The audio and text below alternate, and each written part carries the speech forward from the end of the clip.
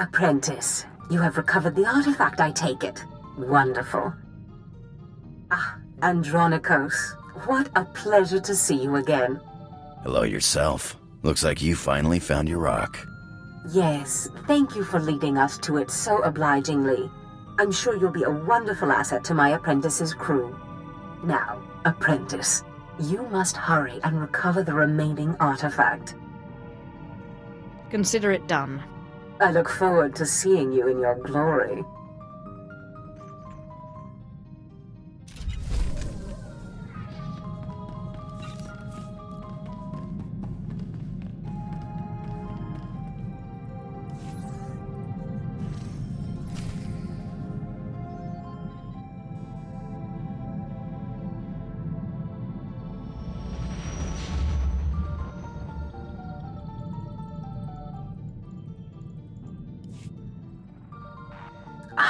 My most marvelous apprentice.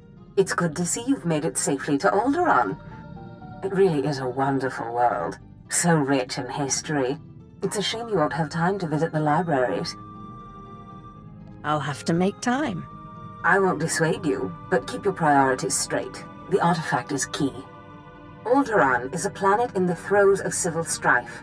A usurper sits on the throne and all of Alderaan's nobles make war. Your artifact was discovered by the Jedi Order years ago, and given to one of Alderaan's noble houses. I don't know which one. I guess I'd better start asking then. House Thule is allied with the Empire. Their young leader, Alana Thule, is eager to help you. Go to House Thule and speak with her. Hopefully with her aid, you can reclaim the missing artifact.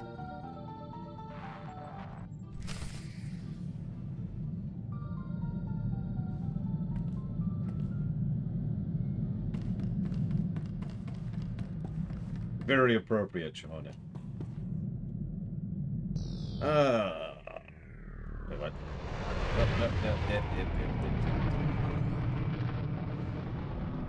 Hi, Eitri. Hello, Zeiss. Hello, Emperor Valerian. Hello, Alex. I know, right? It's just apropos, isn't it? But welcome to Alderaan for the final time. You okay?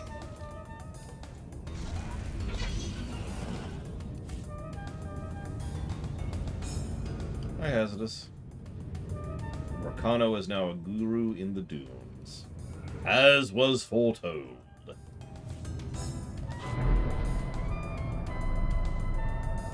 I mean, a lot of the positives for something like any MMO are probably going to be quests and dungeons, Mr. Red. But I do appreciate you tabulating them, because it is valuable, as I think I've already said. It's a good comparison point. In fact, it's a great comparison point.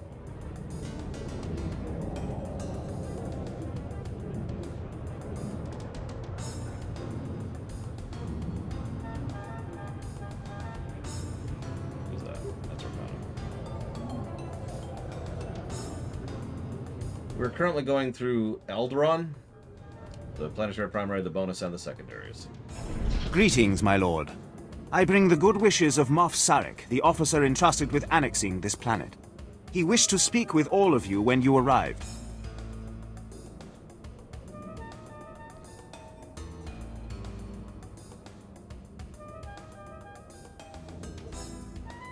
It is fitting that we speak. Good day. I was hoping to meet one of you. It is truly a windfall for the Empire to see all of you in one place. I expect you care little for the niceties of politics here, so I will be brief. The Empire intends to use Alderaan's succession struggle to bring it into the fold, and I'm offering you the opportunity to play a pivotal role. Take your time, Morcana. Alderaan would make a fine jewel in the Empire's crown. The heir to Alderaan's throne was recently assassinated, right after withdrawing from the protection of the Republic. The planet's in civil war, and for the first time in thousands of years, without the armies of the Republic to bring order.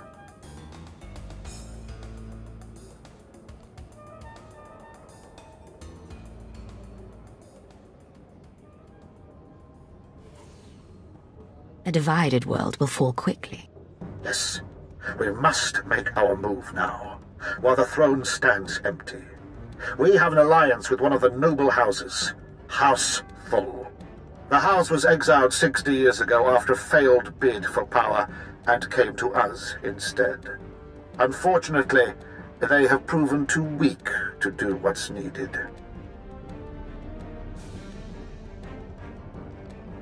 Do they need the fear of the Emperor put into them? Yes. Jorad, one of the Thal Lords, insists on following Alderaan's rules of civilized warfare. I want you to show him warfare is far from civil. Several of Thal's vassal houses have rebelled since Thal's connection to us became public. This cannot be allowed. Take a slave collar from my man here and drag one of these rebels to our weak-willed Lord Thal. Kill the rest and leave them where they fall. Why didn't you say so sooner? These lords of Alderaan must lose their foolish pride. Those who will not bow must break. Sorry, Rogue Jedi here. Let me make it very clear.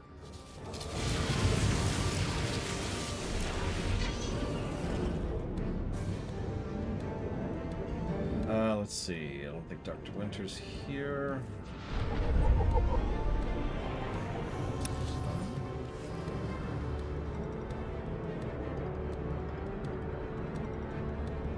Jay Palmer says, outside of the Sarlacc, what's the worst death you can think of in the Star Wars universe? Being locked in one of the Rakata mine prisons. Think about it.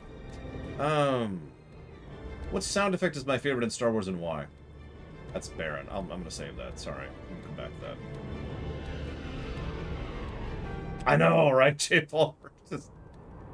I know what you're thinking, but it won't kill you. I mean, eventually you will die.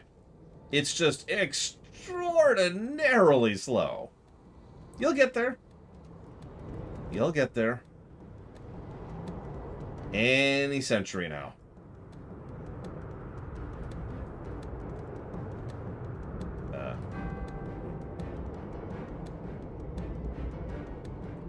For a free Alderaan!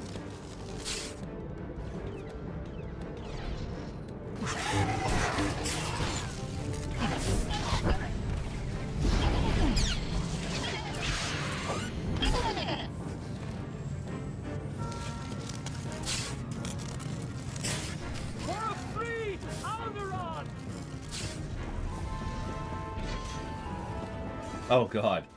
Yeah, go to the Nightmare Land without rituals. I would never do that as a consular to one of my enemies. Yeah. I'm not evil, you're evil. From my point of view, the Republic... Oh, that's a bad analogy. You don't like my lightsaber, Caspian? I'm rather fond of this color, actually. I think it suits the Inquisitor quite well.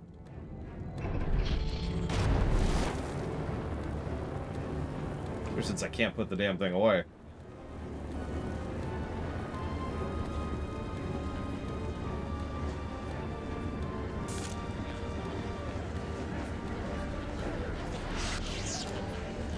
Oh no, just kill all the Killiks, Zaktaft. All of them.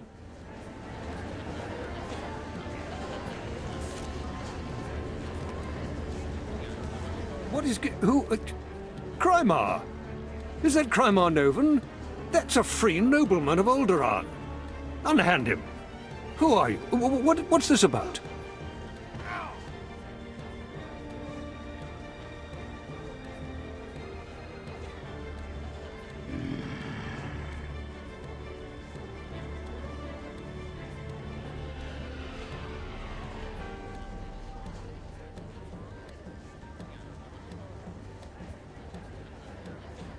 If you are to join the Empire, you should take more care to recognize those in power. My lord. All of Alderaan will be thrown into chains because of you. Oh, I think we all know the choice to pick here. Silent slave. The sooner you see reason, the easier it'll be.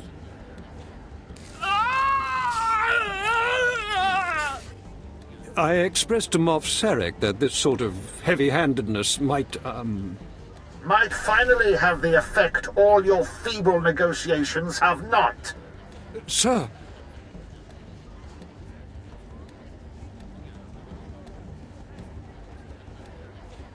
I'd love to chat, but I really must run. Indulge me. I am inspired by the success of your last task. Remain as my representatives in House Thul. Aid Jorad and his men in crushing all resistance to our rule. Obey them as you would me, and with the same penalty for defiance. Tell them what you need to secure your hold across Alderaan. Yes, sir.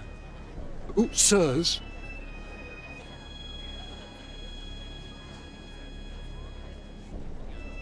What do we move on to now? I suppose the Moff expects us to take on House Organa. They're one of our oldest noble houses and loyal to the Republic. Until recently, they've been without an army, but they've got supporters all over the planet, including here. You'll never find them. They've got top-of-the-line cloaking, better than anything the Empire makes. No probes will get through, no spy sats, nothing.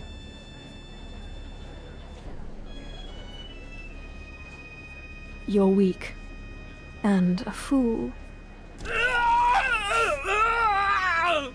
House Organa denied raising an army, claiming it's just patriots defending their lands. But their attacks are too organized. We'll never find every group. We need to get inside their planet-wide communications, and that means finding a base with a physical link to slice into. I have some expertise at finding things people don't wish found. You're a bloodhound, a vicious dog of the Empire. Silence! If you stand with the Organas, you betray 1,000 years of loyalty. The Organa guerrillas have a base hidden in some cave or other natural camouflage. There should be a master comlink there, guarded by their best soldiers. If you insert this computer spike, it'll give us a back door into all their communications. If we can slice into their command center, we can avoid falling into any traps. House Organa will not make another move without us knowing.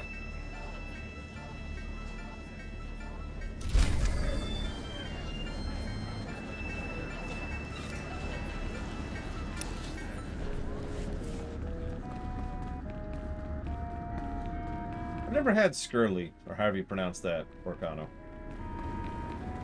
I hope it was good.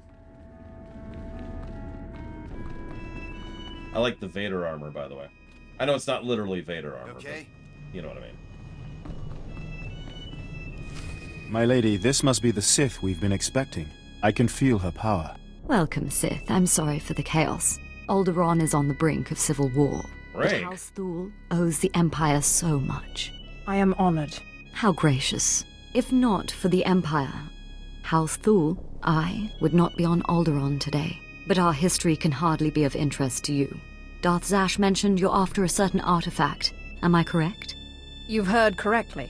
Excellent. Then I should be able to help you quite a bit. Allow me to introduce Morin. He's my personal Sith guard. He did some preliminary investigation after Darth Zash called. Charmed to meet such a renowned and beautiful Sith. I began my research on a hunch House Organa close to ties with the Jedi. We captured and chatted with a Chamberlain of House Organa. He confirmed that Organa holds the artifact, and that it is kept in their private vault in the Elysium. What's the Elysium? The Elysium is an ancient and majestic ruin on Alderaan, now reduced to a battlefield. Unfortunately, the Elysium is sealed tight, and the key is held by Nomar Organa, a powerful, revered, and insufferable Jedi Master. You are the only Sith on Alderaan who even stands a chance of defeating Nomar. We must bring him here. Nomar Organa has a reputation for strength and power, but above all, for his principles. He is, by all accounts, the perfect Jedi, but everyone has weaknesses. Isn't that right? Everyone has weaknesses, but especially Jedi. I suggest you start in the library of House Alder. They are devoted keepers of Alderaan's history. Personal connections, I think, would be most useful. Siblings he was particularly close to, childhood friends. But be careful. House Alde is a close ally of Organa. They're likely to attack anyone from Thul on sight. Sith, it is an honor to meet you.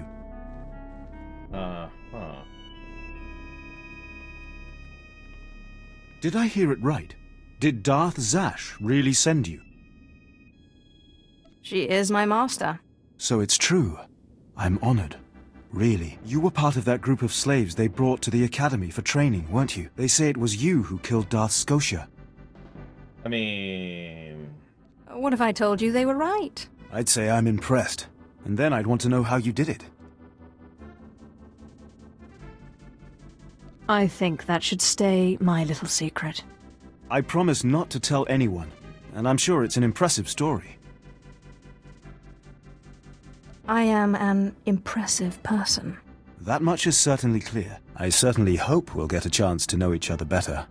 There are other Sith on Alderaan, but it's rare to get the time to just talk. 2 flirts in a row. They really want me to flirt with this guy. It's a privilege to be treasured. Good. Maybe we'll have the opportunity to talk again. I need to do some work for my lady right now. But in the meantime, good luck. Getting a little friendly, huh? There's only one way that ends, as far as I've seen. He's just a toy. I'll play and throw him away when he stops being new and shiny. Well, he don't look very new or shiny now. But then, all these nobles kind of rub me wrong. I guess it's none of my business, huh? Yeah, what the hell, Andronicus? Jesus, dude.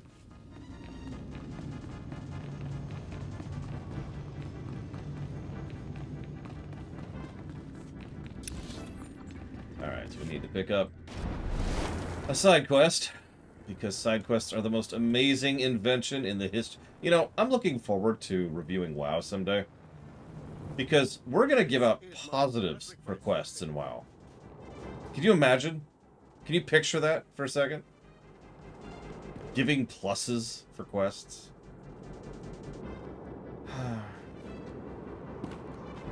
Put patrols under secondary, yeah.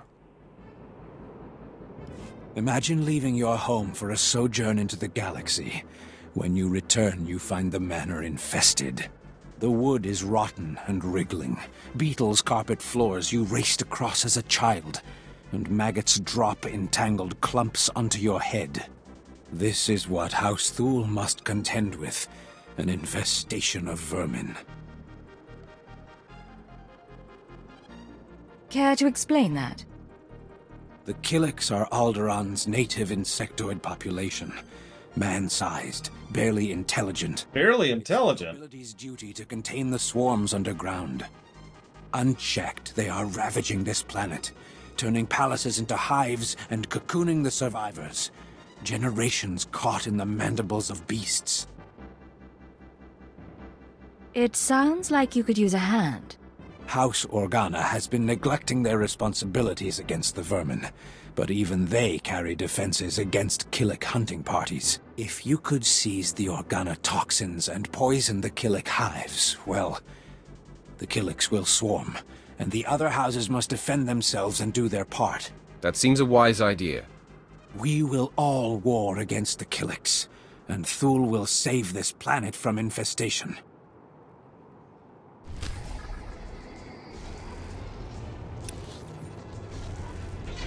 Well, I do love massacring Killiks. A lot. Like, a lot. Probably too much. But the point is, deaths to Killiks. I don't think there's a quest in Burning Crusade that would get a positive on the gameplay axis. Wrath, I think, is the first time the quests started to have a little bit of potential from game design. Whoops. Wrath still has a bunch of negative quests. But I think that's when we're going to start to see that. And then from Kata onwards, we're just going to start seeing a cavalcade of pluses to quest design. Also, in the interest of fairness, I have given pluses to quests for gameplay in one MMO we've covered so far. And yes, that is MSQ. When we found out the truth of the great and powerful Jaula.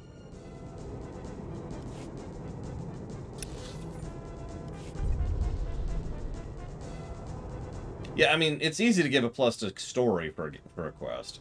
We've been doing that since FF14. Gameplay? Much trickier. And actually, yes, Mr. Red. Great. Not playing a melee yet.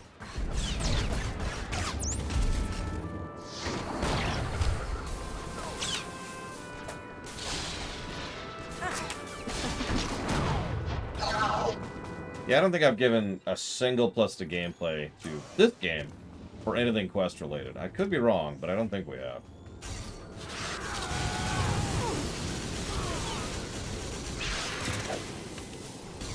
Well, we tried out Nuke for a while there, and I don't think I've actually tried Healer. I mean, the Basilisk is a good mount for this planet, Orcana, so I don't blame you on that.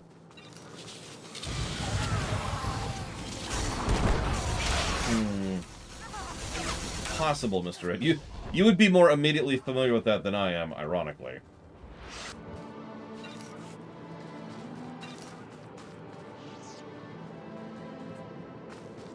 Killik, poison. Oh, there it is.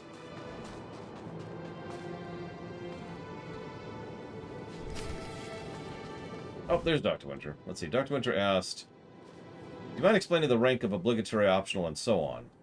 I assume you mean the 3 tiers of quest design, which is mandatory, primary, optional, and secondary.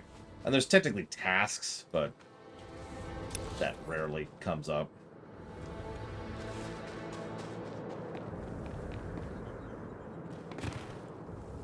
And I'm stuck. We shall be stuck together. Wait, hang on. I can actually wiggle a little bit. Wiggle, wiggle. Come on. Come on. There we go. Hey. So, primary mandatory is exactly what it sounds like. It is the stuff that is intended to be mandatory in order to beat the game, right?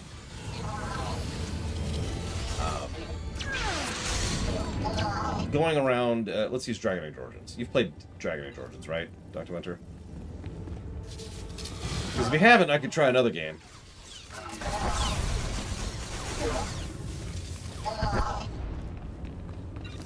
Okay, so that's, you know, recruit the dwarves, recruit the mages, recruit the elves, and recruit the people. And then you go to Denerim, and then you do the Landsmeet, and then you're done. That's primary mandatory. You have to do that. The reason I keep putting that in quotes, by the way, is because speedrunning, glitches, exploits, and sequence breaking all exist. So that's why I say it is intended to be mandatory to beat the game, rather than literally being mandatory, because, as we all know, Ocarina of Time's literally mandatory stuff is about 7 minutes long. So that's what the game wants you to do to beat the game. Primary optional is stuff that is not actually required, but is still obviously meat content. It's still, you know, story heavy or gameplay heavy or both, like, say, doing any of the companion quests in Dragon Age Origins, or actually there's not a lot of other examples in Dragon Age Origins, honestly. Oh yeah, the loyalty missions in Mass Effect 2, the companion missions in Dragon Age Origins, arguably the DLCs would qualify, like the main DLC stuff. Getting Shale, and dealing with whatever you're going to do with that stupid board I can't think of the name of. So that would be primary optional. Don't actually have to do it, but still clearly primary content. Then we move on to secondary content. Much easier to describe because secondary content is pretty much exactly what it sounds like. It's not meat, it's not core, it's not central, it's just extra little stuff you can do on the side. Secondary stuff can be good, of course. It can be necessary fluff, or, you know, gameplay, or fun, or whatever. But it's over there, and it's completely secondary. And then you have tasks. Tasks are literally just an X of Y in order to gain experience, reputation, or money. You can see we now have access to the Organa systems. They're all talking about the the ruthlessness and brutality of the recent attack. They do train you Imperials well, don't they?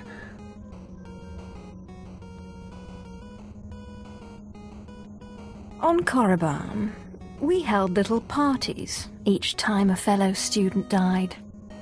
I see. And, anyway... Yeah, this is who you signed up with, buddy. Organa's communications. It should be possible to... Lord Thule, the base is under attack. Send aid quickly. Order Outpost 2 under attack. I repeat, under attack. Perimeter defenses breached. We're under attack by assault droids. Repeat, a coordinated attack by probe and assault droids. Blood of the Queen!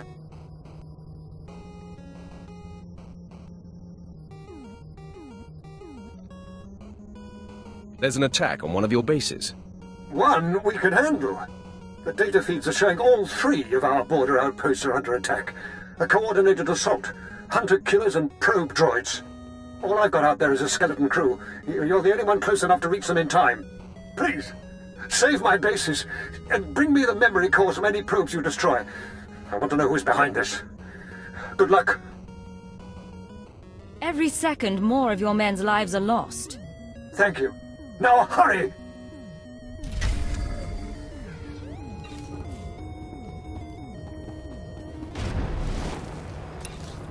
Anyways, does that help, Dr. Winter? So, Latario asks, do I have high expectations? Did they respawn behind me? Do I have high expectations for God of War Ragnarok? No. How many Force sensitives go unnoticed by the Jedi? And because the Jedi had no idea there was someone like Palpatine on Naboo, which is true in both continuities.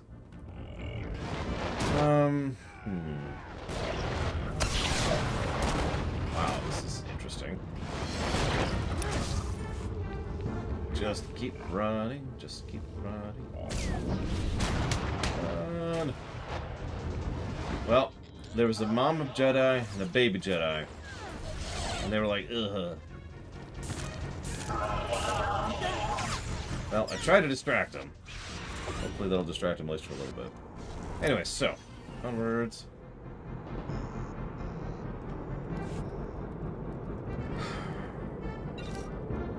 I imagine that there are probably, let's say, at least billions of people that the Jedi just kind of miss by virtue of, you know, not doing their due diligence on finding Force sensitives. Now, on the side, on the one side, you could say that's ridiculous, and you'd be right. But on the other hand, it's also probably worth noting that actually tracking for everyone born, because remember, you're born with Force sensitivity in Star Wars, with the Force is insane and would require a level of observation which probably isn't even possible within the setting. Oops. That being said, you'd think they would have their own information network whose entire job it is to keep sign of anything that sounds like someone who's Force sensitive and, you know, deal with that, but, you know, competency. Can't have competency. We are the Jedi.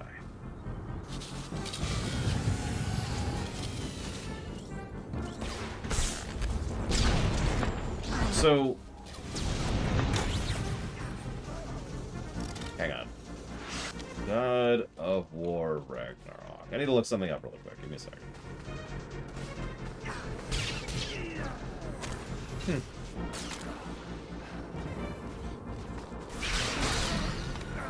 So, I don't have any particular hope for God of War 5 for several reasons.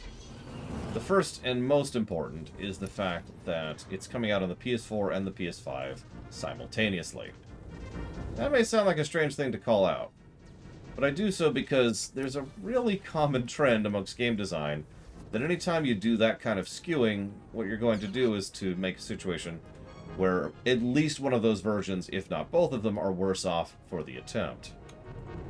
Now that sounds strange coming from someone who's extremely anti-exclusive, like I am, but I am anti-exclusive, not pro-skew. There's a difference. Yeah, it is literally the thing that screwed Cyberpunk over.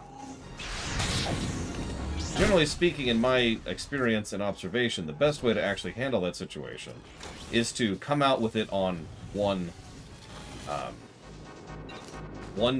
console, or maybe, you know, one type of console.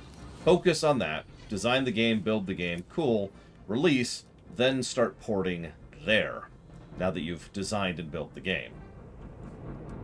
There's a lot of games which have had good ports, and I swear, I know that sounds like a joke, but there is such a thing as a good port. So, games that actually have good ports after the fact tend to do better than games that were multi-skewed at launch. That's all I'm really going for there. Other than that, I don't have anything really against God of War 5, other than the fact that I try not to get too excited. Especially since God of War 4 was certainly a very, very, very, very, very good game on the story axis.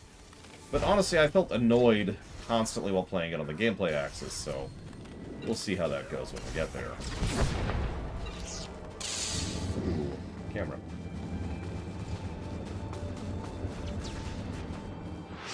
Yeah, exactly, Pillars of Snow.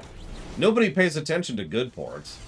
Because why would they? It's a good port. It did it. People tend to comment on bad ports. I'm guilty of this too, it's worth noting. I don't give enough credit to good ports. Fresh reminder that Civilization 6 on the Switch is a very good port, which I highly recommend if you're interested in playing Civilization, a 4X game on your Switch. By contrast, Cities Skylines plays terribly on the Switch. Don't do that.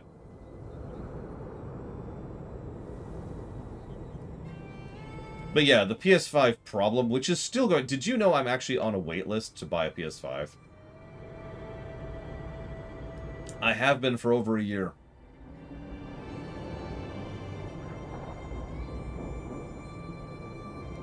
If you ever wondered why I have no particular enthusiasm for the PS5, well, that's why.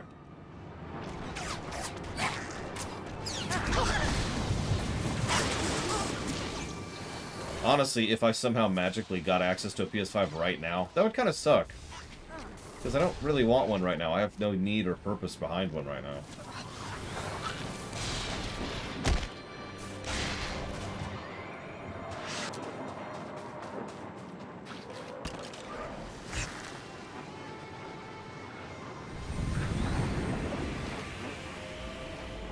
Yeah, I also don't have the money right now. The last few months have not been great financially, especially with the teeth issue.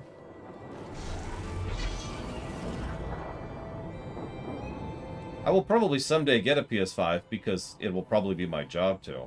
But at the moment, I think the Ratchet & Clank game is the only PS5 exclusive. Horizon Forbidden West is also on the PS4. God of War 5 is also on the PS4. The Miles Morales game is also on the PS4. Final Fantasy 16 will probably come out on PC someday. Is that everything? Yes.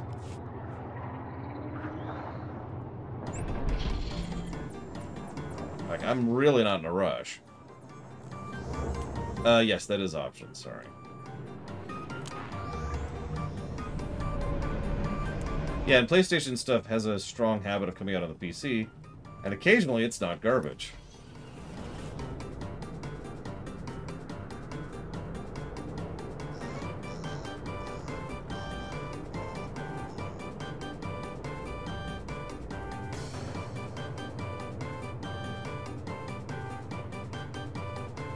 The Killik hives have been poisoned. They'll swarm soon. And the noble houses must accept their obligation to combat them, thanks to Thule leadership. In another life, you would have made a fine royal guardian of the mountains. Right. Yeah, Horizon Zero Dawn is the one. Now, I haven't played Spider-Man on the PC. So I'm not sure how that port is. Honestly, I'm kind of with you on that, Alex. Like, hardware development is its own whole bundle of wax when it comes to video games. Always has been. There's a reason why the ridiculous majority of game consoles going back as far as the NES have been sold and, produced and sold at a loss in order to try and deal with the market, because it's just, it's a whole thing. I cannot thank you enough for your quick work. I don't know what the Organas were after, but that attack was long in the planning. It is foolishness to spread your troops so thin. We have not had outright war on Alderaan for generations. Our tactics are somewhat rusty.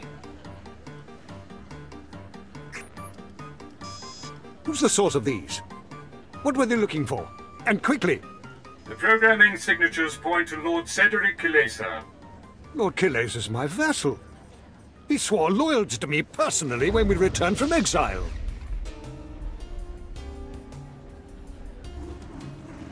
Were the droids after something in particular?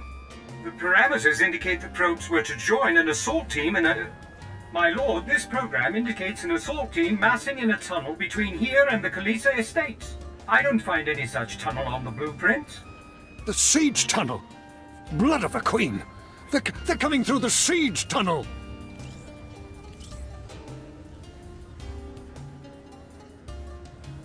Does this siege tunnel lead inside? Yes. It connects directly to the Kalisa estates. And I sent the guard to defend the outposts. That was his plan.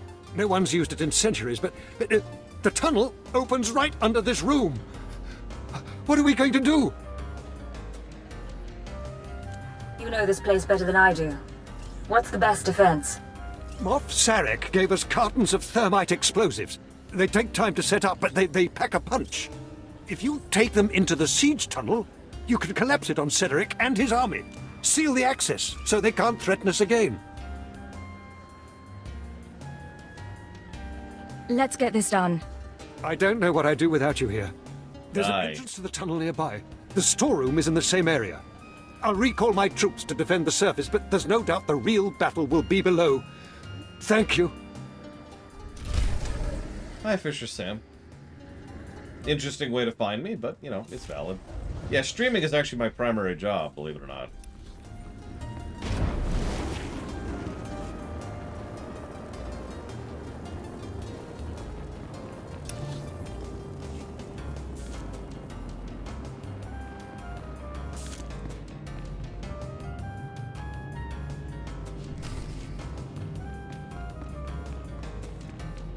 That's definitely microtransactions, Mr. Red. How long is this game? We will be playing this for an absolute bare minimum of 3 more weeks. That's not counting whatever expansions there are. So, because I don't know how long the expansions are.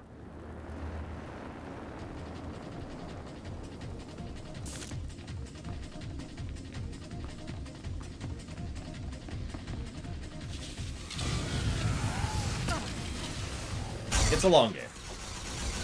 The good news is we're getting through the last of the slog that I know of this week. As we push through the planetary primaries, the secondaries, and the bonus series.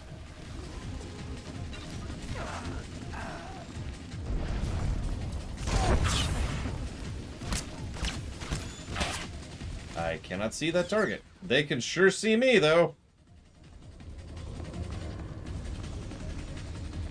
I was gonna say, there might... He's still... Okay, this is interesting. There might be new slog, you never know.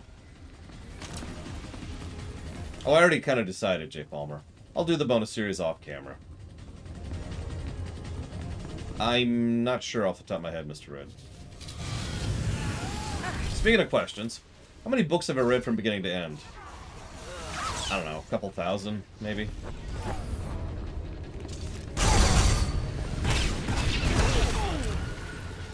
Let's see here. Do I think the heir to Alderaan's throne was assassinated by the wrist? It would line up with a lot of what we know about this place. One thing I will admit that we didn't really talk about last time we were here. As much as the Republic and the Sith Empire are kind of taking advantage of everything, I don't think they're really the instigators of all the problems on Alderaan. I think just normal politicking was happening.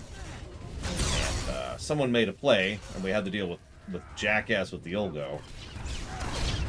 And here we are.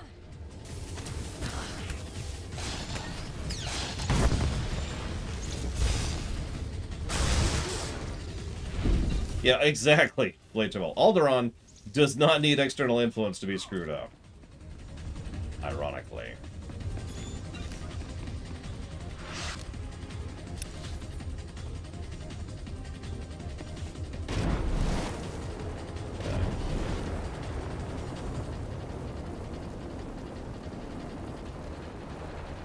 Ulgo is neutral but benefiting. If that makes any sense.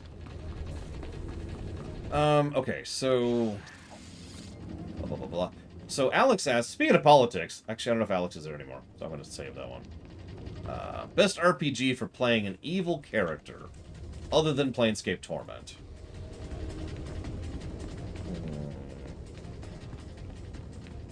It's okay, Giga. It's okay.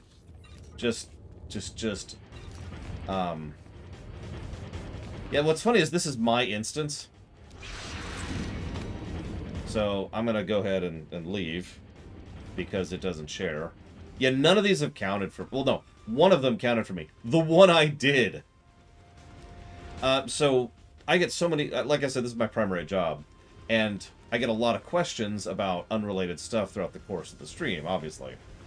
And I don't always have time to react to those. Like, sometimes people ask questions during a cutscene, or when I'm busy with something, or when I'm discussing something. So that puts it in the question queue, which I have over there, so I can address it at any time. Speaking of which, Alex asked in the question queue. Legit question for someone better versed in historical lore. Annexation has always seemed a technical term for stealing, as you're annexing territory from someone else. Is there a legal proper justification for annexation besides I want that? So, is there a legal justification? Absolutely. There's been tons of legal justifications over the years. Probably the most simplest and obvious answer to that is right. So let me make up a situation rather than try to, you know... Yeah, I'm going to leave the group temporarily, too, to do that. And I'm going to have to... I shouldn't have to reset, but I do think I need to reset the instance, so let's do that really quick. Okay, yeah, let's just skirt around the fact that Russia has no real claims to Ukraine for a second and address a made-up situation. So let's say that Alex and Rama... Oh, this is going to suck, I just realized. Both... okay. I could make this very complicated, but let's just try something relatively simple, okay? Alex is the son of Don Crow. And Don Crow is the king of Bobsville, okay? Now, Alex and Rama are both Don Crow's sons. At a certain point in time, Don Crow dies, horrifically assassinated, and as a direct reaction to this, his kingdom is split up into two chunks, okay? Now, let's say that he decides to use a river to decide where those two chunks are split up through. Okay, that's cool. So, here's the kingdom, here's the two sides. This belongs to Alex, this belongs to Rama. Well, you're already probably seeing where I'm going with this. And again, this is a more simple version, but arguments could come up as to where exactly that dividing line comes into play, right? You might say, well, it's on the river, but rivers aren't, you know, lines in the sand. And rivers also can and do drift over time. In fact, this has caused a lot of real-life consternation over the years. So those are the more obvious problems. But hang on. It can get even more complicated than that. Imagine for a moment that there's a port that sits on that river. That river happens to, that port happens to do a lot of shipping business down the way. So it's very valuable economically to whoever happens to hold it. Lots of trade, which means lots of taxes, which means lots of treasury. Cool.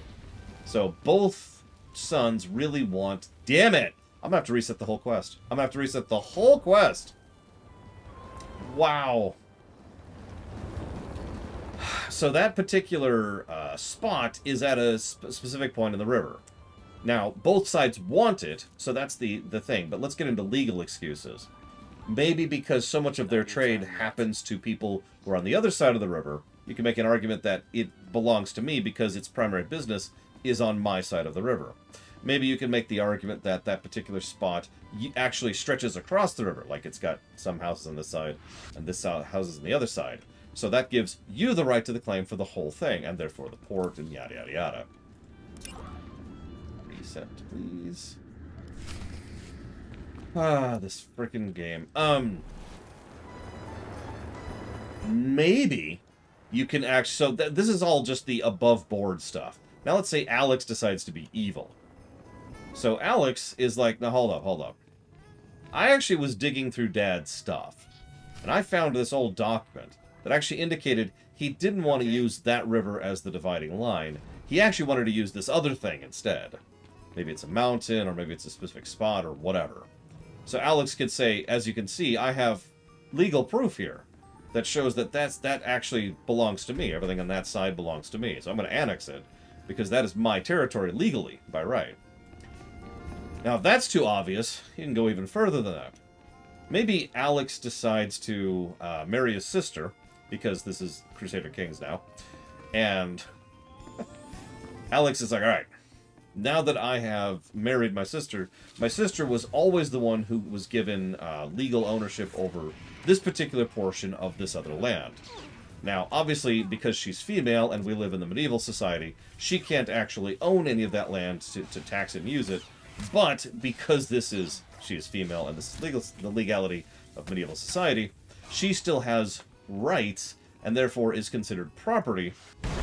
And that property extends to certain aspects of the kingdom, which are then transferred with her, which you now get because you just married her. So legally, all her stuff is yours, including that town on the river.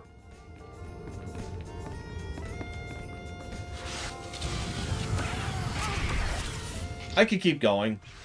There are hundreds upon hundreds of ways in which there are legal ramifications to justify annexation.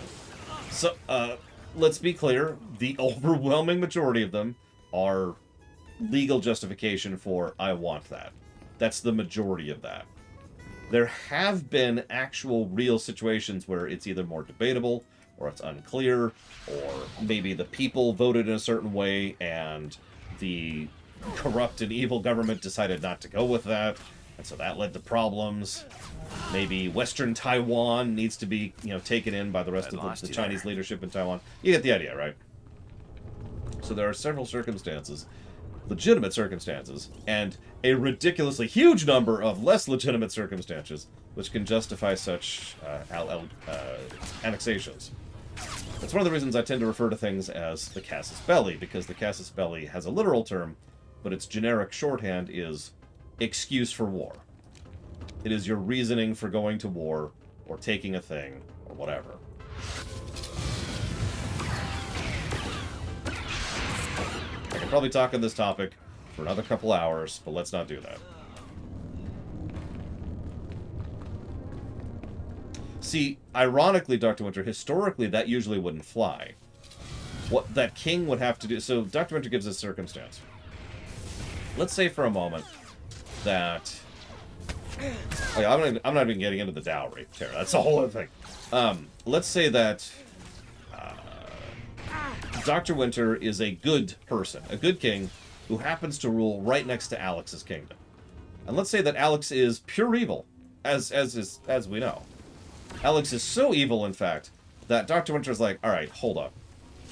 That's not acceptable. I need to do something about that. So, how do I do something about that? Think. Now, he can't just say, Alex is evil, I'm going to conquer. He needs a legal justification, even if the real reason is to free those people. So, what he needs is someone with some political weight inside Alex's kingdom to give him legal justification for the liberation, is what that would actually be called. So, maybe he tries to get a hold of one of Alex's nobles, who then makes a written condemnation of Alex's rulership, which of course puts that noble at risk, so that noble's going to want some guarantees and probably some money. So Dr. Winter now has to, go through all that rigmarole in order to justify that. But yeah, Dr. Winter could start a rebellion and then come in to assist the rebels. Like, there's a lot of ways to do that, but the point is, generally speaking, you can't just say, you're evil, I'm going to move in. You need a legal justification, which is weird to think about, but that's how human history has gone for an inordinate number of it.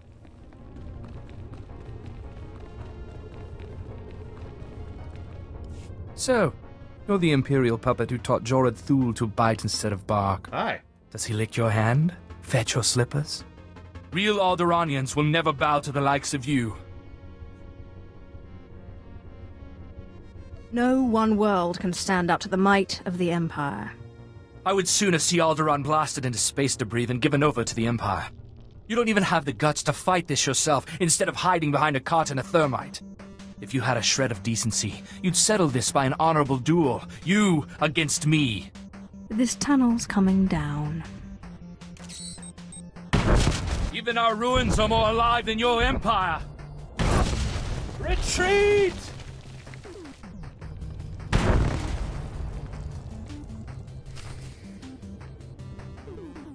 Yeah.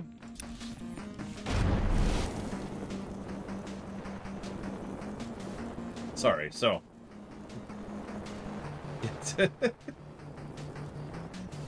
Listen, it's fine. Tarkin was just fulfilling his wishes, okay? So Letario asked a question. He says, I was talking about good plot twists in media the other day. What about the Planet of the Apes? Not your time yet.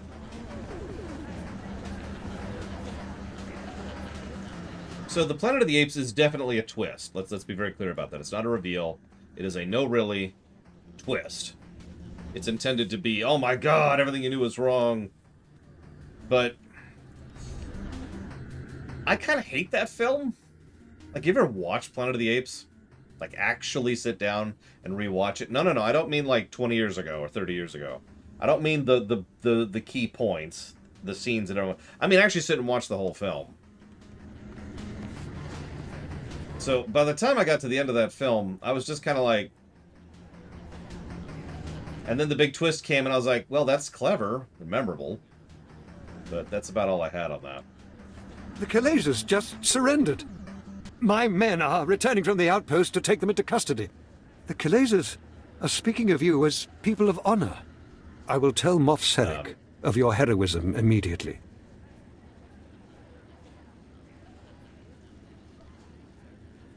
I have won your place for you fairly. In a way they understand. An unnecessary luxury, but it did not cost us the battle. This time. Shut up. The Thals need not fear any further rebellion in their ranks. It would be a waste to retain a group of your importance any longer. General Stanul Thal is coordinating our efforts near House Ald. Speak to him if you'd like to take a further role in this conquest. You have saved my house's dream of ruling our world, and taught me much about what that will mean. I will not forget. I was actually wondering, Shadow Machine. Like, I'm honorable? I mean, I'm not going to argue. It's cool. Everything's cool. I'm cool with being considered honorable, even when I'm not. So, Fisher Sam asks the question. How do you usually play Crusader Kings? So, I usually try not to be horrifically evil. I know that's kind of the shtick of Crusader Kings, and you're supposed to play it that way. But I tend to find it enjoyable to try and play the honorable and just noble lord who is trying to get, you know, as many people on his side legitimately as possible.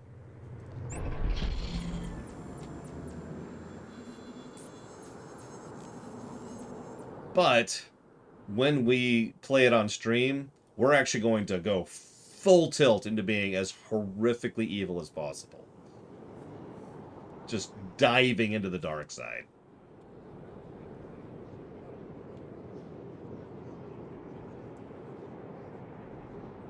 And we lost Giga. No! Oh, there's a big, complex family system. Yeah. Am I glad to see you. The blasted Jedi have done it again. They've uncovered a holocron. Normally I wouldn't lose sleep over a Jedi knick-knack, but we intercepted an SIS transmission. This holocron's packed with condemning historic intel on House Thul. Crimes, barbaric acts, it could cost us Alderaan. We can't... Oh, sorry, chest pain, it'll pass. House Thul doesn't strike me as the atrocity type. Not sure if I should be impressed or worried. Whatever they did, they went to great lengths covering it up, and unfortunately, someone made a record in that holocron. The Jedi just started deciphering the blasted thing. Perfect timing, too, right when my stress meds run out. The Empire needs you to take that holocron. Soon. Before they decode it, and I collapse from exhaustion.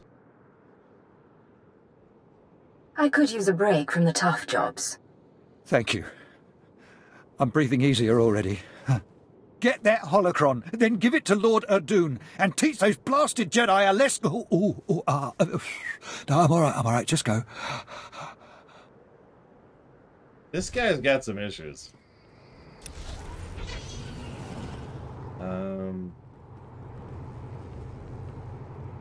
Is that...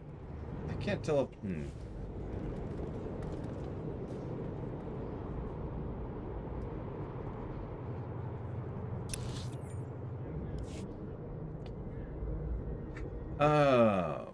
Worst book I've ever read.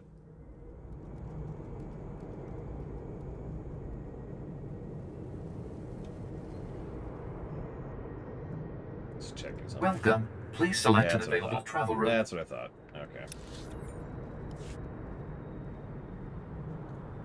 Remembering to turn the music back on. Worst music ever.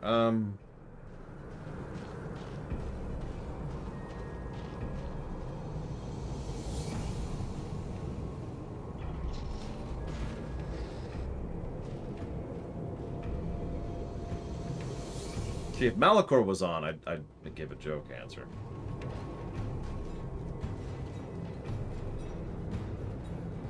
The episode 3 novelization would be the joke answer.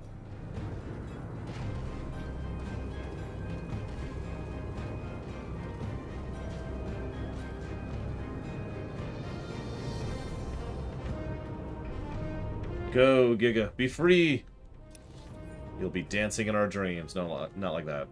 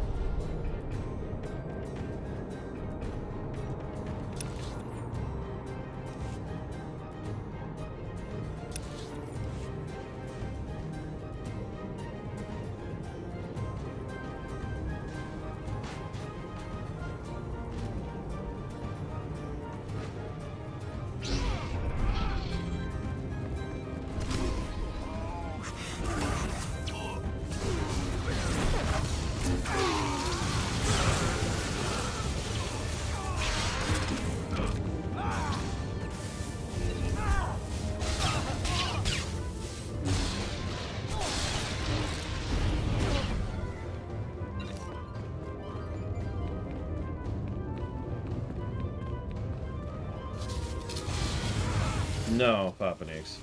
I'm still debating the answer to Mr. Red's question.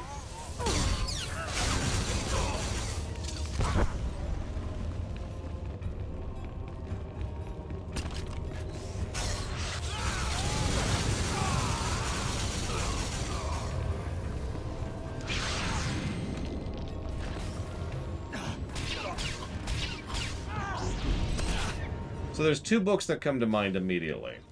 And then I debated for a while to try and make sure that I didn't just pick the obvious choices. But no, I think it's going to be one of those two books. One of them is Crystal Star. Because Crystal Star really is that terrible.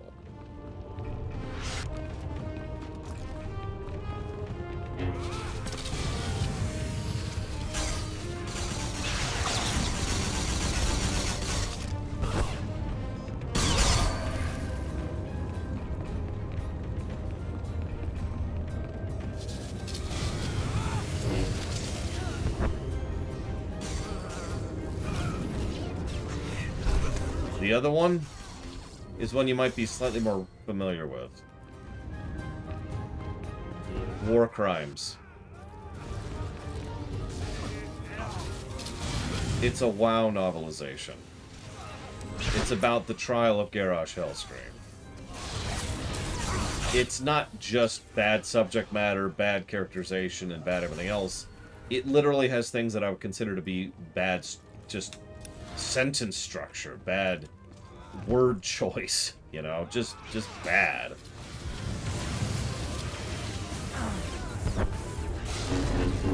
Like, I was thinking back to a lot of the older books I read, but I don't think any of them compare to those two, so I'm gonna stick with that answer. I've never read Twilight, so I have no idea.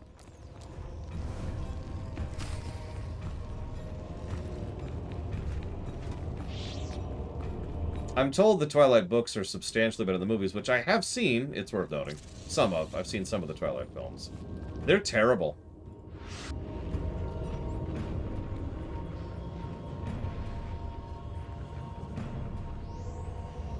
Yeah, I think let's go ahead and port back. Oh god, let's definitely port back, as they're respawning on our face here. For the expansions, do I plan on doing Imperial or Republic side first? Imperial, definitely. Especially because the Republic will be only doing like 20% of the expansions, whereas the Imperials will be doing 100% of the expansions. Vehicle paths are currently open for business. Have I ever played a Game of Thrones mod for Crusader Kings 2? I have not played any mod for Crusader Kings 2. If or when Dragon Age 4 comes out, would I side with Tevinter or the Qunari? Tevinter, without hesitation or question.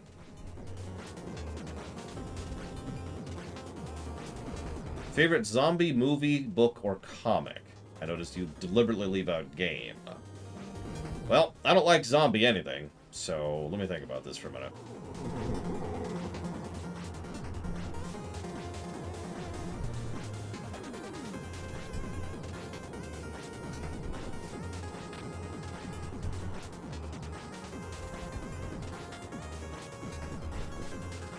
I mean, something that includes zombies is different than a zombie story. So I'm trying to think of a zombie story. I think I'm just going to go with the original Night of the Living Dead. The one which was all about, you know, allegory rather than literal zombies. Lord Adun, Agent Vickers said you'd be interested in this holocron. The Holocron? Yes. Jedi made, gatekeeper intact. Even predates House Thul's exile from Alderaan. Perfect. You serve the Empire well. Now excuse me. House Thul's secrets will soon be ours. So, I don't want to pull it technically, but I wouldn't call Shaun of the Dead a zombie movie. Shaun of the Dead is quite literally a zombie parody. Also, Telltale Walking Dead Season 1 is a video game, which is therefore excluded from the list. Stanel Thul. I was told you want to see me. Yes, Moff Sarek said you'd be here. We've had an inspection team lost to the Killiks for days now, advisors from Droman Cast. They were inspecting one of our mining sites for lanthanide deposits. But in the middle of their inspection, the entire place was overrun by Killiks. We've had no communication for days.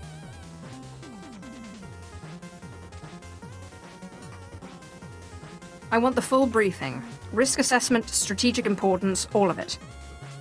Moff Sarek wants the inspection team rescued, and fast. Apparently some of them hold serious rank off-world. And the Killiks don't exactly respond to negotiations. They're the native aliens here. Giant bugs with just enough sentience to shoot a blaster.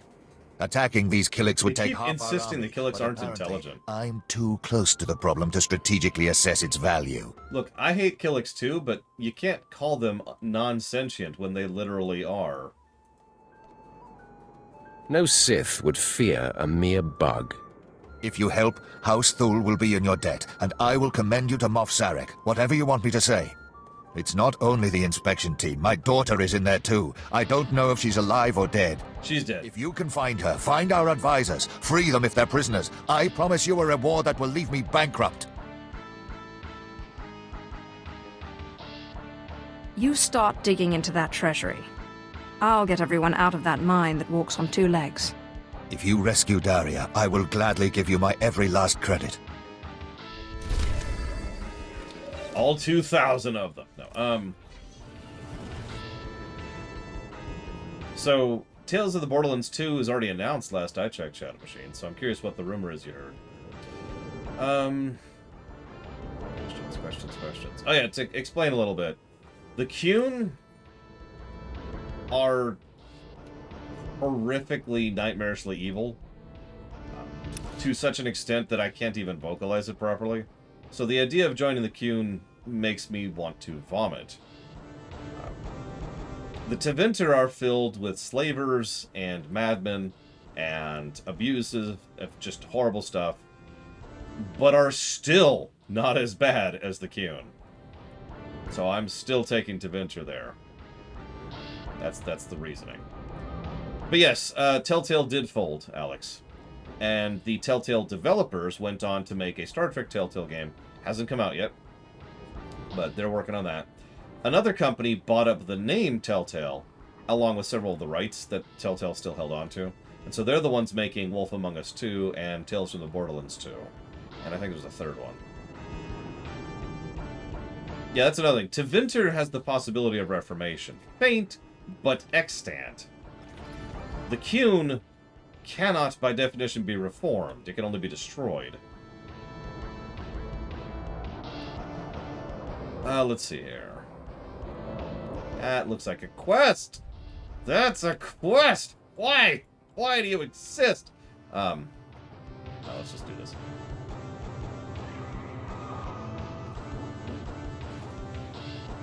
They've shown some of the gameplay of the thing that I can't think of the name of. I don't know who Vonnier is, but I'll give you an invite. Where are you? Come out. I know you're there, you brain-stealing vermin. Oh, sorry. I didn't see you. Captain Asersha of House Thule. Can't speak now. Gotta keep an eye out. Killiks are everywhere. They'll turn us all into mindless drones to serve their hives. They must be stopped.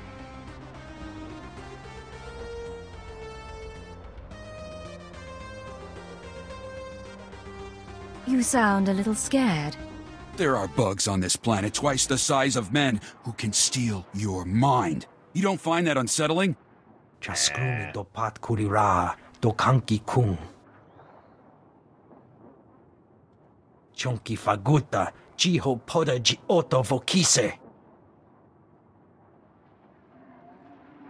Poya tuka changa goptula do bata wana wanki. Ni at ambumpa poshuda mokili moklanki.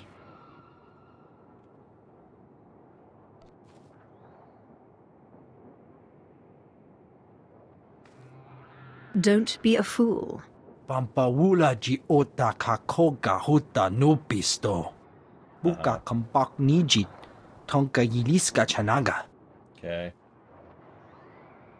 Can we, like...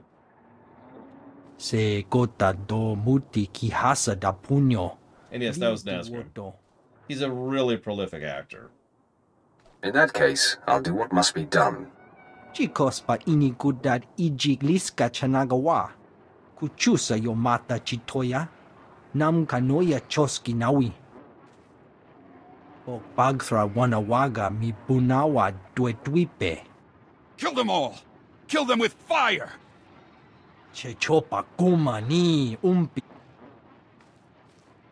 So anyways, that's some weirdness going on there, but whatever, I suppose. Of course. Don't mind me. So, have I seen any Hitchcock films? Yes, I've...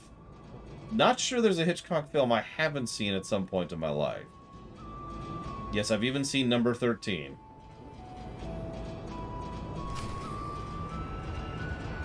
Hello.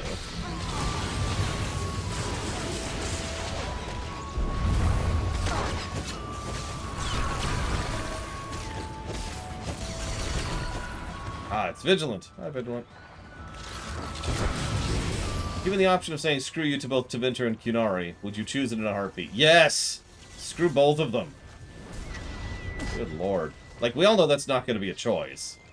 In fact, I guarantee you, if Dragon Age 4 ever comes out, which it won't, what's going to happen is they're going to be like, you must choose a side. And it will change one quest and a handful of other dialogue options, but that's it. And then everything will merge because it'll turn out the big true villain was the friends we made along the way, and then that'll be our actual difficulty we'll have to deal with as we move throughout the course of the game.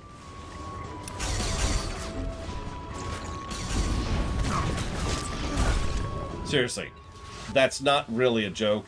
I'm actually predicting that. Good God.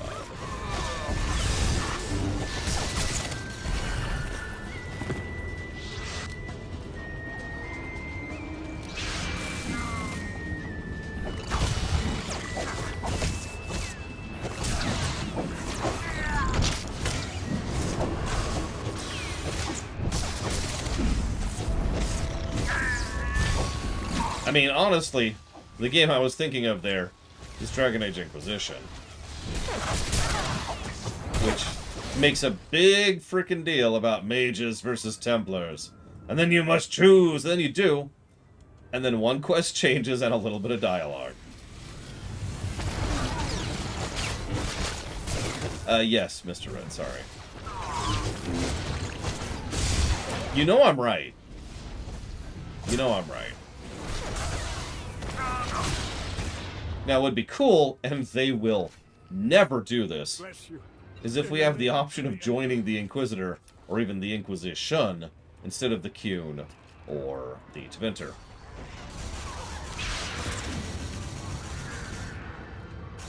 If they turn the Inquisition into bad guys... Oh, that's true, Dr. Winter. You're right. I'm wrong. 10 out of 10. Amazing game design. You saved my life. I thought I'd rot in there. Interesting weapon visual. It looks cool. I like it.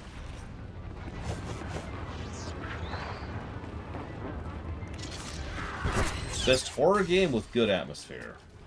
So it has to be a horror game. We're starting with that. So it can't be a game with horrifying elements. Let me think about this for a second.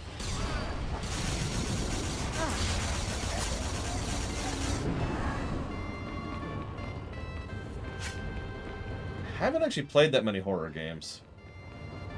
In fact, I've only played like 5 ever. Let me think about this for a minute.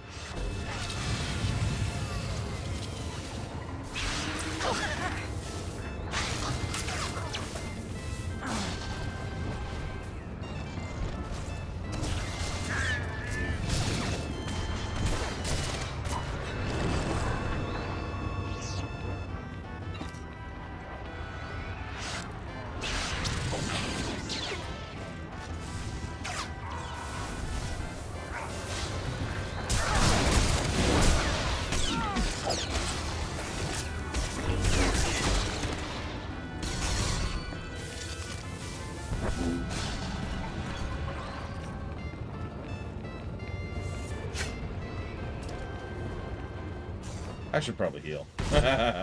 We lost our healer, so... It's showing.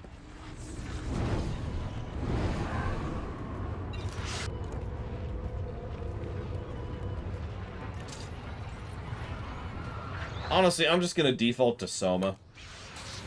I don't have a better answer for you, Don Crow. I don't play a lot of horror games. And it's been too many years since I played Silent Hill 2. And it's on the banned list, or the veto list, or what do you want to call that, so... He won't be playing Silent Hill 2 on camera. So, yeah, I'm gonna go with Soma.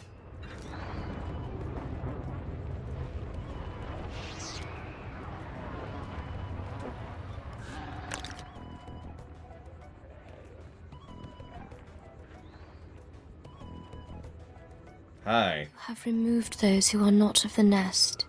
Had they stayed, they would have learned the peace of the joining. So this is our first real showcasing on what the Killiks do to people. But leave now. There has been a song of swarming. We have claimed these mines for the nest. Yeah, this is joining. What exactly are you? Once we were called Daria Thul. Now we are known as new child of the Ukanuku nest. We have tasted the gel and scented the egg chamber. We have joined. Yep. I'm here to get you out of this. You are mistaken. We are not here against our will. We have joined the kind. There is peace in the nest. A love that comes of sharing one mind. It is a gift beyond measure. We will never return. Uh-huh. How can you live like this? How do you live in a world where everyone is a stranger? Where a smile may conceal a knife in the back? Stanithul is not my family. He and his kind have brought war to Alderaan in the name of their own power. Here we are safe. Here we are at peace. Here we will stay. Yet no. Just no. Come with me, or die along with every Killik here. That's your only option. No, we will never.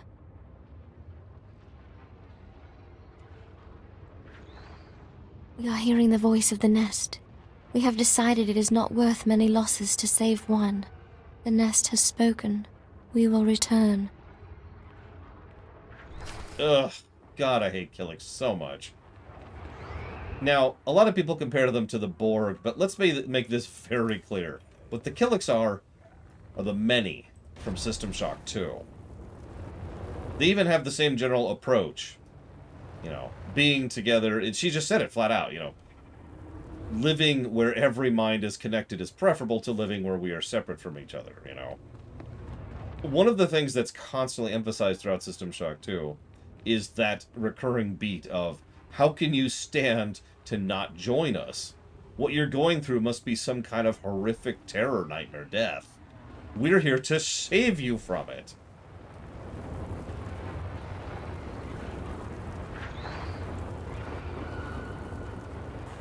So, yeah. In fact, one of the things that makes the many work so well is they're never antagonistic in their tone or in their message. Oh, you fight their pieces, but at all times they are polite, kind, and considerate, and they're trying to work with you, and even when you defeat them, their final words to you are a warning of what's to come, not, you know, how dare you. So yeah, you can never, this is, I wish Eva was here for this, you can never take a joiner at their word. It's part of the problem. Everything they say is suspect because, for all intents and purposes, it's not them that's saying it. Now, you want to go join the many? Knock yourself out.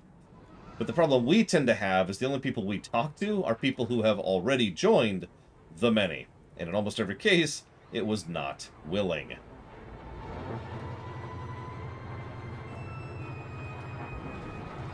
I'm not seeing any cocoons here. Wait, was that a cocoon? Nope.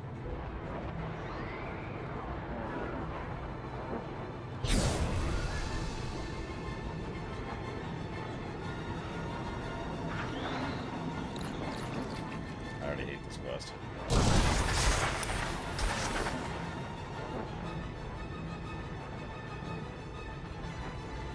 Oh, there they are.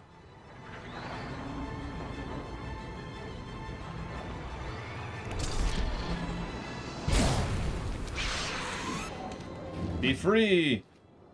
For certain definitions of the word.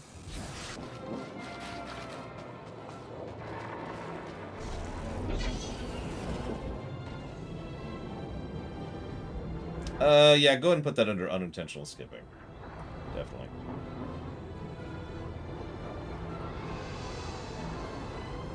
Yep, we're playing EDF now. Sorry, I gotta say that right. EDF! EDF!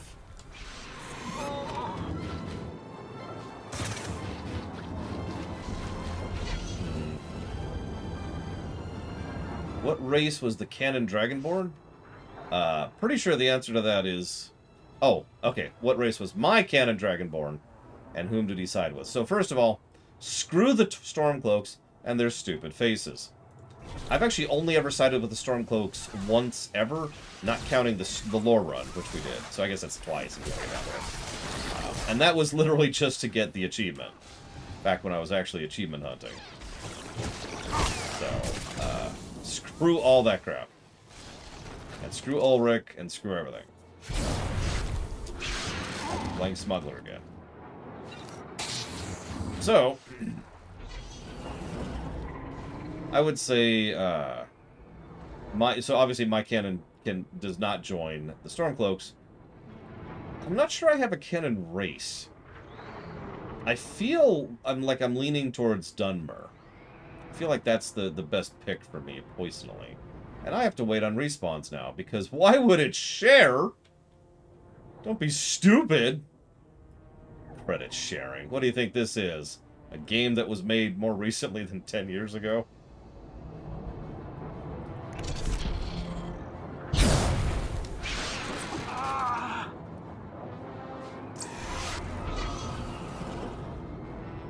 No, Argonian is my canon answer to Morrowind, specifically.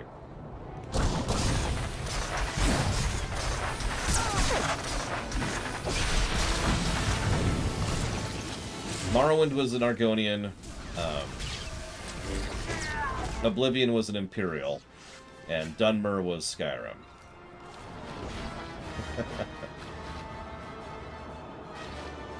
The Archangonian was amusing, but no. The Archangonian was in Morrowind. Technically. Canonically. Until he became Sheogorath. That's a whole other thing. We don't want to get into it. Where's my... There it is. What universe could defeat the Flood at the stage of being super powerful? Possibly Warhammer 40k. Because Warhammer 40k can beat everything. And ridiculous animes. And I think I'm going to stop there, because that's probably it. Oh, finally. Okay, done with that. Let's head here.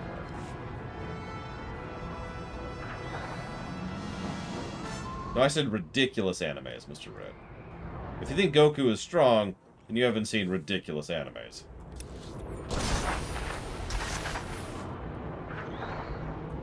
Whatever. Let's see here. Do we see anyone who's been freed post-joining? I don't remember, actually. Yeah, Gurren Lagann is a good example of a ridiculous anime. Doing all this stuff. Am I looking forward to a Breath of the Wild review? Actually, yes. I look forward to giving even more negatives to the durability issue. All of them. I have what you wanted. I heard the explosions. I hope those monsters burned alive. We'll remember this service when House Thul takes the throne.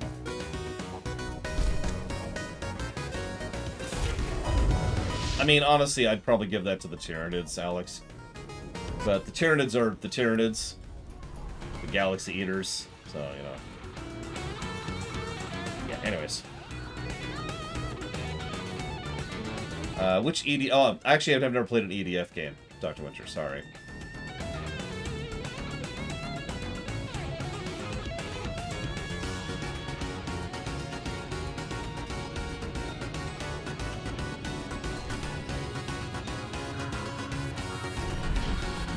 Yeah, but Nurgle's still a warp thing, isn't he? Which is invalidated by, you know, the fact that you're attacking. Why are you attacking me? What? Why? I'm gonna die.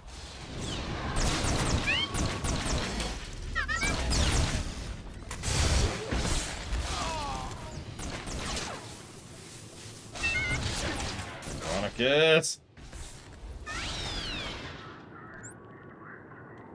Let's see some action. You okay? Good lord. Thank you, Hourglass. Always appreciate. If you want to put that towards something in particular, please let me know.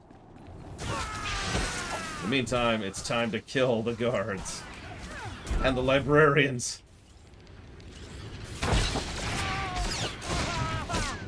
Yeah. Yeah. I noticed that I almost died there.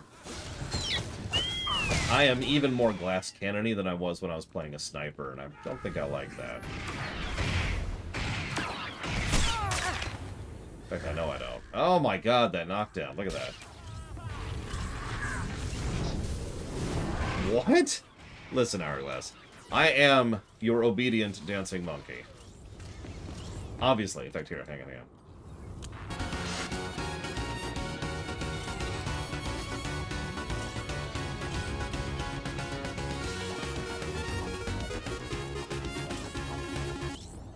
Sorry.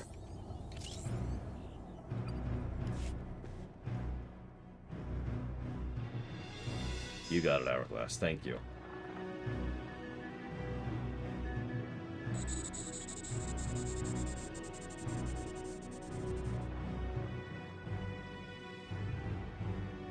I thank you all for gathering here. Friends, family, everyone. As you know, this is the day that Rahana and I were to announce our intentions to be married. No. What are you saying? I'm sorry, Rahana, but I've had... I mean, there's been a change. You coward! I have a responsibility to the Jedi Order. I have decided to continue with my training in the Force. Off-world. It's your family, isn't it? They talked you out of this. Damn Organas think you're too good for us, for my daughter? You'd better be sorry, You will be sorry.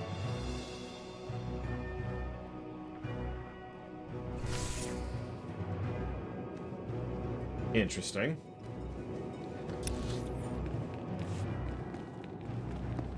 Listen, I know that you're my one true love who I've already agreed to marry, but honestly, you know, just the Force, you know what I'm saying?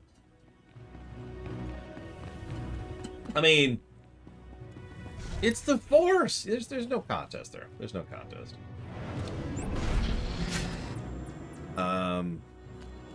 What's my favorite assassination guild in games, excluding Assassin's Creed? Honestly, the Morag Tong are easily my favorite Assassin's Guild, even including the Assassin's Brotherhood. The Tong are legit.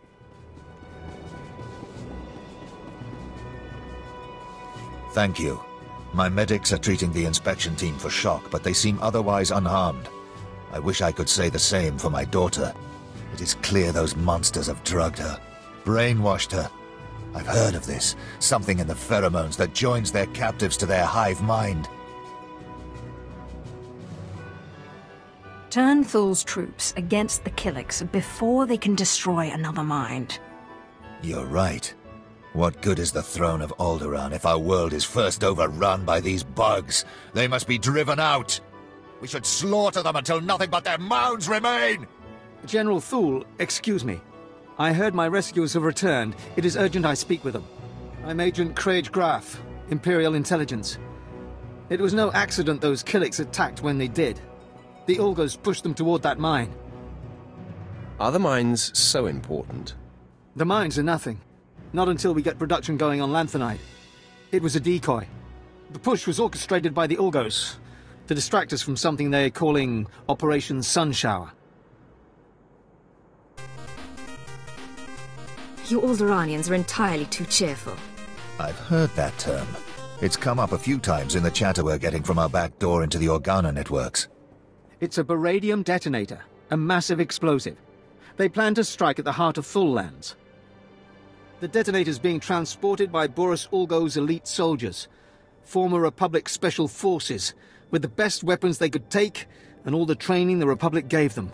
I can't wait to start killing. Just before the Killiks arrived, we acquired a data file that I believe to be the launch codes for the detonator.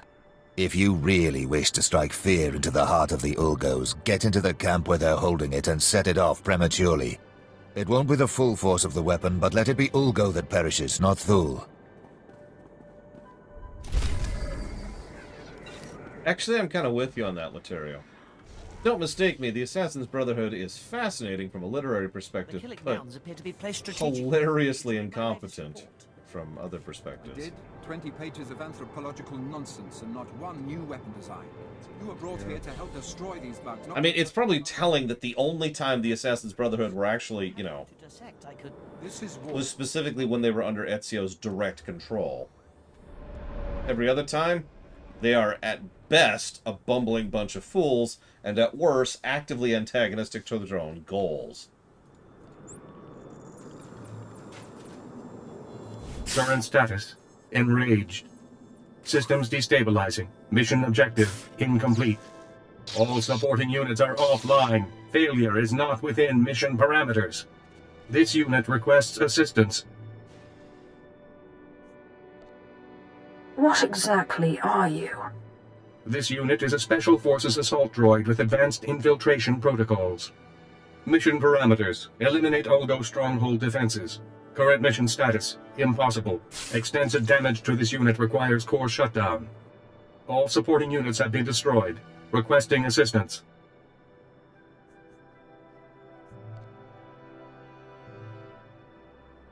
How badly do we need that Ulgo stronghold taken? This is a multi-phased assault. If this unit's mission fails, Thul and Imperial military losses will be severe. Elimination of Ulgo defenses allows Stronghold to be secured by Imperial allies. Slaughter of Ulgo also avenges this unit and all offline units. One way to look at it.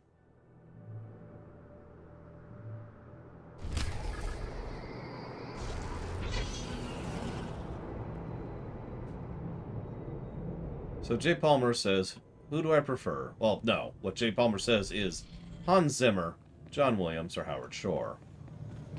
Now, there's no other context to this question, so the answer is John Williams. Because John Williams is one of the greatest composers to ever live.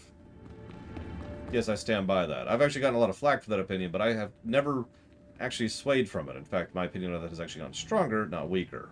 So, John Williams. Keep me apprised of the situation, Ertl. We may need to take action. Ah, Sith. Sorry to keep you waiting. I hope your search in House Ulgo was fruitful. I've been anxiously dreaming up scandals we could catch the spotless Nomar Organa in. This should allow us to sink our hooks into him. Let me see. Engagement announcement Nomar and Rihanna. My goodness, this is juicy. It must have been somewhere between 20, 30 years ago. Long before I was born, but I remember hearing my nurses talking about it. The sister to the Lord of House Rist was engaged to a prominent noble against the wishes of both their families. The coward broke it off. And here I thought Jedi were supposed to keep their promises. I don't know about that, but the timing of this holo-recording is right, as is the name, Rihanna. Rist is a house of highly trained assassins, and Lady Rist is no exception. But she is perhaps most noted for her stubborn refusal to marry. And for the humiliations she pours on those who ask. She sounds like loads of fun. And more importantly, like she's still in love with Nomar Organa. And if she is still in love with Nomar, then you may be able to convince her to lure Nomar to Alderaan. If arguments fail, I have other ways. Whatever method you prefer, though I hope it doesn't come to that. But be wary. To reach Rihanna Rist, you'll have to contend with the deadliest assassins on Alderaan. Good luck, Sith. Good to see you again, friend. Now, if you'll excuse me, I have a report to make to my lady. What's your report about? There are rumors that House Organa is planning a strike. The Lady Ilana wanted me to find out if there's any truth to them. If House Thule ever needs my help... It's my duty to protect House Thule, not yours, but I appreciate the offer. Now, if you'll excuse me, business is business. Good day, and good luck, Sith. The game really wants me to flirt with him. You okay? 2 separate flirt options there.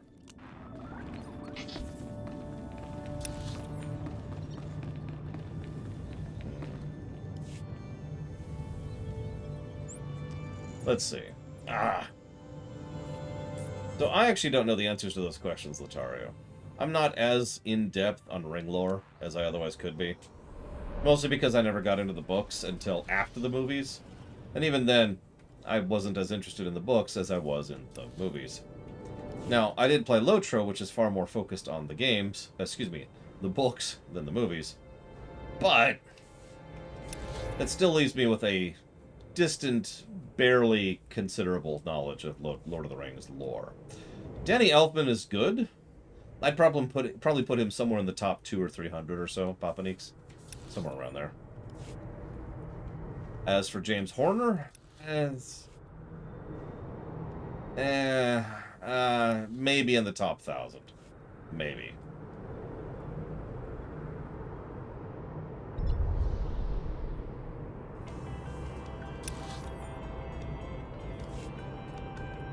The problem with Danny Elfman is while he is talented, he just doesn't quite hit the heights of so many of the top, you know? Where are the crap? Okay. Is this? No? God, I hate this part of the... I remember this part of the map, too.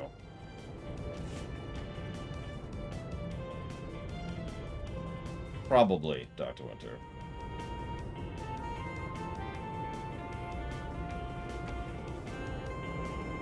Irredeemable by Mark Wade. I'm afraid not. Or if I have no memory of it, which is just as good.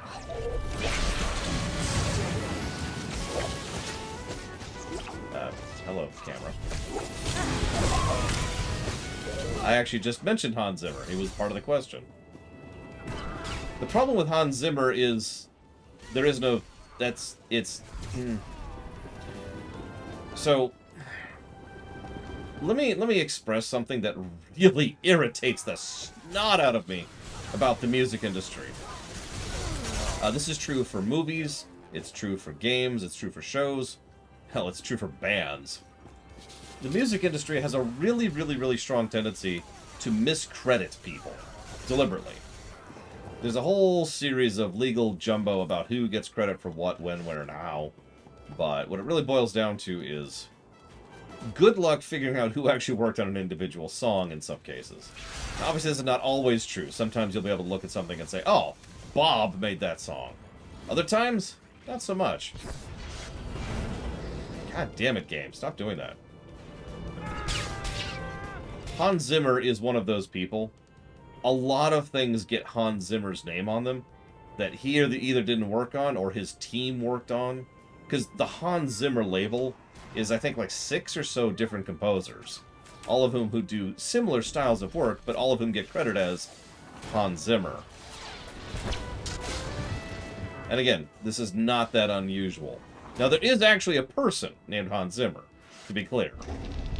But he's not the only one who does music in his name. Oh, I guess that counted.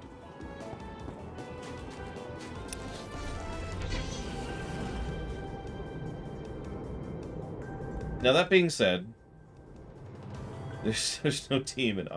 the Hans Zimmer team does do music that I actually rather enjoyed. And you're right, I did Arcana. Because this same thing happens with writers. I think is another way this tends to come up. I ran into this all the time when I was discussing the Star Trek stuff, for example. There is an enormous amount of Star Trek episodes that we're not even 100% sure who actually wrote the episode. Because the person who got credit is the person who legally got the credit, but didn't actually write the episode. Hell, I only found out, like, a month ago that Chris Metzen was actually one of the main writers of the Diablo 2 story. Which was something that was news to me. So, it's really frustrating.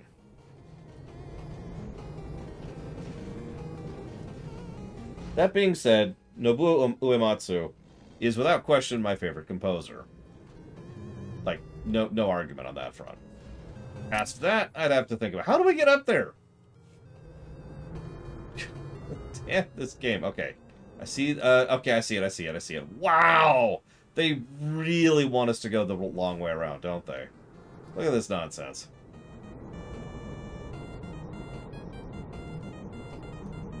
Look at this. Oh my goodness. Of course they do. That they don't know what game design is. Why wouldn't they want us to go all the way around? Yeah, through every... Yeah, exactly, knows that. Through every bundle of mobs! I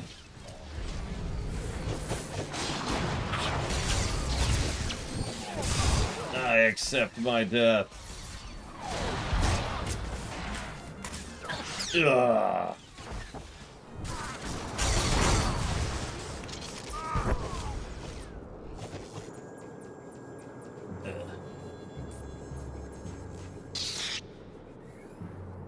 Thank you. So, I need to pull the trigger on something I've been thinking about doing. I need to just go back to being a tank. I think I've done enough reviewing of the mage spec. We're even about to... In fact, we are level 48 plus, which means we know everything about the mage spec we're going to anytime soon. So, yeah. I think I'm just going to go ahead and pull that trigger. Basically now. Gacciano, or however you pronounce it. I know you're talking about. I'm not actually sure how to spell it. He's pretty good. He's pretty good. He's done some good stuff. Hang on. So there's, yep, there's that one. So let's see if it's going to let me do what I want to do here.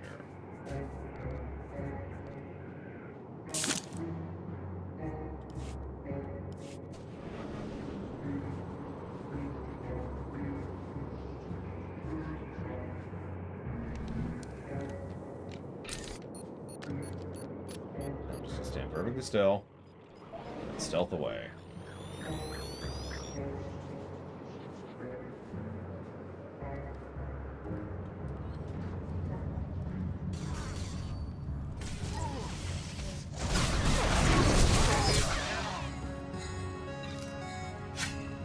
Yep, everyone's glad when Tarkin blows up this planet. Bunch of snobby, rich, uppity assholes. Bugs who mind control you. Mind reprogram you. An irritating quest with irritating terrain. Yep. Screw this planet. Yep, I have no weapon equipped. It's okay, it's all part of the plan. Everything's fine. I can punch people. Look, see? Here, check it out. Punch. Punch! I can't believe I'm doing any kind of damage with that.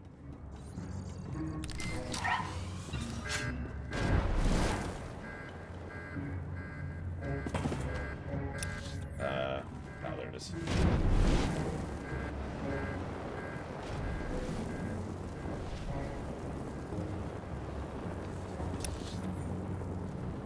Where's... Oh, there it is. Put that under...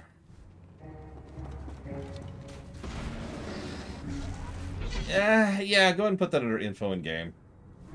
That doesn't really fit, but it's as close of a fit as we're gonna get.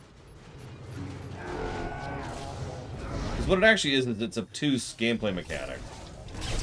You know what? Actually, put that under core mechanics. I know that's a weird place to put that, but put that under core mechanics. I think we could argue that guilds, in general, are core mechanic to an MMO. And I'm definitely certain that the guilds in STO are terribly designed, gameplay-wise. Let's see if I can get together a build here. I'm trying to figure what the heck I'm doing. Really, Dr. Winter? That's actually really funny. Get rid of that. Get rid of that. Okay, so that's... Okay. Okay, am I the right spec? I should make sure of that first. Yep, I'm the right spec. Okay, cool.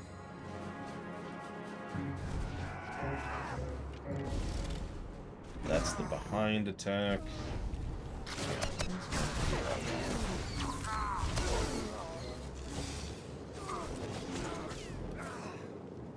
That takes game, really. Do I have a weapon equipped? I do. I have a weapon. It's the wrong weapon, but I have a weapon.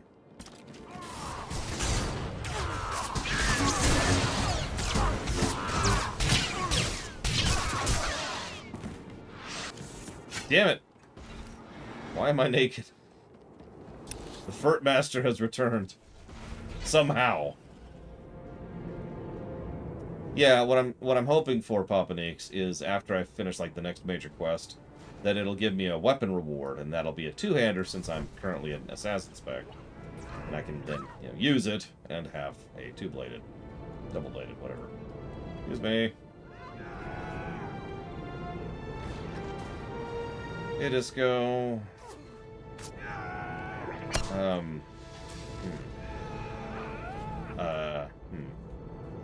Hang on, Disco. Let me run for my life here really quick.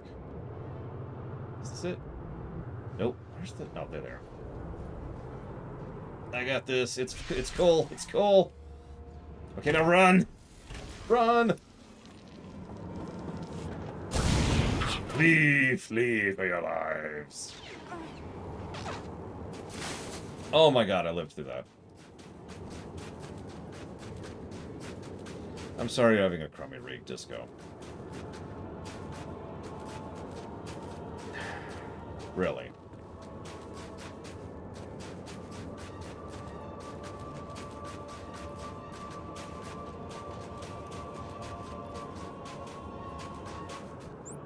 I do like jokes. Knock, knock. Thank you. You are again Thul's savior, saving our lands from devastation and death. I am in awe of your accomplishments. Did I not do that like an hour ago, Dr. Winter? I thought you even responded to me. The job's done. Easy. Then we must bow to your skill even more, for it is more than any of our troops could do. With the Ulgos retreating, I can turn all my troops to rooting out the Killiks, to the last squirming lava. My superiors have been asking about you. There is some intrigue happening with House Rist. Trouble for our allies. If you're interested, look for Dathis Elgin. Moff Sarek has already commended you to him. Oh, I'm sorry, Dr. Winter. I haven't even seen that question. Yeah, it's not even in the queue. So I'm going to go with no. I don't even see another question.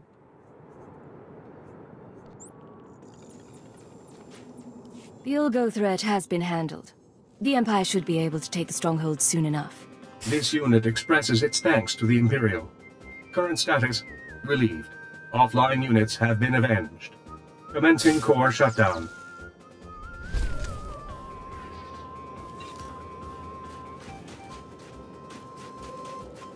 My pod.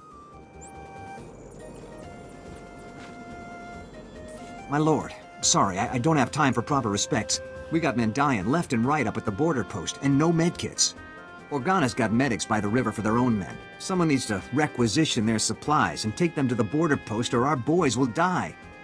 Okay. I normally prefer not to kill, but it's for a good cause. Thanks. They don't have much time up there. Please, hurry.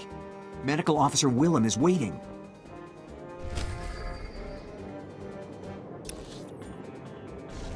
I mean, it's a hell of a prize, Disco. Okay, hang on.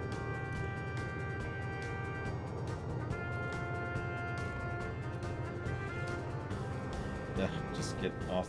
No, way. Damn it. I'm gonna die. It's okay, you know what? I accept death. I accept. Star Prize enter ship. No, I got it. I got it.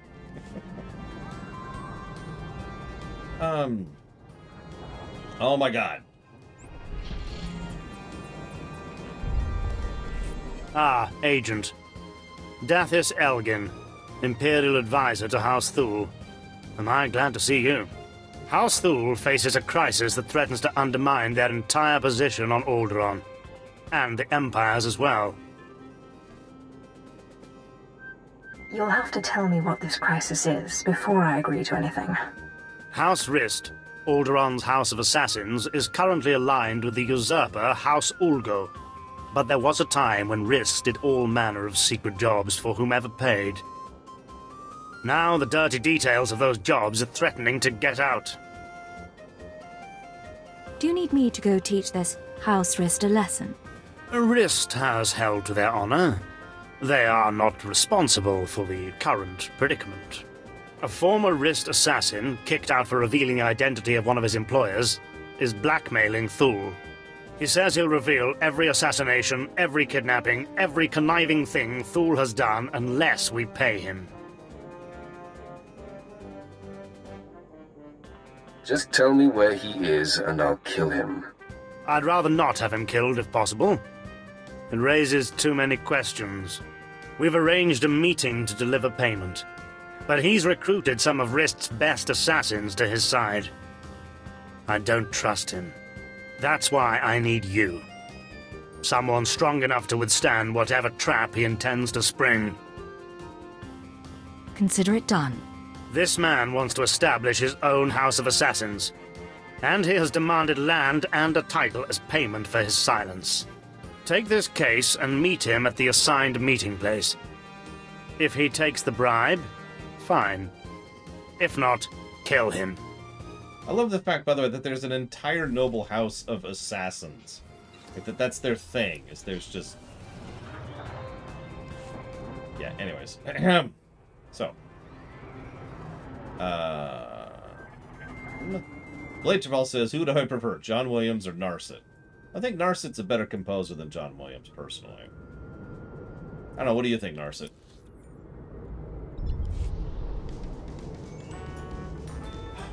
And thank you very much.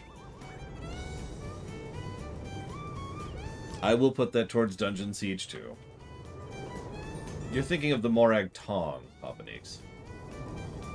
Which is a little bit different than having an entire noble house of assassins.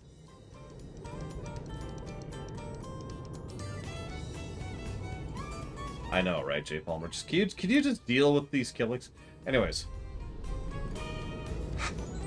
What are my thoughts on Shadow the Hedgehog? Okay, so it's not good. Let's start with that. I do think it's a little bit over-exaggerated how bad it is, but that's also because of some very controversial opinions, which I can't share because I don't feel like being shot in the face right now. That's still core mechanics, Mr. Red.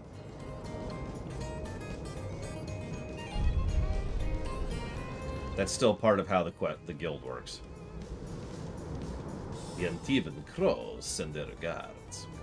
Now, so Dr. Winter says, in a game that had good and fun combat like WoW, or Guild Wars 2, yeah, I'll stick with those two, would forced encounters be good?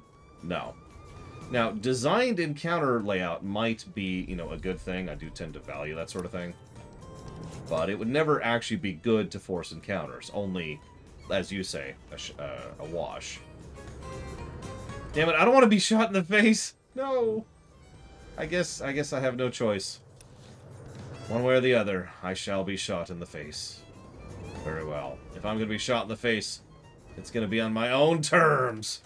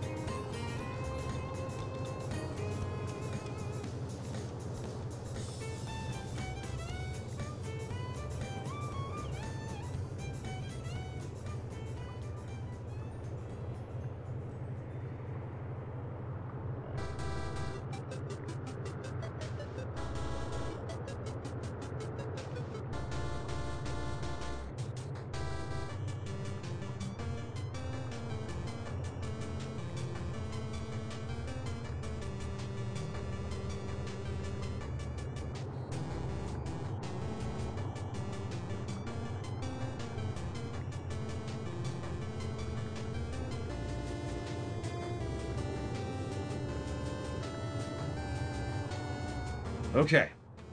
You're gonna shoot me in the face, excuse me. And you're gonna have to do it right in front of Dive. I'm ready. Oh, I have to actually give my opinion first. I think that most of the very popular Sonic games aren't actually that good, by memory, of course.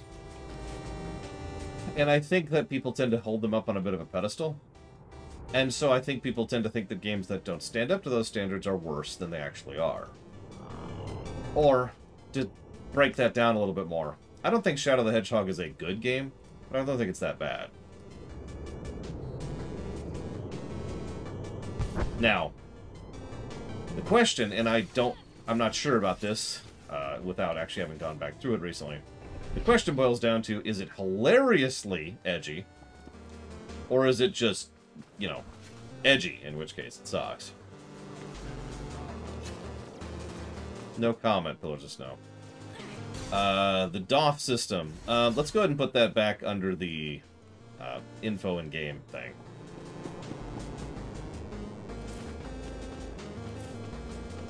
I mean, my favorite personal example of Sonic Adventure 1 and how it's not actually that good is if I was to try and... Let's pretend that we're in Sonic Adventure 1 right now. We're doing a cutscene. So during the cutscene, what happens... hang on. Let me get a good song going. So as I'm talking, what happens is...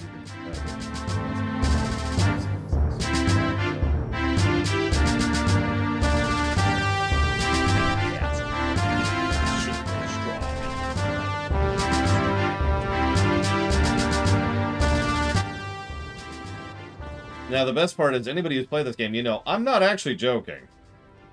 The audio balancing in Sonic Adventure 1 is actually terrible.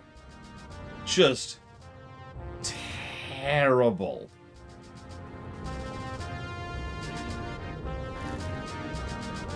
Like, I am amazed they got away with that nonsense.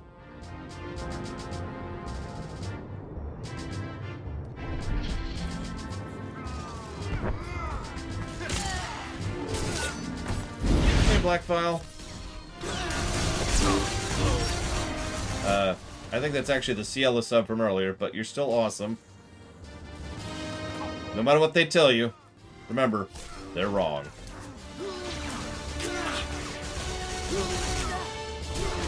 I'm not sure how Adventure 1 will review. It is actually on the list. Someday, you know, go through it. We'll see. I'm quite curious. Whatever it is, it'll be less than what people are expecting. I almost guarantee you that. Alright, I need to finish setting up my bar here. I need to actually be a character, so let's see here.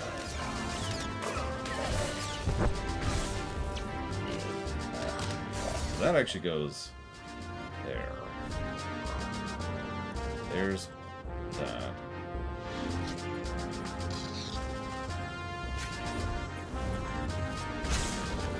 Sorry, hang on. I'm still trying to set up my bar.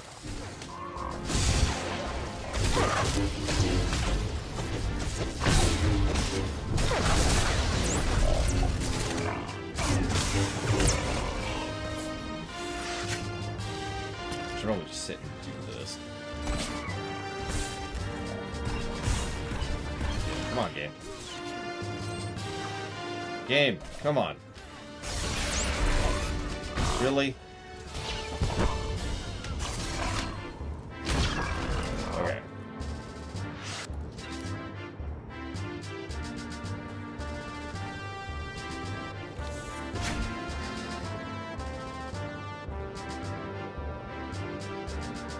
Put that here. That's the...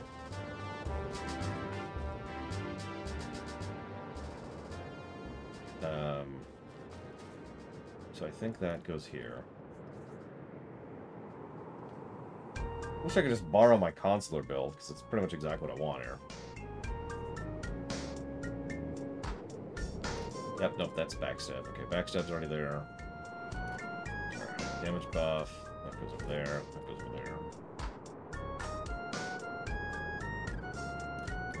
Single target. That's already on. Bar. Shut up.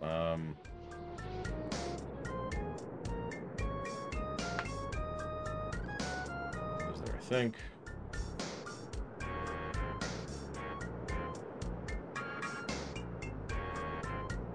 That goes there.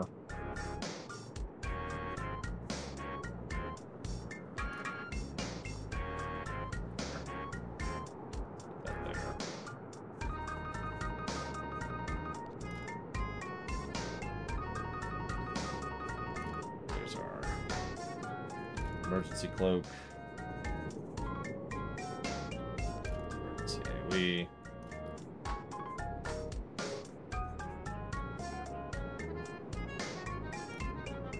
There's a bubble.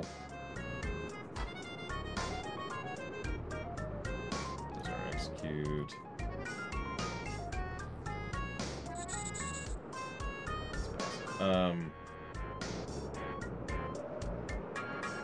Is that a talent?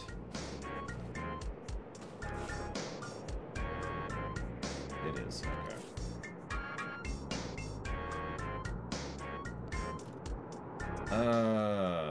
We'll put that there, I guess?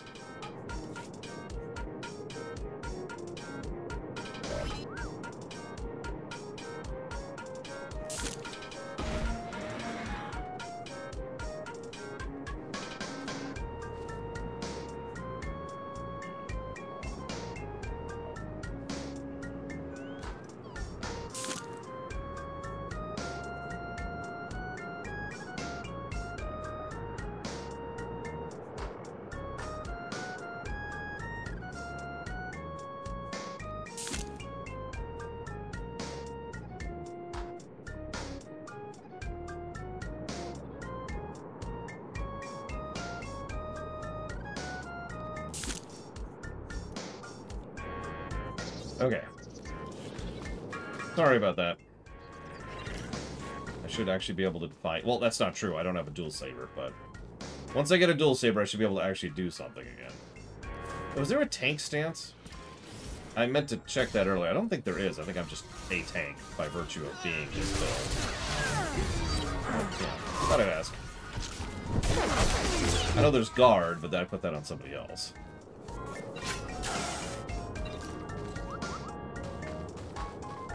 Just go ahead and put that under tutorial. Is it? Well, no, put that under info and game, Mr. Red. Listen, if I did Mr. Red, I'm probably in the wrong business. Okay. I have, like, no AoEs. Wow. Literally. Good games where tutorials... Good games with tutorials that are 3 negative worthy. Every Paradox game ever made, I think. Honestly, a lot of strategy games, to be blunt. Okay, that's done. Get the hell out of here. Let's run into enemies. Let's look at the map. No! No! No! Okay, question queue while we're heading to the new spot.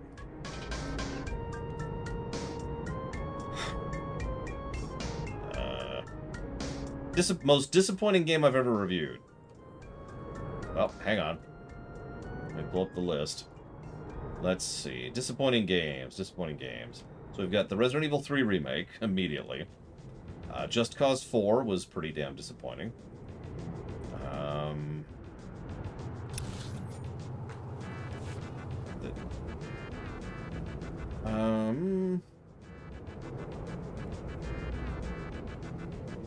We actually haven't reviewed under the current system, Caspian. X7 wasn't disappointing. Disappointing implies that I was hoping for good and got bad. I knew what I was getting into with X7. Mummy Demastered was another one that came to mind. Because I wanted Just Cause 4 to be good. I wanted Resident Evil 3 Remake to be good. I wanted Mummy Demastered to be good. Like, I thought they'd be good games. What else? What else? Mega Man X4, not as bad as the others, but it was still very disappointing how badly it scored. Which I stand behind, I should mention.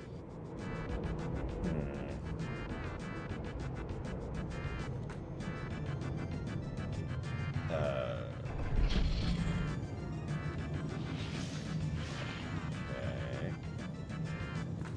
Here.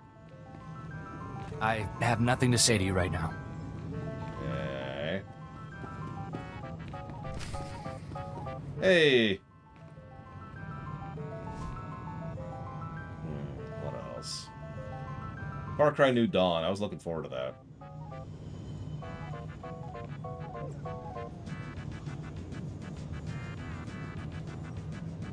Join us, Orcano. Give in. Oh. Well, brother, would you look at this? A Sith. I guess Thule isn't half as stupid as I thought. It won't do them any good, but I give them points for trying. Now, if you'd kindly hand over the payment. I'm not giving you a thing until I'm sure there are no tricks. Tricks? We've only just met. You already know me so well. I thought Thule would send some scrawny diplomat I could take hostage, but you'll fetch a higher price.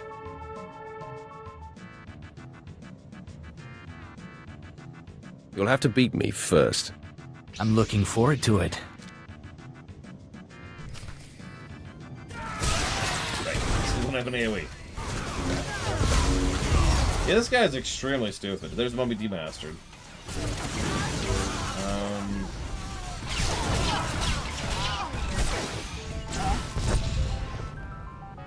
Honestly, that looks like a pretty good list. Mummy Demastered, Just Cause 4, and Resident Evil 3 Remake. I'm also going to add Horizon Zero Dawn to that list. Stop! Stop this guy! They have the better of us, and besides, it's not worth it. The evidence is already on its way to House Ulgo. He had no intention of giving it to you. You will all pay for this. Sam, you idiot! We could have been counts! You've lost all sense of honor. Lying and stealing? I swore to live by a code. The runner with the evidence is delivering it to Ulgo's son, Vesix. Sam, you'd betray your own brother? I'll kill you for that! Damn it, Kai. I'm sorry.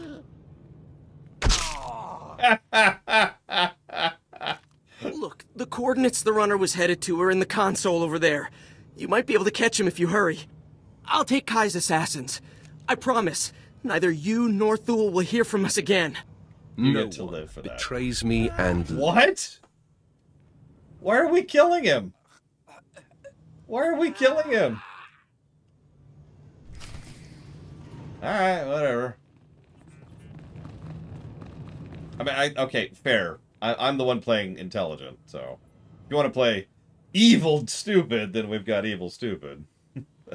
I take the fact that you're rummaging around in the assassin's files to mean that the meeting didn't go well.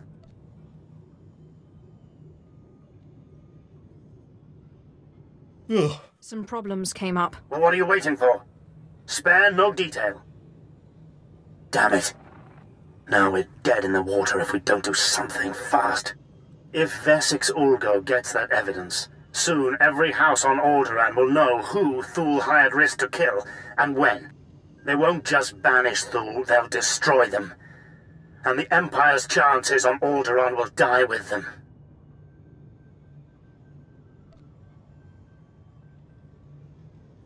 I can't say I envy your position right now.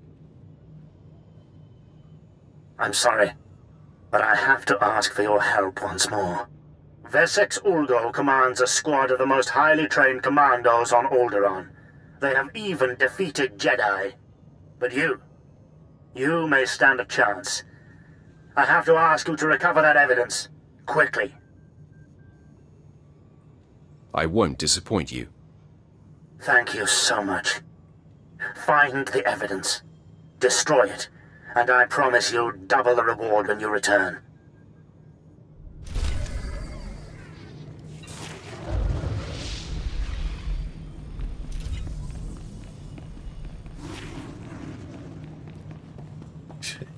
Yes, Orkano is playing the hot Twi'lek. Unlike me. See, I wasn't going to spare him because he was honorable. That has nothing to do with anything. I don't care about honor. I'm evil. No. I was going to spare him because he's someone who saw the wisdom of turncoating towards me. And you always want to reward people for actually turning towards you. After all, that's what you want to happen all the time. And people are going to be less inclined to do that if they know they're going to get killed anyways. You know, serve me or die isn't really a big thing. Serve me and get paid, So, when I review Ride to Hell Retribution, do I think it's going to make me angry like Jedi Knight, or do I think it'll be so bad it's funny? Latario, I have a question for you. Have you seen the Ride to Hell Retribution lore run, which we have already done? If someone else turns him against me down the road, well, then we'll kill him. That's easy. But you want people to betray your enemies to you. You want traitors. Traitors are good. If everybody was loyal forever, all you'd have to do is have a giant... All you'd have is a giant mound of corpses. That's not useful. Right, I have, like, no abilities. You know what? I am not here. Bye.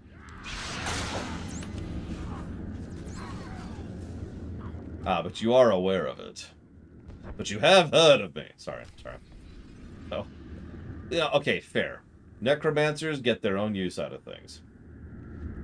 Not that I would know anything about necromancy.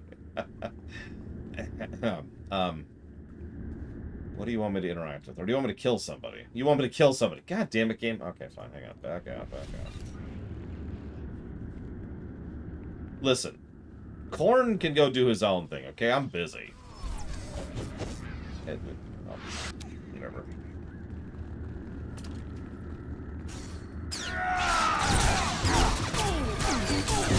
That is a TFO. Yes, that's a dungeon. So anyways, to answer you in full, Latario, I don't anticipate that I will get actually pissed at Ride to Hell Retribution, even though it is a terrible game. Frankly, I don't think it's going to review as badly as you know, Mega Man X7. I know, but I don't think it's going to review that badly. We'll see. I'm very looking forward to reviewing it someday.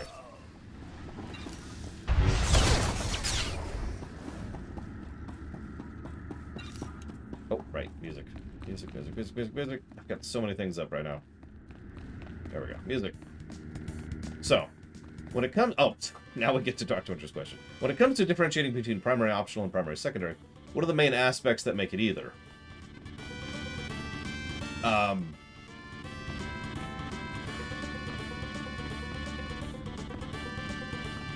Pass. Okay.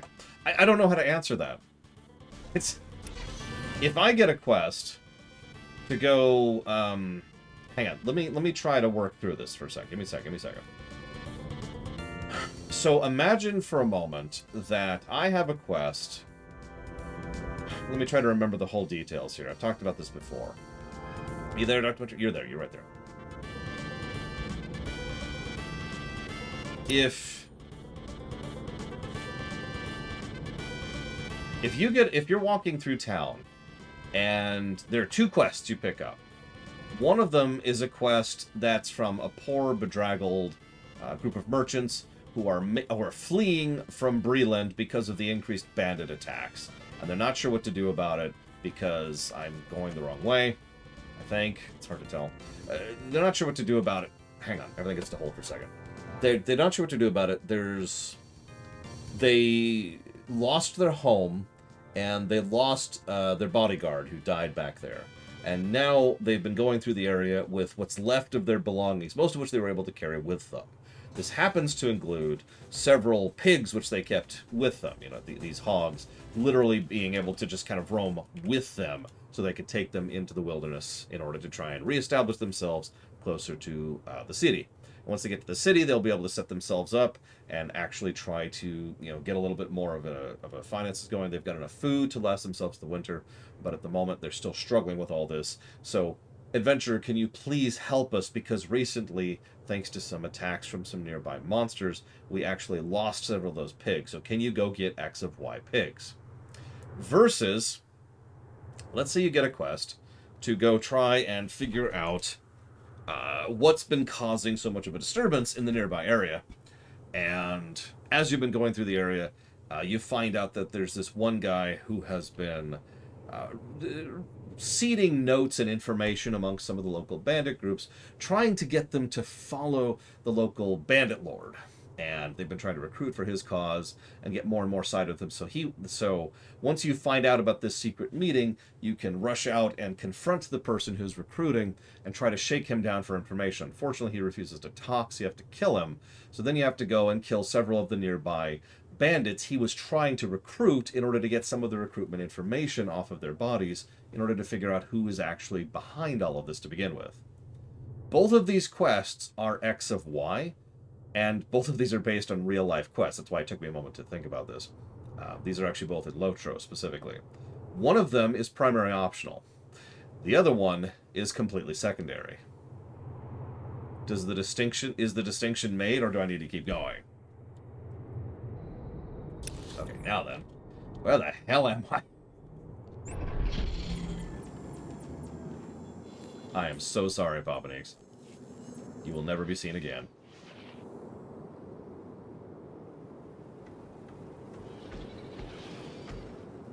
Just a little longer, Mac. Help's coming. Captain Teeth send you? Thank goodness. All these men owe you their lives. Thank you. Do you think these soldiers will make it? I don't know. Their chances are much better now. They are good soldiers, every one of them. You should have seen what they did to the other guys. Yeah, that's what they all say. You should have seen the other guy.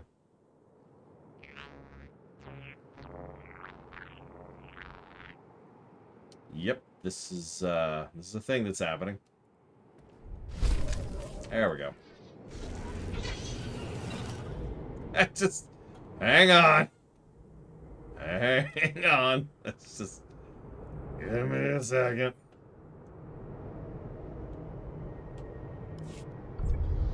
The name of this quest, by the way, is A Woman Scorned. Excuse me.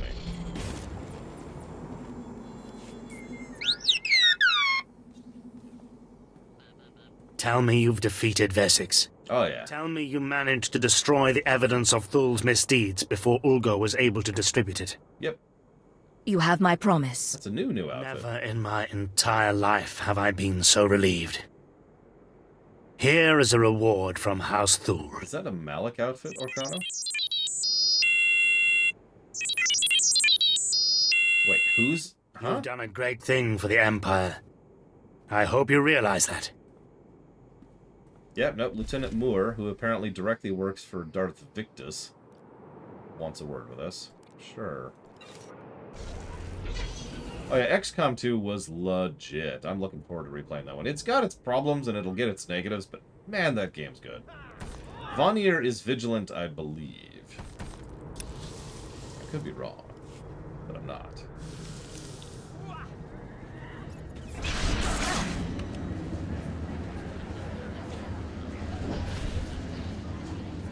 Hang on. Let me get to a safe spot. Just give me a second. There's enemies everywhere! Oh, Jesus. There really are enemies everywhere. Look at this place. Good God. Kind of Popaniques, but, you know. Okay, this should be a safe spot to accept the quest. As soon as I get up here. What a pleasant surprise. I'm Officer Vesk, Imperial Intelligence. Been following your exploits for a while now. I'm quite a fan. Really wanted to hear how you took down Kai Sadek. Unfortunately, there's no time. House Rist is plotting to attack the Empire, and I've got the intel to prove it. If the Rist oppose the Empire, they must be obliterated. I agree, my lord. That's why your arrival's so fortunate. As vassals to House Ulgo, pretenders to the throne, the Rist seek to wipe us out. Members of their elite assassin squad are preparing to kill Thule and Imperial High Commanders. They're expendable, but a chance at killing some of the Rist's greatest assassins is too good to pass up. The sooner we get this done, the better. Thank you. Time's already running short. The Rist are already awaiting their prey. Find their ambush points, kill the assassins who lurk there. Sure. Okay.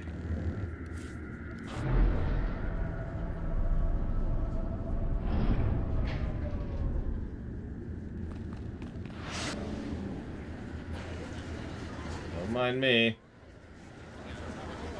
Nothing to see here. Given that I think the Qun are horrifically evil, what do I think of Sten? Well, Sten is a perfect example of how horrifically evil the Qun are. In fact, if you notice, they've actually tried to flesh out the Qunari several times. They did that with Iron Bull in Inquisition as well. And they did that with, I forget her name, in Dragon Age 2. But I don't have many thoughts about Sten, other than the fact that he's fairly consistent. I think that's the word I'm going to use. And he's also hilarious, which helps to tolerate him quite a bit more. Given the fact that he's the Arishok, the most likely outcome there would be to kill him. I was even going to mention the Arishok, which is actually the best Qunari character I've ever seen. But he's not done to... He's not there to soften the Qunari. He's there to show you exactly what the Qunari are like. Like, he's full frontal Qunari. It's one of the reasons he's so awesome. Wait, I have to defeat these? Really? But... do I have to? That's horrifying, Caspian. My God, man. I'm gonna have to kill Caspian now. There we go. Okay, got him. Whew, that was close. Alright, let's kill these people. How's this for shooting?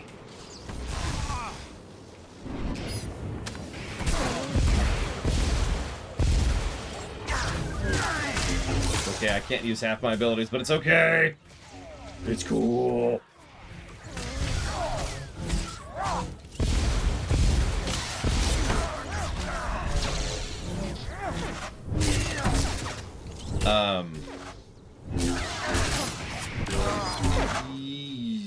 What?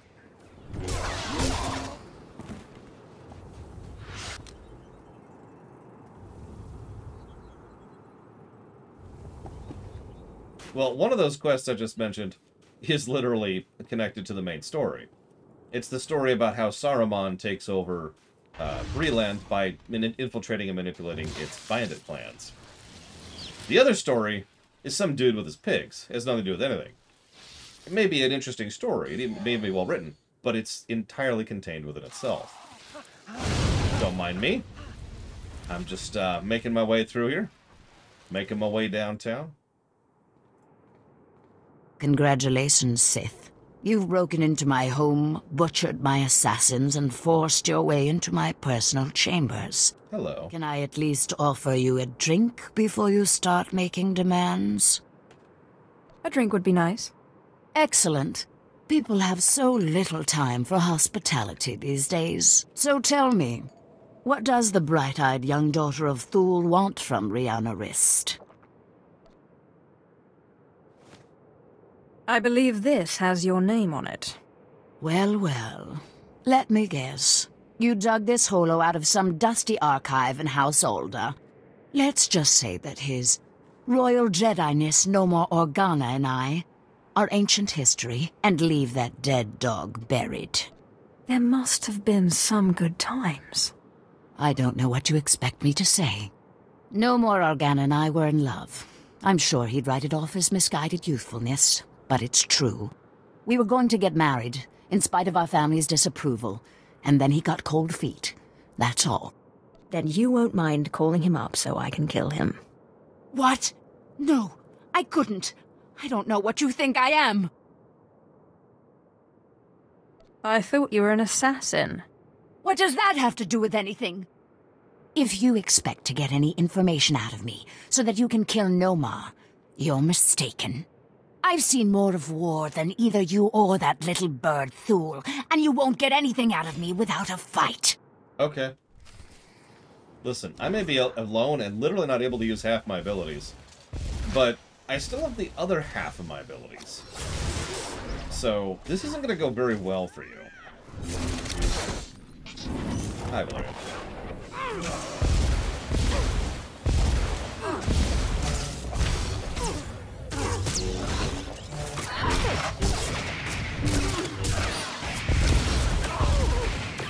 Let's try this again.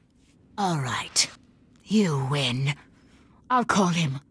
Nomar Organa's not worth dying for. But then I want you out of my home. Okay. Call Nomar Organa and I'll go. Let me bring him up.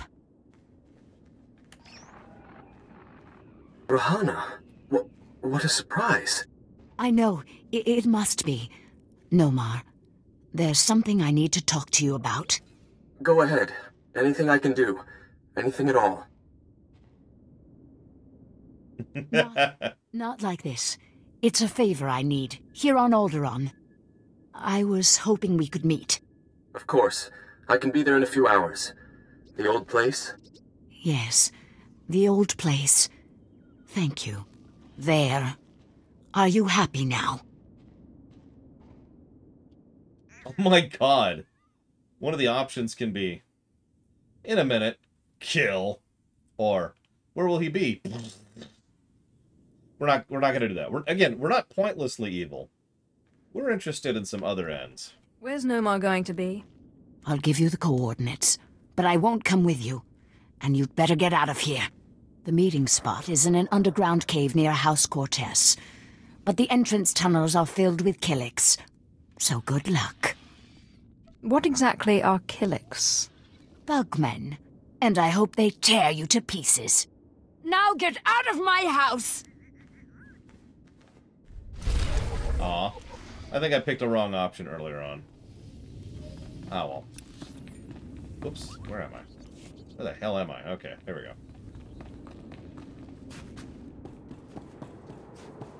I don't remember which playthrough. I'm pretty sure it was one we didn't do on camera, but I actually did do the arrange for them to have a lovers meetup arc one time. And that was amusing, to say the least. Well, okay, so it looks like I want to go here.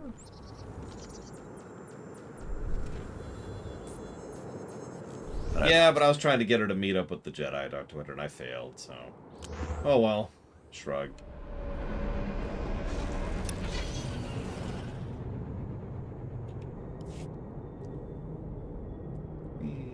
Music.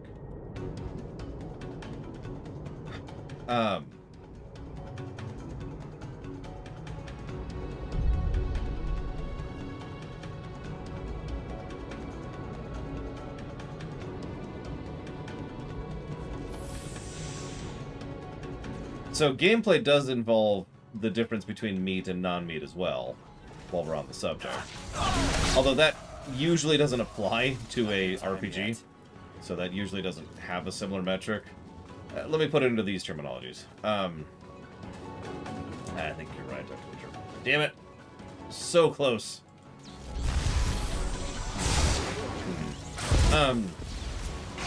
Let's use a made-up example. Let's say there's a Mega Man game where there's an optional stage, and you can go do an optional stage. And it's a great stage, but it's completely optional. So that would be primary optional rather than secondary. Because it's still meat content. The problem is you're asking me to find something that has no definition. And so I might just give up on this. So you know what? I give up. Alright, so, moving on. Let's see here. Which is over here. 30-minute penalty. No, put that under, There's no category for that. So just put it under core mechanics. That's literally something that's got its own thing. Like, I've never personally gotten a secondary and a primary optional confused, if that makes any sense, Dr. Winter. It's always very clear to me what the distinction is between the two. There's a random quest for some random dude who wants you to get his pigs, and then there's a quest that helps to flesh out the developing background story arc of Saruman taking over Breland. There's such a gap between those two that I don't know how else to answer that, you know what I mean? Like, to use Mass Effect 2 as an example, I don't think there is such a thing as a secondary quest in Mass Effect 2. I'll just not off the top of my head. Not your time yet. But by contrast, there's absolutely secondary quests in Mass Effect 3. Hey, go pick up this one random thing that you overheard someone talking about, and then turn it into them. That's absolutely a secondary quest, right?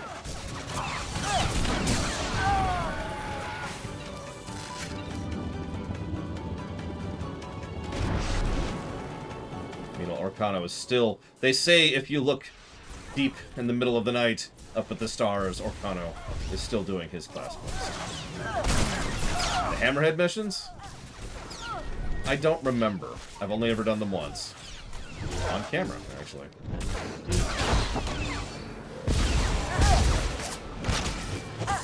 Yeah, anything secondary is optional. The distinction is whether or not something is secondary and substantial, or secondary and not.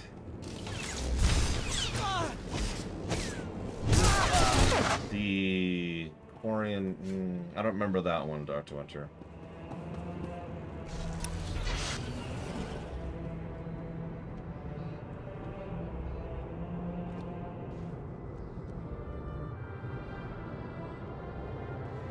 Is that...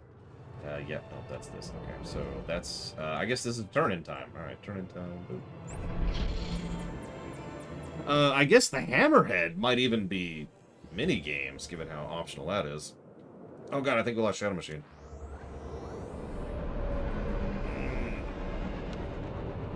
I'll immediately change it, Popanix, just for you. I'll wait for Shadow Machine to be fully reconnected.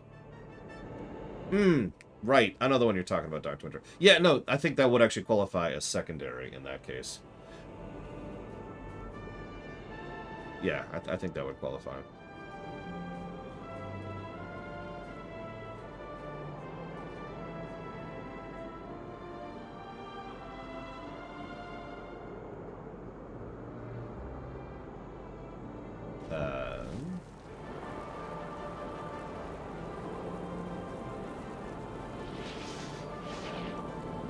News of your actions is rippling across Alderaan.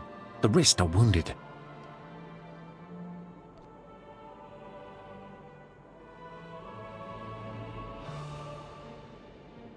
Glad I went to all that trouble. You have my eternal appreciation. Still can't believe I got to meet you. I'll continue monitoring Rist. If they plan to retaliate, we'll hear about it first. That's confusing, Orcano. I do not know. Also, I like how none of these quests have been giving me, you know, equipment. As I keep waiting for something to give me a dual saber so I can start using my abilities. Oh my god.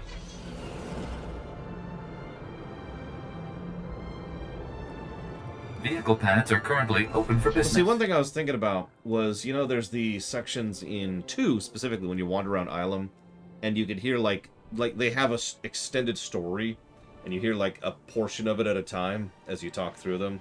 But that's not a quest of any variety. That's literally just background lore.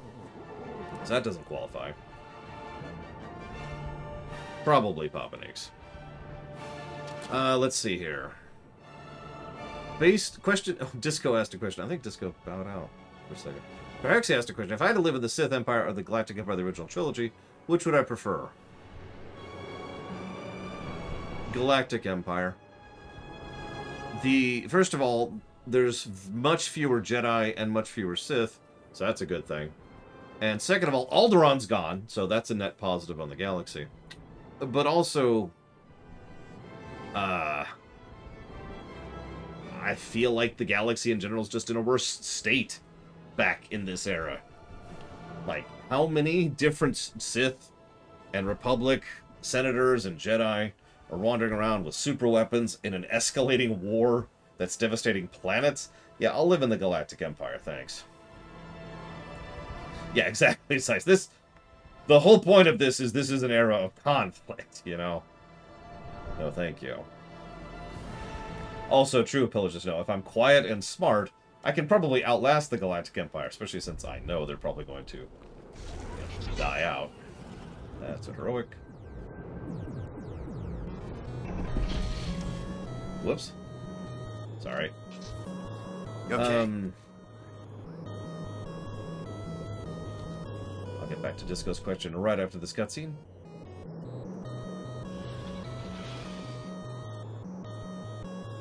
Well, of course, I'm also thinking the EU more than the AU, but, you know, whatever.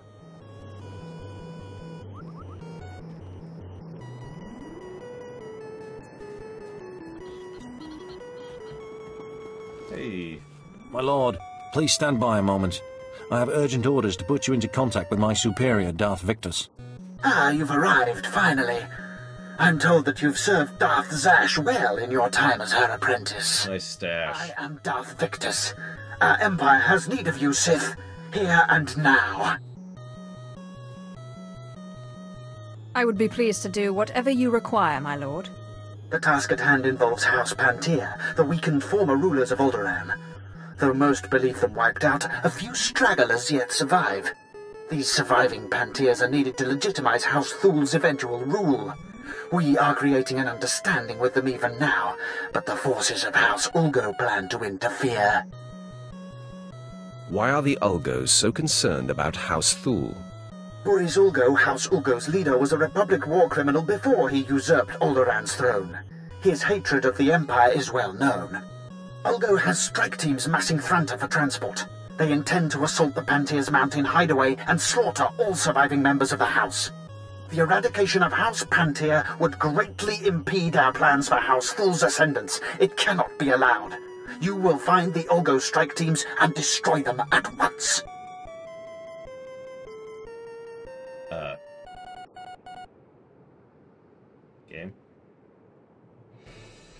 Game.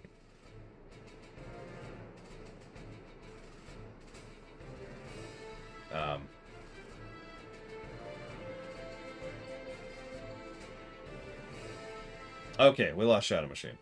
As you say. When it is done, report back to Lieutenant Muir. We will continue our discussion then. Farewell. I thought that was me, actually. Instead, Shadow Machine's internet has decided to a little bit.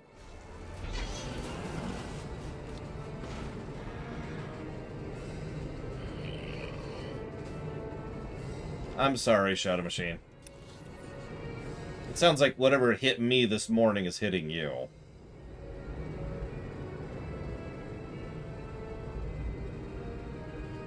Is it exactly the same, J. Palmer? Because if it is, then I have to do it because I need to access the bonus series. Ah! Okay. Damn it. Yeah, I'm gonna have to... That's frustrating.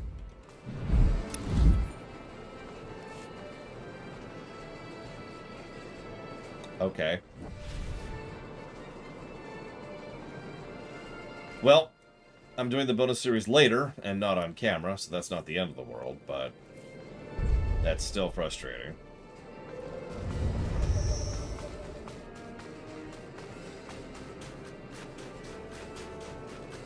So, question on MMOs, but also Ace Attorney. How do you feel about empty choices that are purely a way for the player to reflect on things? Do you have an example, Disco?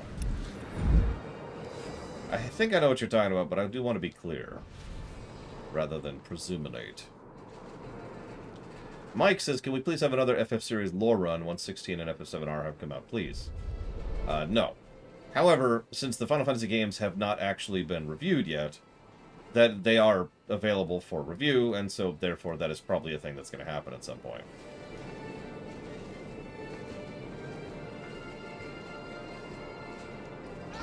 As it is perfectly safe. It was not safe.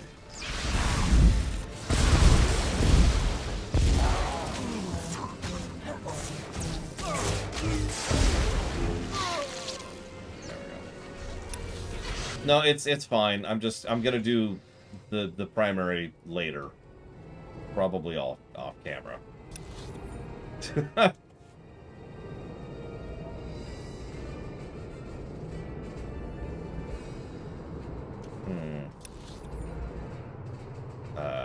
You know what? I'm just gonna work back. Let's just work back. Let's just do this. Hey, Evo.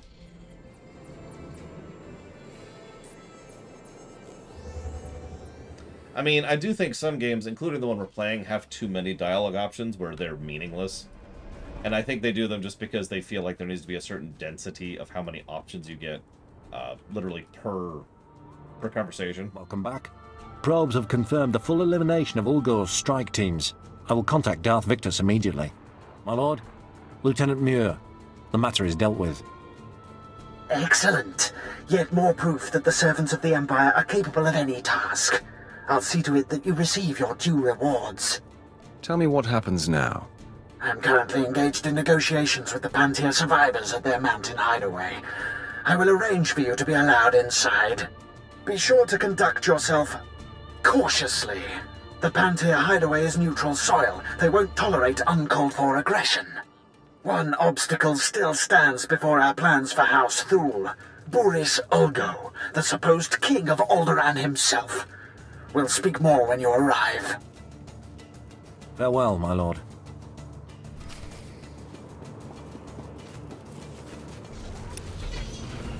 Yeah, BioWare games in general have that problem. God damn it. Oh, okay, that's okay, that's okay.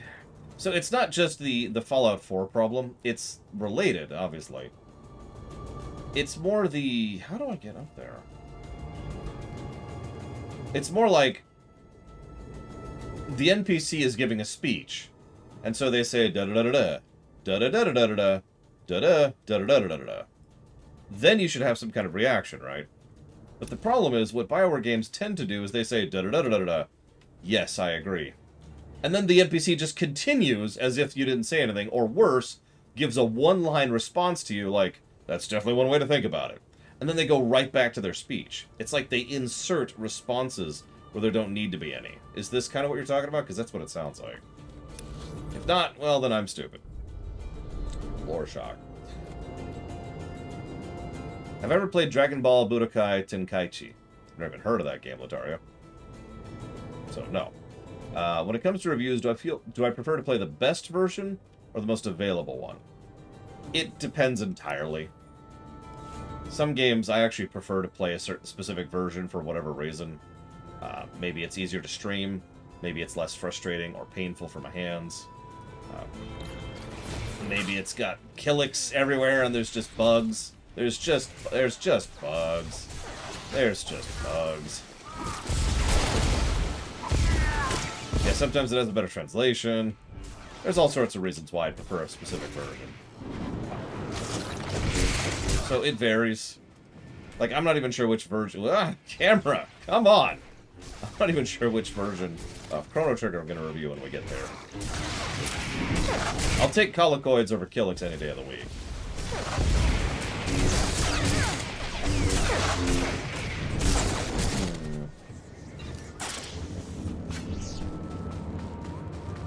So a non-choice at that point, Disco. See, that's almost as bad as what I was just discussing. Because there's no reason for that to even be there. It's like it's because BioWare games pull that periodically too. They're like, hey, do you want to kill the innocent puppies or save them forever? And then you make your choice, and then someone else walks up, of course we'll kill them forever, and then does it. I was thinking Mr. Red says, nope, that is definitely bugs, Mr. Red, ironically. No, Orcano, we've lost Orcano to the lag. Oh yeah, by the way, Evo, you might find this funny. I logged in this morning to get ready once my internet finally came up. And Giga almost said, hi, Evo.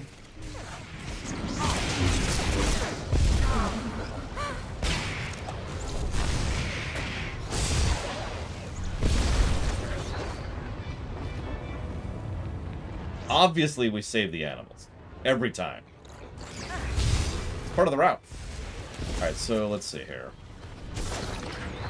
Aside from Lord of the Rings and the King Arthur mythos, are there any other settings where dragons are purely evil?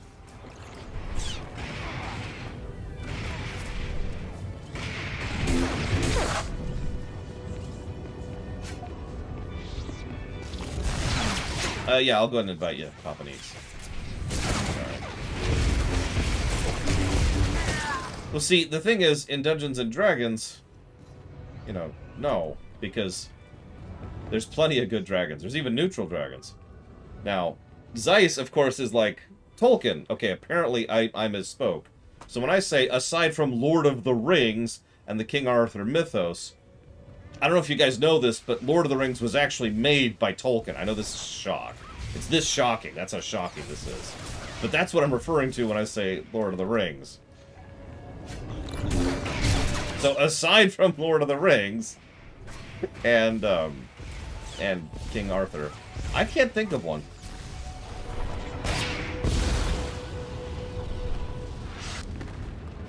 I know the one you're actually talking about, Disco. And that does irritate me, that particular scene. I think a lot of things irritate me about that game. Or those games. Hey, I was gonna hook you up with your girlfriend, but I screwed it up, sorry. Clever trick, Sith. Getting Rahana to call me down here like it was some sort of emergency. But frankly, I'm insulted. Where's Rahana? You've gone to no effort to disguise your trap. Give me the key to Organa's vault. I know what you want, Sith. It's the very object my family has sworn to protect. I cannot permit that vile artifact to fall into Sith hands. Unlike you, I am a person of principle. Your principles don't include keeping promises. I don't know what you mean by that, and I don't frankly care. The light will prevail, Sith, even against darkness as black as yours. Reminder, I'm almost light side 2. Also, now I'm down here, Yahoo, so you gotta... Okay, whatever. How's this for shooting?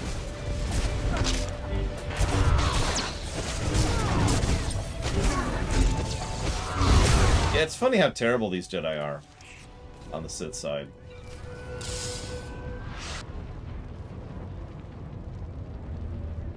Sith, so sorry to interrupt. I hope your meeting with Lady Rist went well. I was able to persuade her to my way of seeing things. You'll have your artifact soon, then. I'm glad to hear it. Like I said, I'm very sorry to trouble you, but we have a problem on our hands, and you may be the only one who can solve it. Tell me the situation, and I'll see what I can do. Oh, thank you. I have intelligence that Organa is preparing a reprisal for your raid on House Alder. According to our spy, Organa has assembled a contingent of Jedi to attack House Thule. I sent Ertl and his Sith to investigate, but they haven't returned. Do you think Ertl's been killed? We've lost contact, and I fear the worst. Please, all I ask is that you locate and take out Organa's Jedi contingent within House Organa before they have a chance to strike. And if you could find out what happened to Ertl and the other Sith, I would appreciate that as well. But the Jedi are first priority. There will be no survivors. Thank you. And I assure you, House Thule is a generous ally. Thor No, it is isn't. the vault in the Elysium, and the key will be yours. Once our safety is assured, Organa will expect an attack and be heavily guarded. Please, hurry. I don't know how much time we have. Oh my goodness. I'm apparently a lightsaber now. As was foretold. So that's over there. Let's do this. Spectre's backtracking. That would be primary optional. That shouldn't have a question mark, so I'll fix that in a minute. And that's here, I think? Yep, okay. Now watch, it's not gonna let me... Oh my god.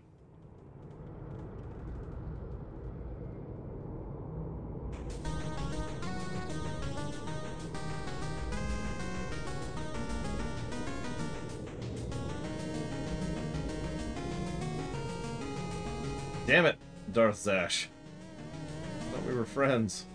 Can't I just betray a few political allies to curry your favor? I think I did something terrible. Oh, Jesus. Okay, fine, whatever. Hi.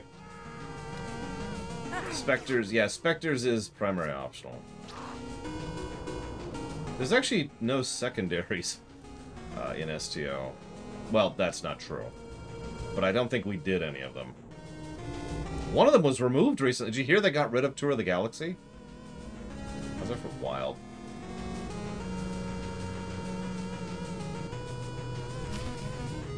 Although that's kind of more of a task than secondary. Point remains. Hello? Oh my god! I lost you there.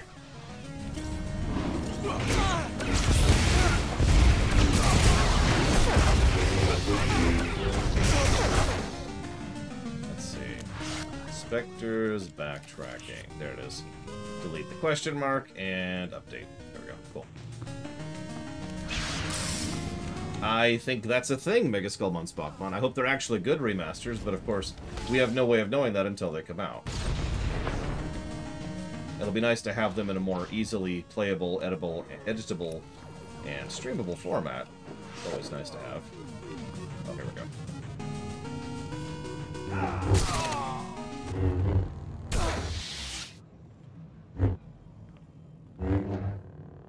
My one true love.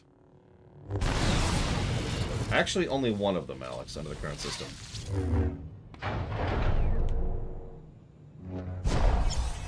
Bug demons and dog demons are fine. As long as there's at least a couple that are not humanoid. That's all I ask. No! My one true love.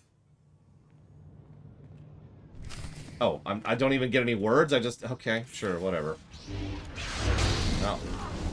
Big dramatics music as I kill him. Da-na-na-na. Da-na-na. Lightning in the face. And he's dead. Okay. Remember that always that he was killed by Jedi Commander.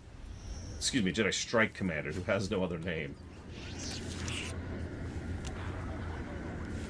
Ah, Sith. We just received word from House Organa. They want a temporary truce. Apparently you were too much for them. Your people are hurting. It's a shame. He was a valuable asset to our house. He was clearly weak. I suppose that's not... Okay, no. Damn it, Tor Effect! Ah. So, the option was you call him an asset, as if, like... So I interpret that as...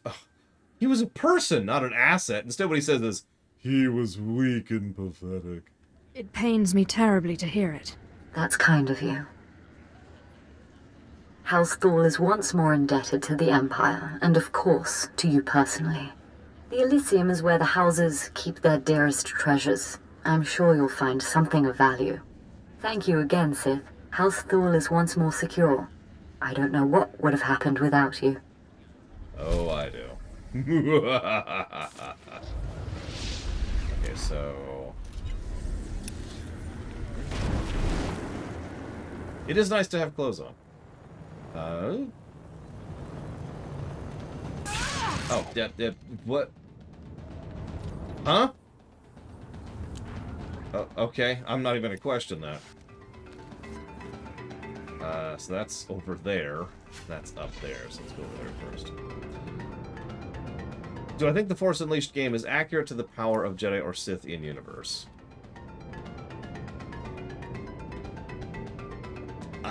In canon, they're certainly leaning that way. So I'm going to go with yes. How do I feel about the dialogue options in Mass Effect 3? There were dialogue options in Mass Effect 3? I must have missed that. There we go.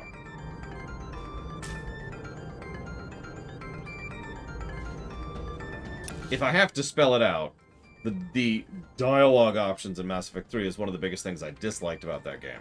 I know I literally just complained that plenty of BioWare games have too many dialogue options, but I don't mean that the answer is to just remove dialogue options from the equation. What amuses me the most is there's actually a literal option in Mass Effect 3 to remove all dialogue options, or most of them. I've never picked it, so I don't know exactly, but... to just let the story play in a certain manner. There's only one canon, Latario. Canon... Let's give the canon discussion for the 700th time, during this playthrough, no less. So, canon is whatever the current holders and owners of a work decide counts when it comes to continuity. So, if I was to buy Star Wars right now, for example, then I would then be able to sit down and say, okay, these are the things that count as canon, and these are the things that don't. That's my choice, because I am the owner, the holder of the work, and the rights thereto. That's always been true. That's never been in debate. That's life. The end. That's what we call a hard definition. Where things get malleable is when we get to things like headcanon, or side canon, or beta canon, or tiered canon, or all the other types. But at the core end of the day, canon is whatever the current owner says it is currently. It's one of the reasons I actually refuse to call the AU canon. Because even though it currently is, it probably will not always be. Ah, so you're here now too. Soon everyone will know that House Pantea wasn't wiped out when House Ulgo invaded and took their castle. Inside, political leaders from House Thul and House Organa stumble over each other to win Pantea's favor and a future crown. I'm here to help the Empire any way I can. Then I'm glad we've run into each other. I am General Gavir, commander of the 3rd Battalion, and I'm taking it upon myself to win House Panea's allegiance to the Empire. House Organa has just launched a surprise attack to liberate Castle Pantea from the occupying Ulgo forces. Thul's leaders were planning a similar campaign, but Organa has beaten us to it. If they succeed, House Pantea will be beholden to Organa. How exactly is telling me supposed to help? I believe you can play a pivotal role. My men already march on the castle, preparing to decimate the Organan offensive. You could attack before they arrive, ensuring a Thul victory. Wipe out enough Organa forces so that defeat is imminent. Their failure will expose them as weak to Pantea. That sounds simple enough. If you're up to it, I have another wrinkle. While there, if you could take a large enough bite out of Ulgo, you'll make our cleanup that much easier. But Organa's failure is paramount, so concentrate your effort on their ranks and see me when you're done.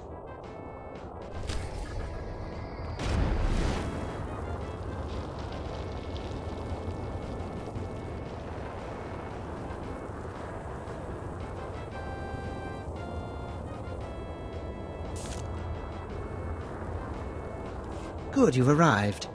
Allow me to introduce you to Lord Alderaan Pantea, nephew of the late Queen Solara Pantea, rightful Queen of Alderaan. Your lordship, these are the heroes I was speaking of, the ones responsible for crushing Ulgo's murderous plans against your noble house. It is an honor to meet you. My family owes you a great debt. You will always be welcome in the home of Pantea. I merely sowed a bit of destruction. My pleasure, really. The elimination of House Ulgo's strike teams has forced them to draw men from their castle guard. The heart of their house lies exposed. Given your exemplary service in defense of House Pantea, Lord Oran has deigned to grant you an opportunity to shape the future of Alderaan. Boris Ulgo, head of House Ulgo, has betrayed the noble laws of Alderaan and stolen the throne for himself. It will be your task to remove it from him. Can I expect a bloody battle? This is one of the most heavily guarded men on all of Alderaan. You will find no shortage of foes. Please, do everything within your power to capture Boris Ulgo alive. The people of Alderaan deserve to see that usurper face justice. They deserve... Begging your pardon, my lord. An urgent matter requires your attention. Very well. Tell me what's happened. Captured alive, you will do no such thing. Even in chains, Boris Ulgo is a threat to House Thul's ascendants. He must be killed at all costs. Why do we care about Boris Ulgo? He's just one man. Boris Ulgo was a Republic war hero. He only claimed the throne in order to challenge House Thul and the Empire. As long as Boris Ulgo lives, he could influence people against our cause. Remember that. My apologies. Now you understand the gravity of the task being given to you, don't you? Boris Ulgo is at the center of a castle stolen from our house, surrounded by an army of loyal troops. Until now, no one has dared challenge his position. I can't wait to start killing. Just be sure you show discretion where Boris Ulgo himself is concerned. I'll arrange for a special detachment of our elite Queen's Guard to move in behind you and collect the usurper once the job is done. Good luck. Do not fail us. I sure hope not, Trihexia. If House Organa needed 4,000 years to become a prominent power, they suck even more than I thought they did. Listen, I need to kill Warpcore. I need to. It hurts. Every time I don't kill someone, it hurts. Anyways, what I was trying to say was...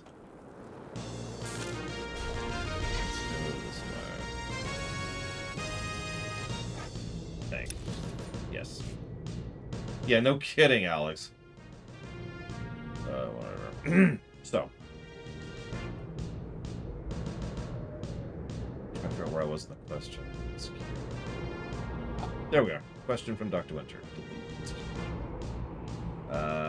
God damn it, nobody cares about you. Nobody loves you. Your own mother abandoned you on Alderaan because of how sick she was of you and your existence. You're not Ulgo. There's something you need to know. Come close. I must ask a task of you.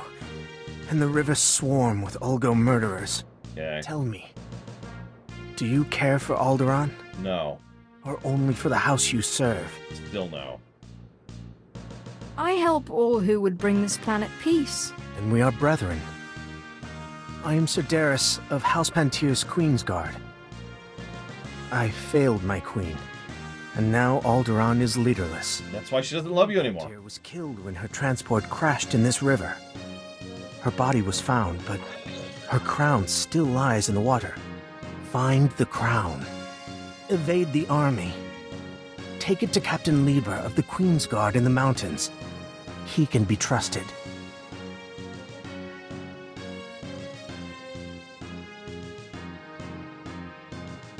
If this symbol will pacify the populace, it is wise to find it.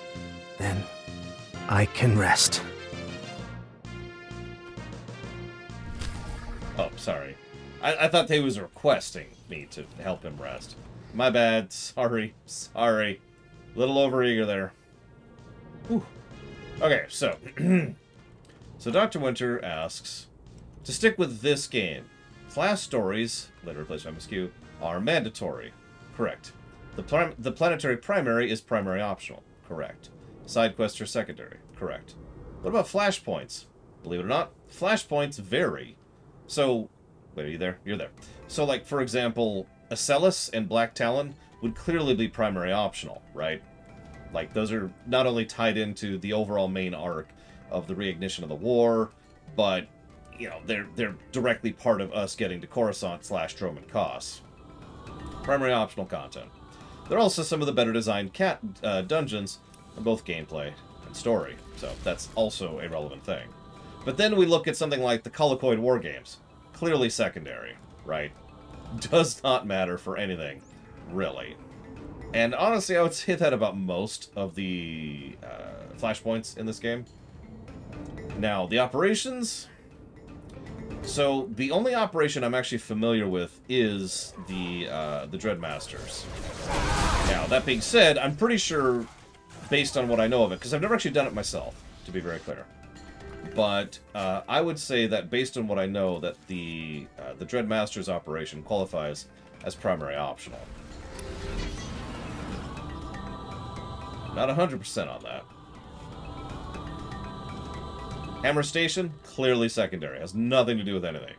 The Foundry, also clearly primary optional, since that's directly tied into the Revan plot and the Civil War plot in general, or rather the Cold War, excuse me, the Cold War plot in general, and directly leads into the eventual Revan storyline of Terrible Awfulness.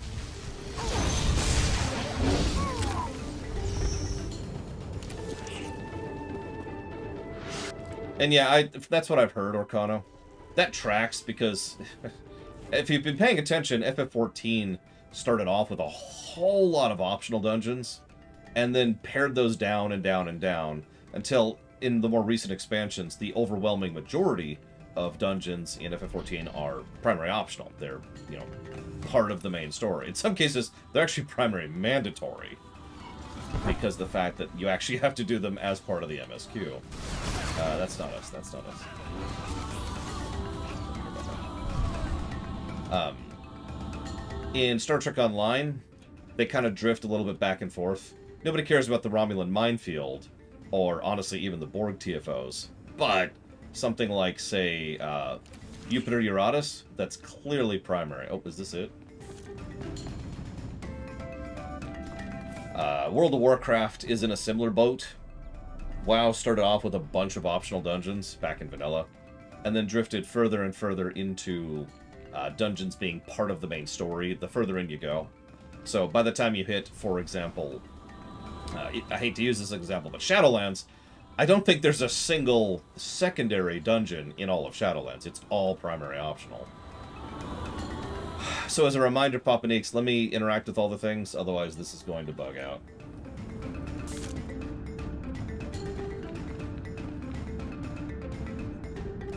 And here we are. So, this is the same stuff as usual.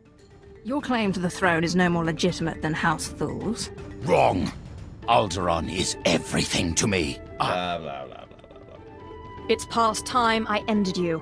I believe I've tolerated your intrusion. Yep, and then I stand there, then I let him do the thing. Moving on. I lost you there. That's true, Wenlock. But it's also very clearly a part of the Terran Gambit story arc. Hence the point.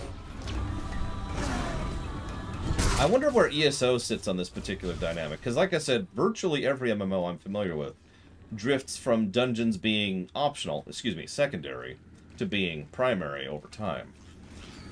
Sorry, Bregwin, so to answer, you see the Legacy tab here? I don't know what your button is for it. I rebound it to Y, but under the Legacy tag, if you go down to Other in Global Unlocks, scroll down a little bit, or up, no, up, right here, right here. That's not it. Is that it? Maybe that's it. There it is, right here, right here. It's these three. These three are the ones that give you rocket boots, and it's actually account bound. Right. So you just have to get it once. Oh, excuse me. Yeah, I do Jupiter Uratus literally every day right now. Because I'm trying to get my thing. Oh, right.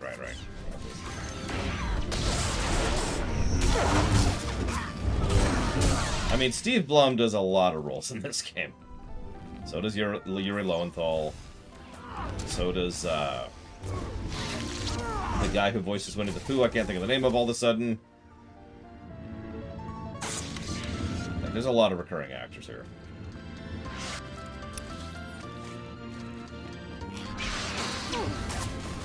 Wow, really, Blades of All? That's terrible. Hopefully if we ever... Jim Cummings, thank you. Hopefully if we ever get to doing an ESO run, we won't have that problem. Anyways. So hang on. So you said something about bonus series.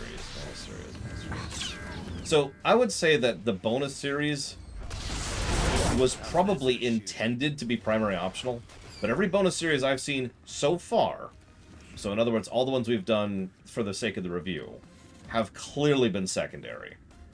They're not meat content, the quests suck, the story sucks, it doesn't have anything to do with anything. Like, it's just kind of there, right? They're connected to each other, like the whole point of the bonus series is go do all these quests in order. But it's not primary optional. It's just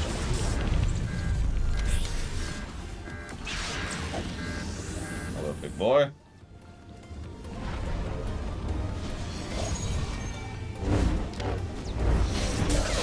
Yeah, exactly, Dr. Winter.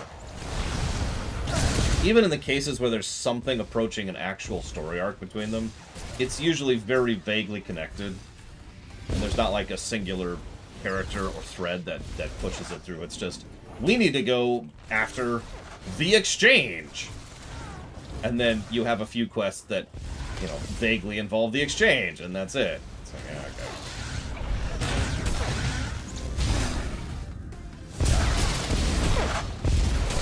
okay. Hey, Canada Bangs. Yeah, exactly, Dr. Winter. Hence, secondary.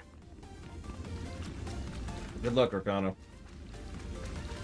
Okay, so, and then, hang on, bonus series, and, yep, okay, I think that's actually your full question. Not missing anything there. How much am I looking forward to playing the expansions? Quite a bit, actually. I'm very excited, and I'm very nervous about the expansions. It'll be very curious to get to them and finally play them. I've actually wanted to play them before. It's not like I've deliberately avoided them. But, well, so I've talked about this a little bit before. The exchange, I think? Trihexia? That doesn't sound right. I'm not sure. I don't know. I've talked about this before, but when I first played this game, was at launch, and it sucked so badly that we quit the game before we even finished a single story arc. When I was finally convinced to come back by a friend of mine, we played through the game so much that I became so sick of the game that I never played it again until it was my job to stream it.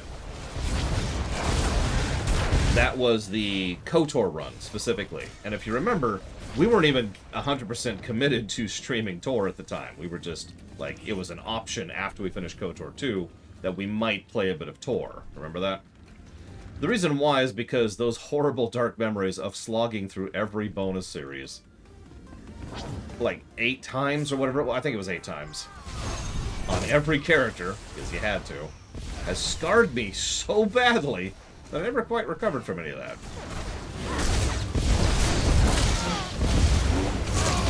So in short, I never really got into playing the game on my own merits, because the only time I ever did that, it practically killed me.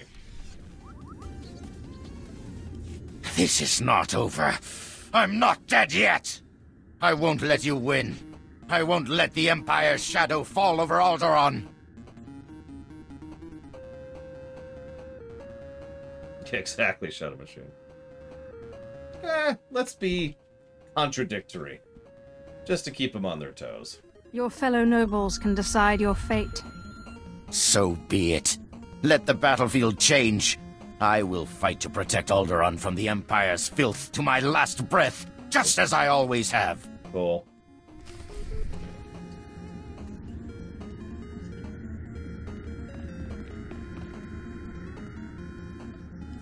Area secure, everyone. Looks like the hard part's been taken care of. Boris Ulgo in the flesh. I wasn't sure if I'd ever have the pleasure. Save your mockery, Pantier. If your house were stronger, we wouldn't be here now. Prisoners do not speak. Let's get this traitor out of here.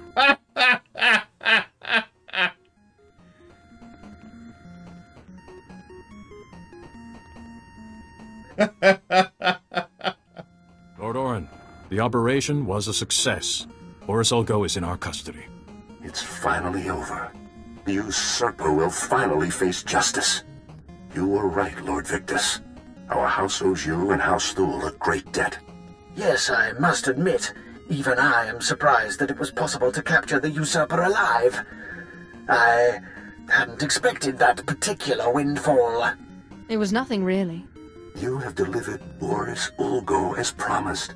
You have proved House Thule's commitment to the good of Alderaan. So you will have my support. Will your influence be enough to persuade those misled brothers and cousins of yours who have sided with House Organa? I'll do my best, but the Organos may not take well to losing. I fear this conflict could be far from over. If you ever need my help again, you only need to ask. I will certainly be keeping you in mind. Your work is done for the time being. You can go on about your own business. Oh, thanks. Banter will never forget what you've done for us. Thank you. You're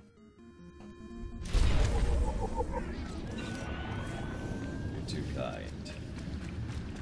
Okay, so take the crown, kill some people, take the shuttle.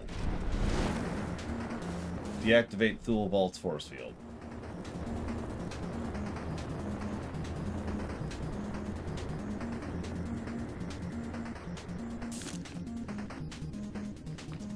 What's the positive or negative immediately before that, Mr. Rude? Why wouldn't I, Latario? Slap! Prisoners do not speak!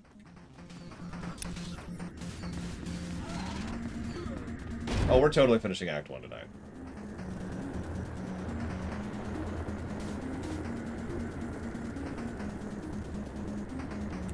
I know that one.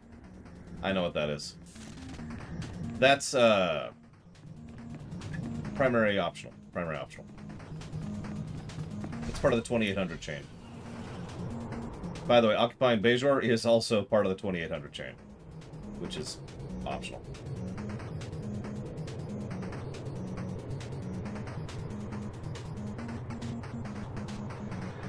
I guess this is a turn-in phase. So grab Volcano. So have I seen the AU Crate Dragon? Actually, no. The only Crate Dragon I've seen, other than, you know, random drawings from books and whatnot, is the one that's in KOTOR 1. Yeah, I'm actually rather pleased, Latario. It's good to be pushing through. Despite the fact that we're doing the slog content, we're making pretty good time, all things considered.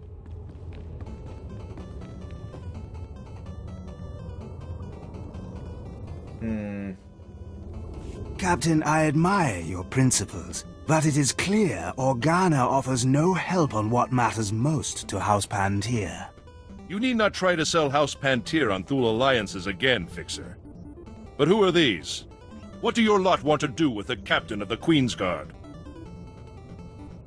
I recovered this from the river. You know what it is. That is quite frankly unbelievable. We will, of course, analyze it to determine if it is a fake. Captain, surely this will swear your vaunted neutrality. The Empire and House Thule giving you... The symbolism does not escape me, Fixer. But that crown has never changed hands without enormous cost. What do you seek in return for the crown? An alliance? Or merely a deal?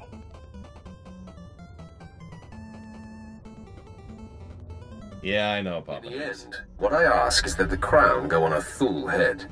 House Thule's crimes are great, but Organa has proven itself no better. To retrieve this must have taken courage. If Thule commands such virtue these days, perhaps we can look beyond old transgressions. You are to be commended. Many in your position would have taken full financial advantage. How fortunate for the Empire it was you who held it. Yeah, you don't have enough credits to afford me, buddy. I feel like Fangs would be beneficial, Evo. That's just a knee-jerk thing. I'm not 100% on that. Let's see. So I need to do that, which is in there. Whoops. You know what? I'm just gonna abandon that quest. And it's gone. Okay, cool. see what else we got.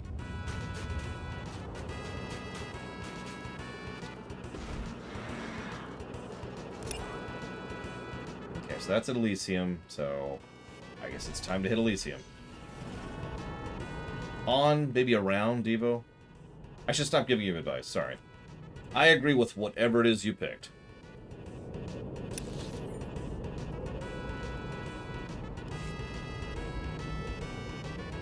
As long as Bale's glaring. Alright, so... if I had the rights to Star Wars, what would I toss out and what would I keep? Now, what's funny is I will have to make that decision. Not just when I conquer the world, obviously. But I mean for the Star Wars rewrite. I will have to decide. It'll be a big discussion. We'll probably do a stream of it, honestly. And just kind of bring things to the table and sort and filter through, you know, the enormous amount of canon. This is not as close as it could be. In order to try and decide what we keep and what we eject. Because there's, percentage-wise, there's probably a huge portion of the EU that I'm totally cool with ejecting. But on the AU side, what's that anime show? Rebel something? Not Rebels, it's something else. Oh, right. I remember this.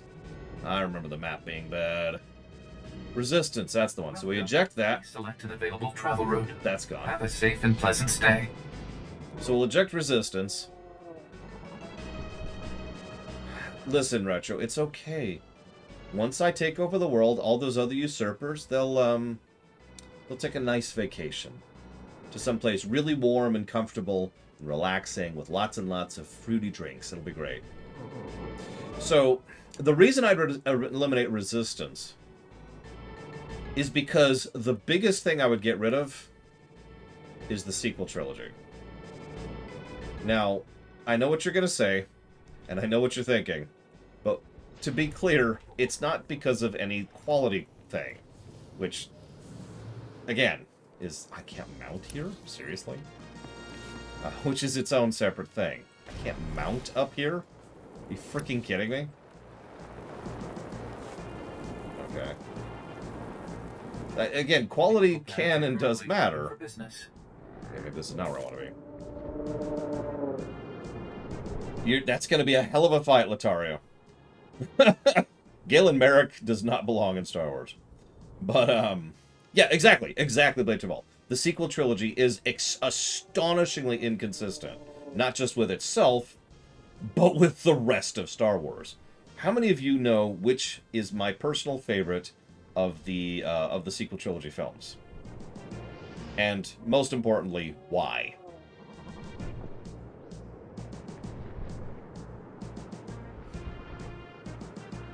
The correct answer is 9. Which I don't remember the subtitle of, and don't care, don't tell me. But it's 9. And the reason I enjoy 9 the most, by far, is because of the fact that 9 is the most enjoyable film of them to watch. It has the best cinematography, it has the best usage of camera, and lighting, and presentation of scenes, and story sequencing, and action shots, and all sorts of stuff like that. It is a very well presented movie. In fact, it is by a huge margin the best presented movie of the trilogy. However,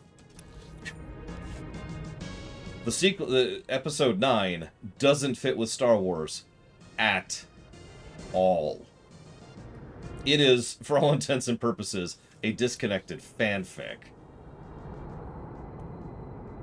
And that's really all that can be said about that. So that's the nicest thing I could say about the sequel trilogy with regards to them and how well they fit with the rest of Star Wars.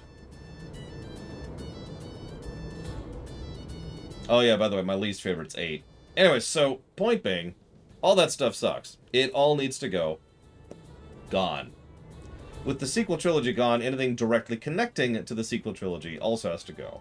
Not anything vaguely connecting, just anything directly connecting. So, Resistance, gone.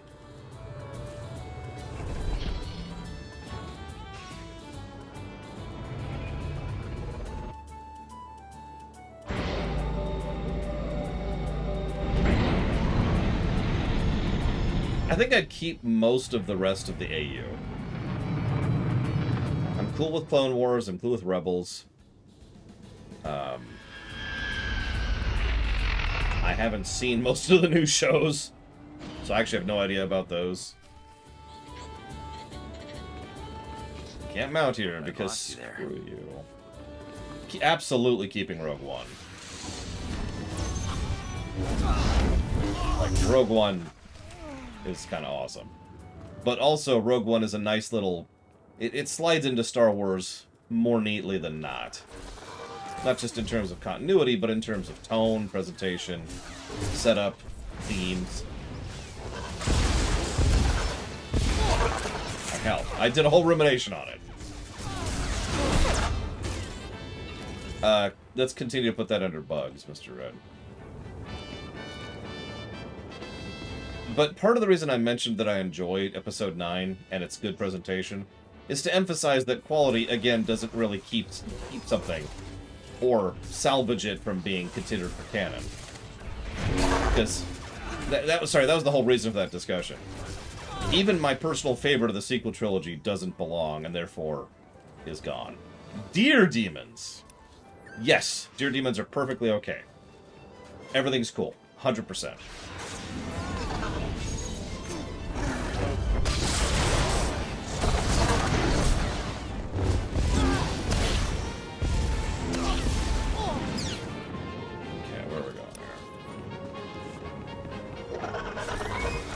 Love not having AoE, let me tell you what. Yeah, Rogue One and Jedi Fallen Order. And honestly, I'm going to stop there. Probably have the best Vader stuff I've seen ever. Outside of a book, anyways.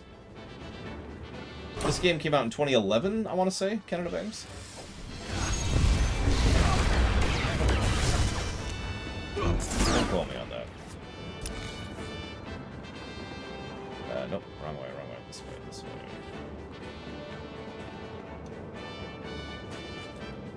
I'm just blanket approving everything at this point, Evo.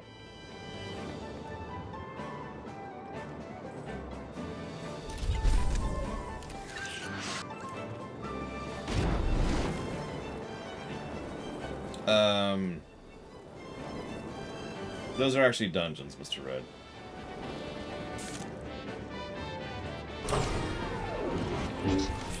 But I'd lost you there. The tone? That's an interesting way to put it. I will admit I also disagree with that. I've always found Star Wars to be fairly dark and unashamed in its darkness. But the key part is that it doesn't stay dark. If I could put this into such terminology, I would say that the fact that that Rogue One happened the way it happened, but it wasn't for nothing. That all of it was for good intent and purpose. That they succeeded in the end. That they really did cast a hope into the future. Prevents it from being just grimdark or excessive or whatever, right? And yes, it is. I'm rather fond of it, Banter.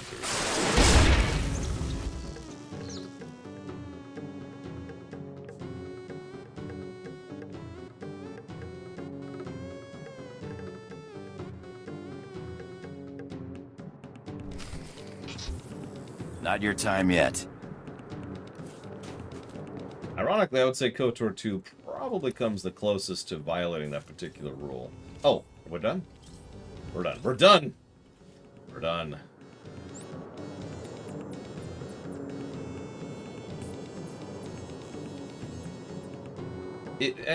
Okay, that's valid, Cubic. I massively disagree, because real-life terrorists are so much worse than that it's not even funny.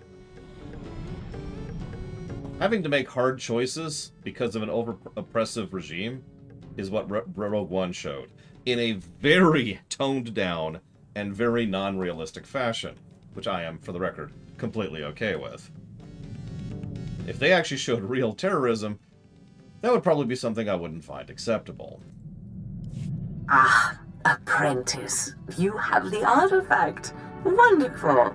And Lady Thule sends her thanks once more for your aid against Organa's Jedi. I don't know that I've ever met a nicer person. She knows who her friends are, as do you, apparently. Lady Thule is a vital ally to the Empire. By all accounts, you have a very promising future ahead of you, apprentice. Now that you've found the last of the artifacts, I hope to see you on Drummond Cass as soon as possible. We still have much work to do. And that should be my dual saber. Hopefully. Yep. Yay. Fortunately, I don't have a cosmetic for a dual saber, but hey, you know what? I'll take it.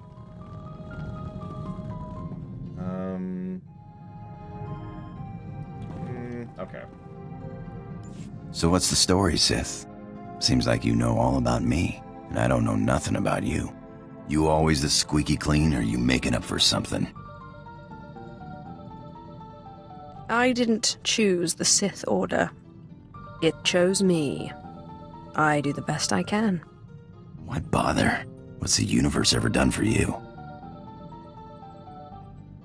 What use is fighting the universe?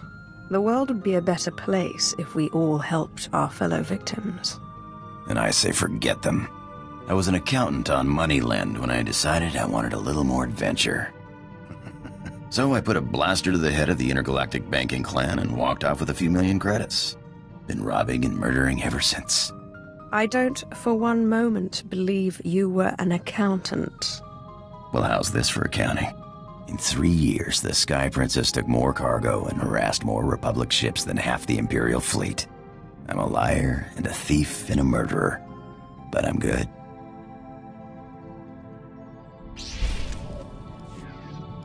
You know, you got a pretty nice ship. It's no Sky Princess, but hey, what is?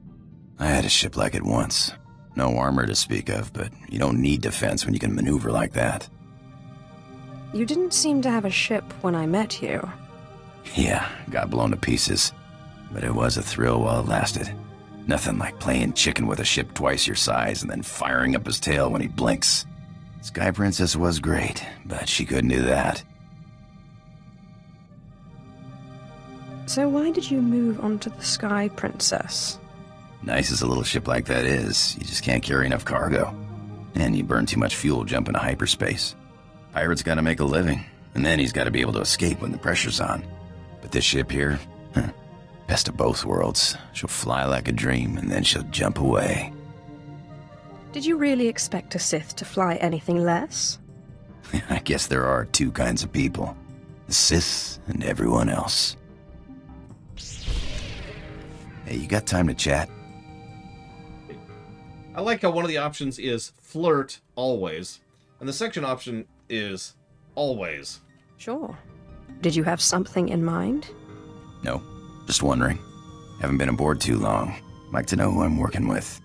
Nothing touchy-feely, just enough to know you got my back. There's another flirt option. I like two things. Ancient artifacts and getting my way. Remember that, and we'll be fine. I'll try to remember. Just one more thing. You ever butt heads with the Republic, let me have a shot. I got a score to settle, and it'll be a long time before I call it even. You hear that, Sith? Nothing like it in the galaxy. The hum of an idling blaster. Potential energy right there. It's like waking up on your birthday wondering what you got. For a few minutes, it's anything. The whole galaxy, just waiting for you to pull the trigger. What do you call it? Nah, don't name my blasters. It's a bad idea to get attached. Actually, I was wondering. These blasters are nice, but a pirate's only as good as his equipment. We don't got fancy force powers like you Sith. I think I have a spare set here, if that's what you're asking for. I'll pay it back, Sith. Don't worry. Thanks. Yeah, he's got a blaster. He calls it Torchy. You know, I think I heard the ship's engine making a strange noise earlier. Mind if I check it out sometime? I didn't know you knew anything about engines. Yeah, I've lived on ships most of my life. You don't do that without picking up something. I'm no expert, but a buddy of mine back before the war taught me most of what I know. Carl Norn, best technician I knew. Worst card player. Could never see when the deck was stacked against him. And it always was. You have quite the colorful group of friends. Pirate business has all kinds of people. Made me first mate after the war, on a ship called the Bloodshot Ranker. I learned a lot before he gambled the ship away. But you're sick of hearing me jabber, huh? Yes, that's why I keep talking to you over and over again. Engine's fixed. Looks like we took on some rock on one of our last jumps. Nothing big. Reminds me of the time I took the Sky Princess through an asteroid field. Ship mechanics were furious. Clean rock out of our engines for weeks. Had to replace one of the rears, it was so badly damaged. You're lucky you made it out alive. Mechanics couldn't take me. Or did you mean that asteroid field? No, that was nothing. When you got a fleet of Republic ships on your tail, you take whatever cover you can find. Rocks don't have cannons. Besides, what's life without a little risk, huh? That's why I became a pirate. The risk, the reward, the freedom. That's the same reason I became Sith. Though my freedom was perhaps more literal. Freedom's all in the mind, but it does help to have a good blaster. So what does a Sith do for fun? I am astonished there's no flirt option there. I haven't exactly had a vacation since I was recruited out of the slave pens. Well, maybe you want to hit the tables with me sometime. I think you'd like the rush of a high-stakes game.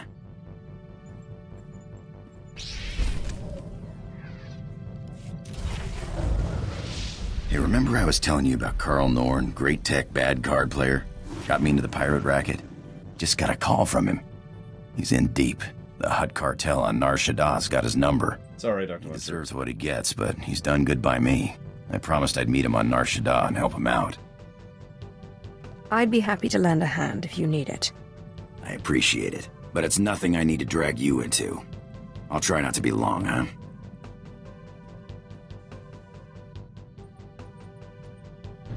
So what happened with your friend Carl? Were you able to help him? Yeah, thanks for asking. Carl's same as ever. Never got a hand he didn't want to play. His debts weren't anything a few well-placed blaster shots couldn't settle. Do you ever miss being a pirate? I miss some things, I guess, but it's not like it's boring around here. Thanks for letting me bail him out. Have you seen Empire Strikes Back? Yes, J. Palmer. In reality land, asteroid belts are extremely safe. Need something? I do have this knot in my back. There's gotta be a Twi'lek you can pay to take care of that, huh? I'm not your slave.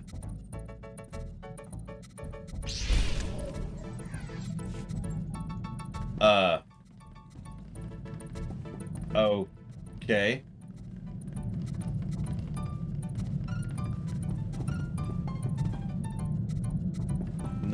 Sure. Now I gotta talk to this idiot. I made a discovery. You remember I told you about Orton Kella, my master's apprentice, and his Deshad slave? I'm certain my fellow shadow assassin lives, that my mistress Death does not yet claim him. How did you discover this? I received a call from a cloaked figure. The place was a vault in Tatooine my master kept. If he is alive, I must find him and speak to him. He's my last connection to my master, to my life before this cruel turn. We must get to Tatooine. Whatever you wish, my master. I will trace the signal and we'll go right back to Tatooine. Let's do it. Let's do it. Let's go. No, I can't stand Chemval. I've never liked Chemval. Ugh. Blanket approval, Evo. You want to do a bunny one? Sold.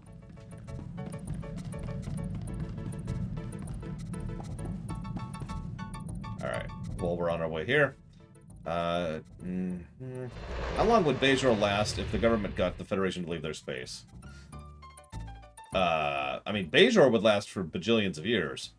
The Bajoran people probably would do okay once they survive the horrific apocalypse that's about to be visited upon them. But the Bajoran government would probably last about a day. Let's see, this is a perfect place. Let's see here.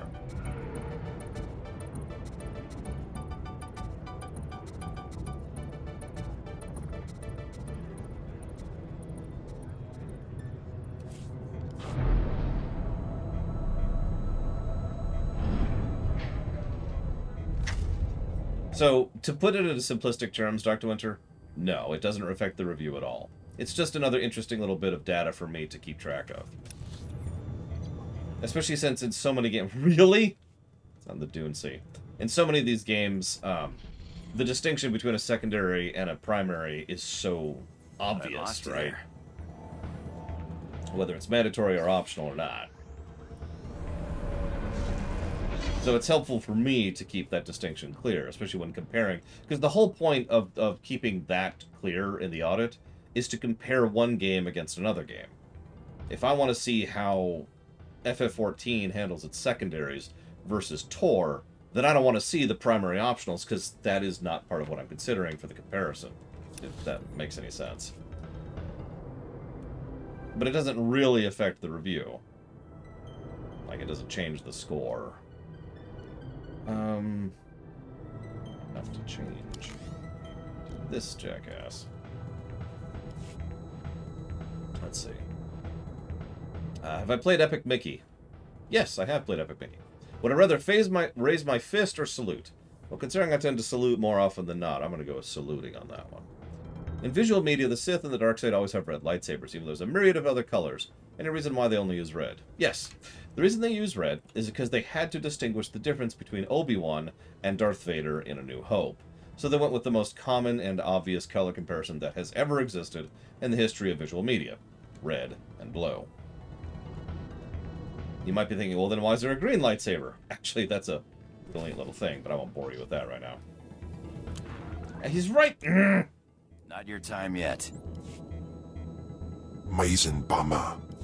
Ah, Kem, my proud friend. How long have I waited? I like how it's the exact same voice acting as the other guy. I see you found yourself a pet. It smells weak, but I suppose there's potential there. I am Kemval's master, not his pet. Ah, my friend, I'm sorry. It must have been a long fall from glory. But you always were soft, weren't you? Always favored, always the best. If I didn't know better, I'd say you even loved that Sith animal you called a master. Enough! I was not weak. You were weak. A slave to that monster, Orton Sela. I know a way to shut this guy up. Foolish Ken, foolish little Sith. Orton Sela was cruel. It's true. Petty and insignificant by all accounts. That was the only reason your pitiful master trusted him, and that was a mistake. Because he was pathetic, and weak, and cruel, and... Oh god, you actually have access to your abilities now! Crap! What am I gonna do?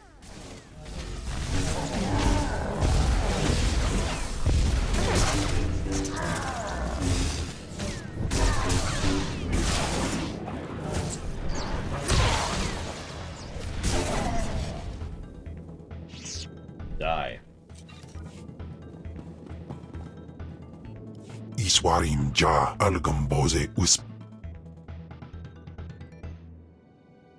I'm sorry it had to end like this. Isn't it enough to learn of my bastard's betrayal by my only friend? Must I also endure your pity? Would you earn my respect, if not my loyalty? My master, if it pleases you, let's leave this dismal place and never speak of these ghosts again. Okay. I can handle that. But yeah, when they added, so yeah, there were visual effects issues with the original lightsabers, and so the blue lightsaber and the red lightsaber, blah blah blah blah blah blah, and then we get to the green lightsaber, which is my personal favorite, because they wanted to show the distinction that Luke had a separate lightsaber, had built his own lightsaber, without having a lengthy cutscene and wasting valuable screen time explaining that he got his own lightsaber. So, Luke shows up in Return of the Jedi with a green lightsaber. It's one of the more brilliant tidbits in the whole film. I'm actually really impressed with what they did there.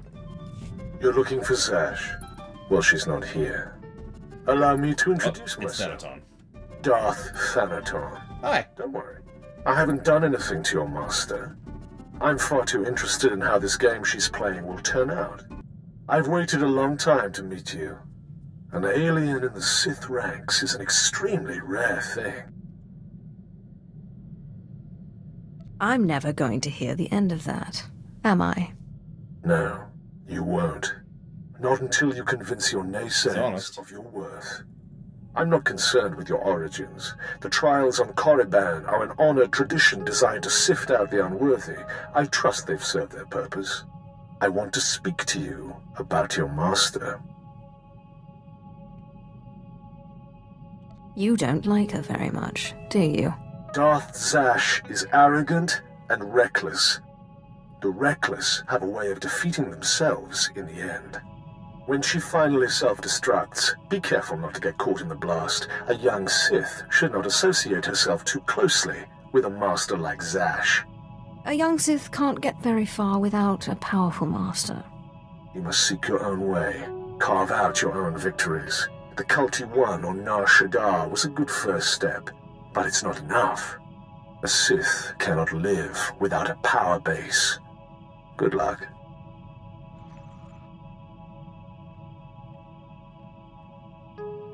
My child, your power has grown since we last met. Your strength will rise and shake the Sith. I feel it. Now, I have another gift for you. One that was dearer to me than even my life. My own lightsaber. Until now, lost to me. But through your great power in the Force, I have found it. You must claim it. So where do I find this lightsaber? I entrusted it to my faithful retainer, Jonas Aeschylus, the only servant who didn't betray me when Tulak Horde moved against me. He swore he and his heirs would keep it safe until the time that my heir would return to claim it. His heir is on Nar Shaddaa, working in one of the casinos there. Her name is Mila Aeschylus. Go to her and claim your inheritance.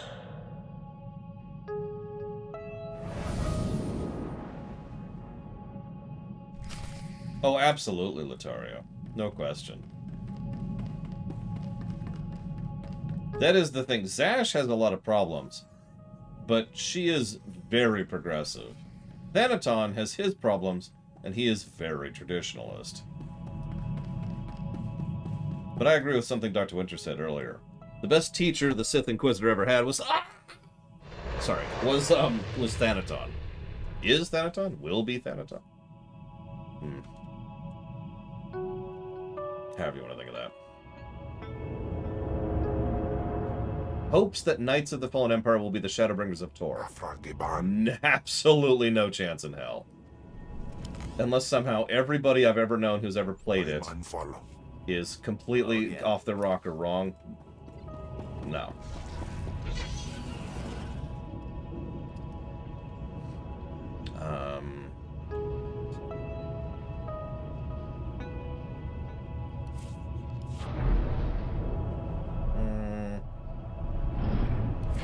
Oh, by the way, there are in-universe reasons for them to use red lightsabers instead of blue or pink or purple or whatever.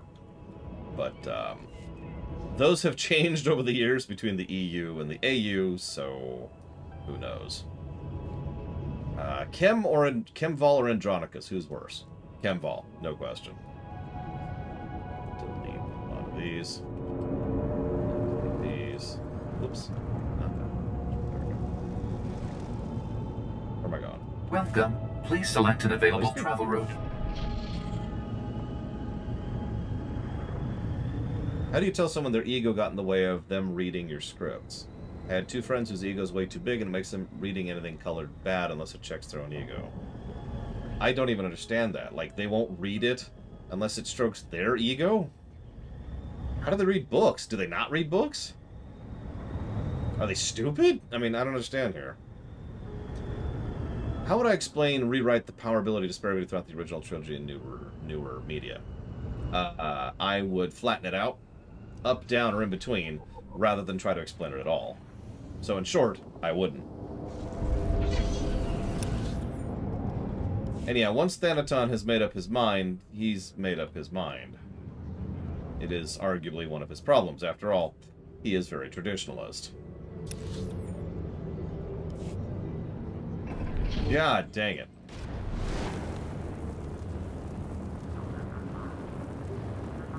I mean, maybe Ventures. I don't know. Maybe I'm just misunderstanding.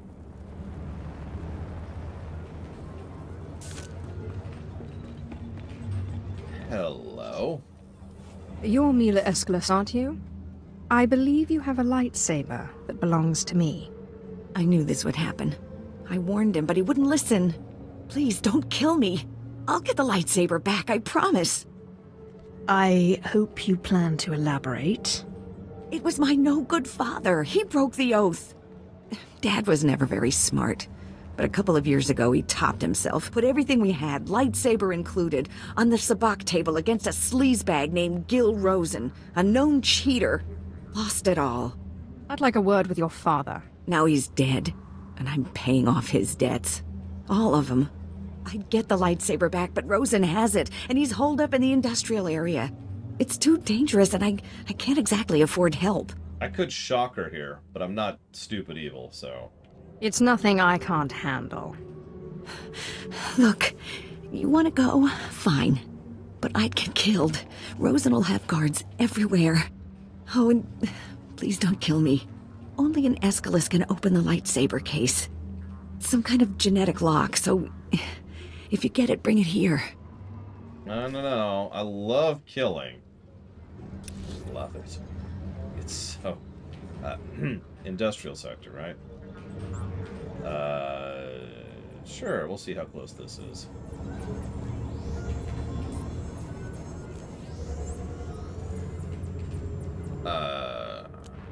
Actually, I think that's all the questions. We're actually caught up on questions, with one exception. Equalitas asked a question, but I never really got to answer it. So Equalitas asked, what's my favorite NES Mega Man song? Not NES styled, but specifically NES, so that limits us to 1 through 6.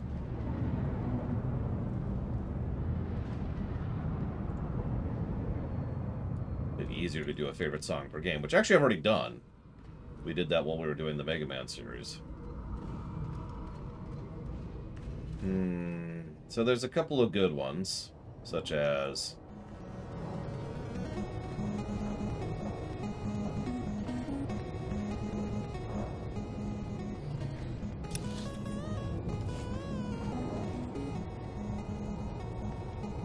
Yeah, you can just keep shocking her. You'll notice I've been pretty careful about when I shock people. At least in canon. This is London. You see how jerky that is? God. People wonder why I don't fly around in walkers. Look at that thing.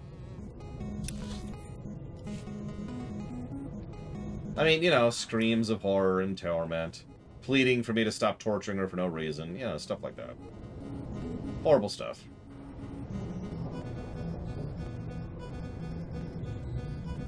Hello.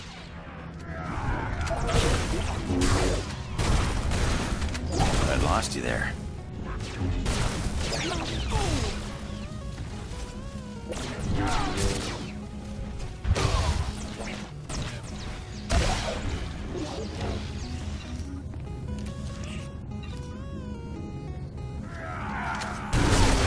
I want to make sure people remember me, so they get horribly tortured.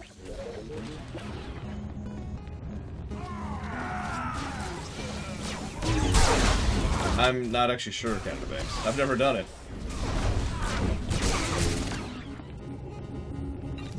Hi. You shouldn't have come here, Sith. I've got eyes and ears all over this city. I heard all about your little talk with the Escalus whelp. Lucky for you, I'm feeling generous, so I'm willing to make a deal. How about you give me the lightsaber, and I let you live? Look, I'm standing here with Nar Shaddah's toughest mercenaries. Guys that make the Sith look like schoolteachers. Okay. So, what I'm thinking is, you're gonna listen to me. That's what I'm thinking. Here's what I propose. I give you the lightsaber, and you come work for me as my own personal Sith. That, or you pay me 3 million credits. I don't think so.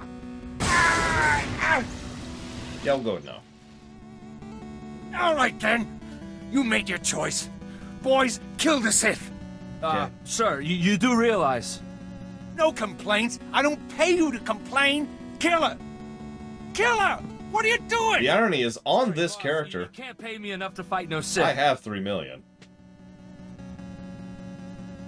You don't get off that easy. No! I don't want to die! Sorry, buddy. You exist.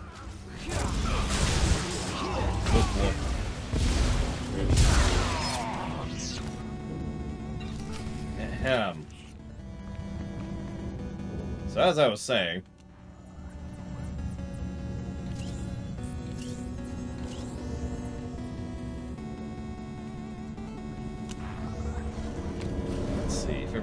4 song.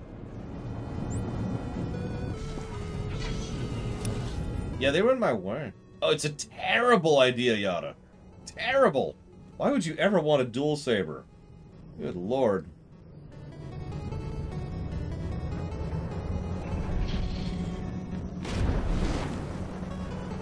Listen, Latara, it's fine. He's got trained mercenaries, okay?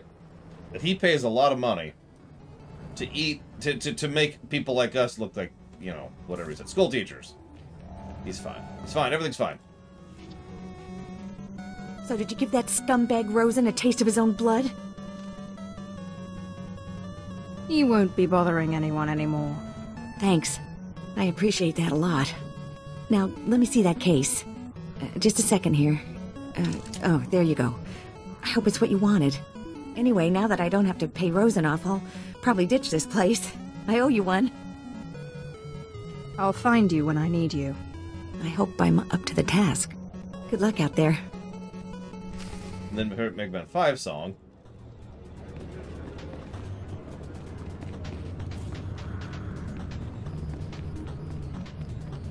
Oh, Holo Terminal. Right. I mean, the problem here is that a lightsaber in general isn't exactly super, you know, practical, but let's not get into that.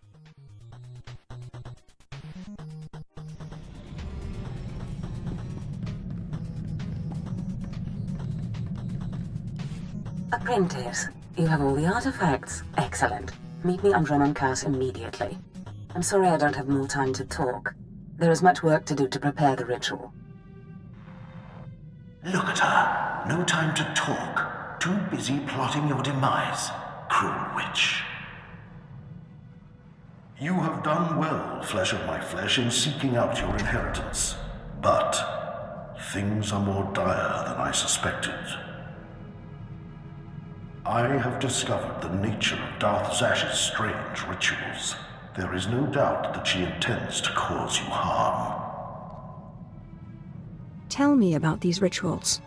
Zash praises your great strength, yet she fears it. The rituals she performs are to protect her against the Force. Ask yourself, why go to such lengths to defend herself against the Force if she has no intention of fighting you?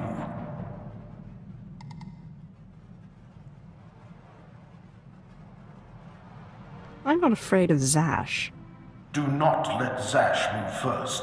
Arm yourself with anger. Steel yourself with hate. Crush her before she has a chance to strike. And if at all possible, do not face her alone, but bring an ally who can break through her defenses.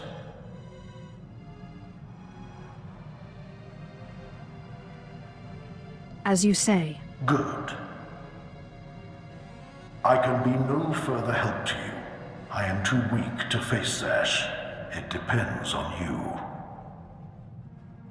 Just remember, whatever you do, do not enter the Dark Temple alone. Zash is prepared.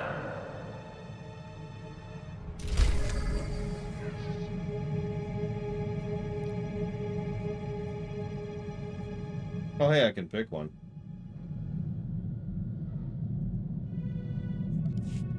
They both suck, but, you know, it's nice to have options.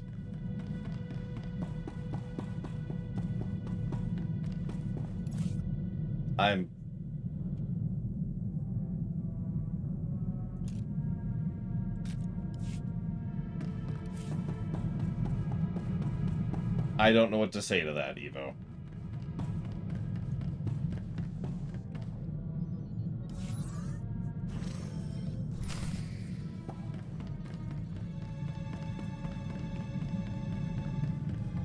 Oh yeah, well, Apprentice, you've arrived on Dromon Cars. Marvelous. Let's get right to work. Secrecy is vital, so I've secured us a nice, out-of-the-way spot for the ritual.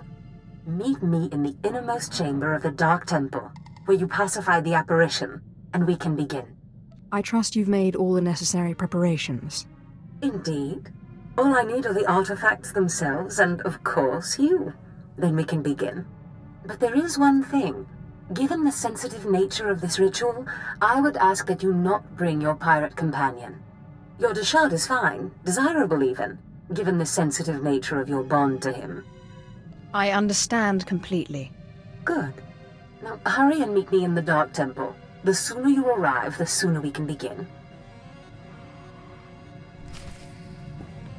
Right. Definitely not a trap. Everything's on the level here. Let's see. So Latario asks, who am I to side with? The jackass I can't stand, or one of my favorite characters in the entire story arc?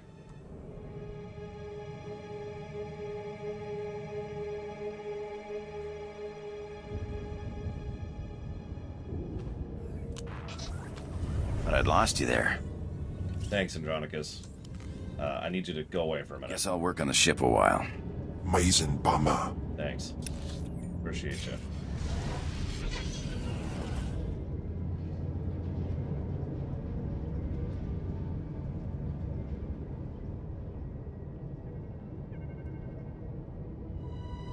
Sorry, so New Romulus is an adventure zone, Mr. Red, and so should be clarified like any other adventure zone. Same for the second one.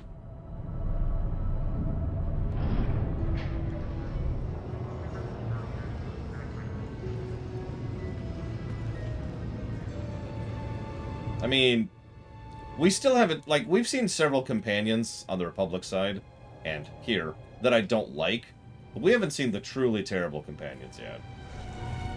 We will. We will.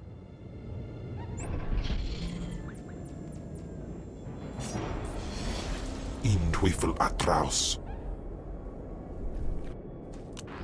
Any good companions for the Sith Inquisitor? Oh, you mean good, like, aligned. Well, that sucks to be him, then, Latario. Maybe if he wasn't such a dick, I'd not side against him. That doesn't change my opinion at all. Yeah, I would say Ashara is probably as close as it gets.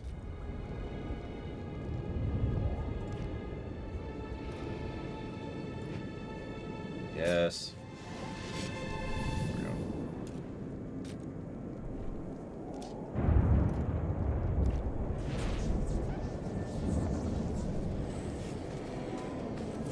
Single worst companion of all of Tor?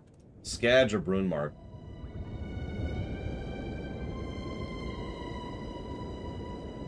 Yeah, that's nice.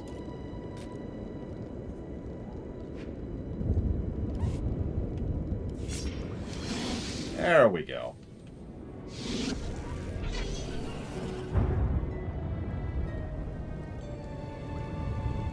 Yeah, we'll decide when we get there. Skadge is bounty hunter, and then Brunmark is Sith warrior. I think I'm not even sure about that. Tastiest companion. Scorpio.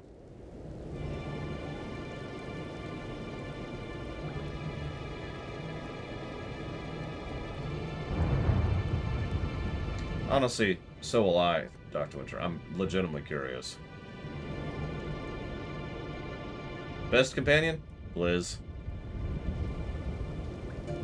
Okay, that's kind of a meme answer, but it's worth noting Blizz is legitimately awesome. So far, though, our best officer is the trooper, the woman whose name I can't even think of. The former Imperial.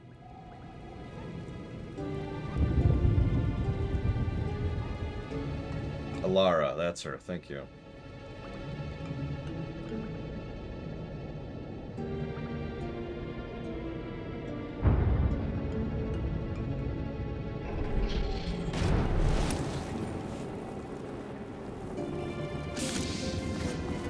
Who's more evil, Darkseid, Jaisa or Darkseid Bastila? Darkseid Jaisa, absolutely. That might be. Oh wow, I got a little lightning going on too. That's interesting. It's also white when it shouldn't be. That's really strange. Anyways, there's probably a little bit of bias there because of the fact that we see more of Darkseid Jaisa than we do of Darkseid Bastila. But Darkseid Jaisa she's bonkers. She has lost her mind completely. We've talked about drunk on the dark side. That is what happens when someone is drunk on the dark side. It's ridiculous.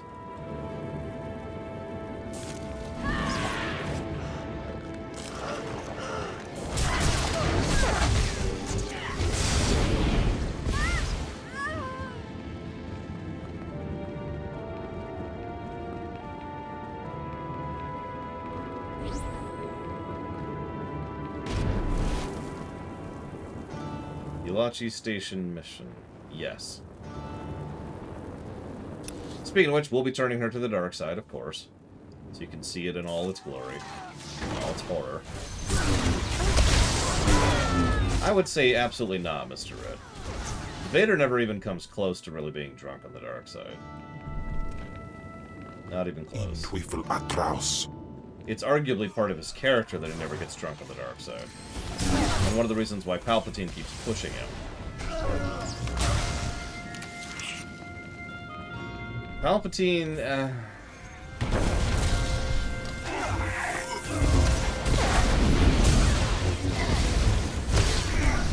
I would say the only time that Sidious ever became drunk on the dark side was in Episode 9.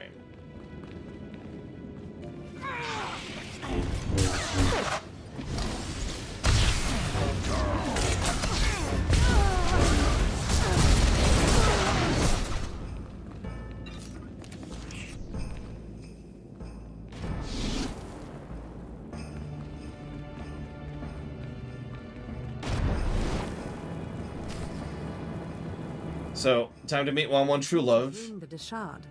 The bond between master and servant is delicate. I would not dare begin the ritual without him. Well, I would if the game would let me.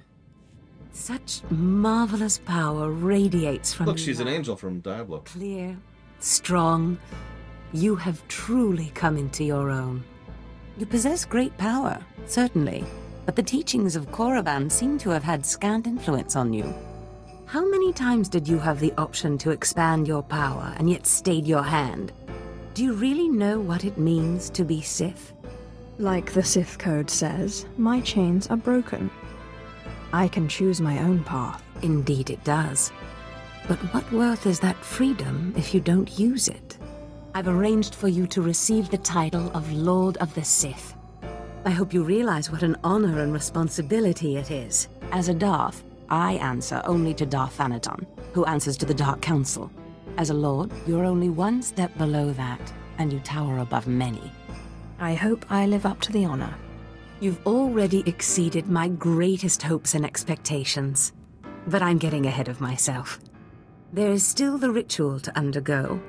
And I'll warn you, the ritual may prove a trying experience. But once it's done, you will be truly great. Truly powerful. If by powerful, you mean dead. Apprentice, where did you get an idea like that? When have I ever tried to do you harm? The truth is, I have not been completely honest with you. I wish I could have been, but the timing was not right.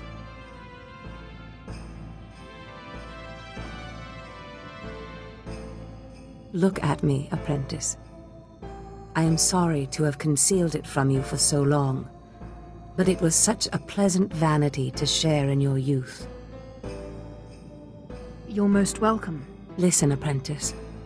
Various Force rituals have helped me maintain my appearance and some of my vitality, but inevitably, life fades. I'm dying, apprentice. My will, my intellect, my spirit are as lively as ever. But this body is dying. Is there nothing I can do to help? You've already done more than you realize, apprentice. You will allow me to live on. Be prepared. As the ritual ends, you will likely see me collapse before you feel it taking effect. Do not panic. Know that this is what I have trained you for, primed you for, from the start. This doesn't sound promising. Don't worry. I imagine it will be just like falling asleep. We will accomplish so much once I am in command of that wonderful vessel of yours. Just hold still. Sure thing. Let me just hold still here. Where did these people come from? They're just, you know, they're my buds. My friends are my power. You can't stop this ritual from happening.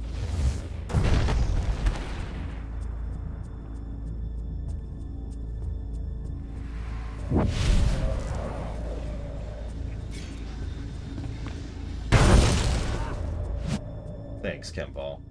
The one and only good thing you ever do. Apprentice! What have you done to me? Why couldn't you just hold still for a few moments longer? Why couldn't you call your monster off? I need to learn that ritual. That monster broke through my defenses, interrupted my concentration, diverted the entire ritual.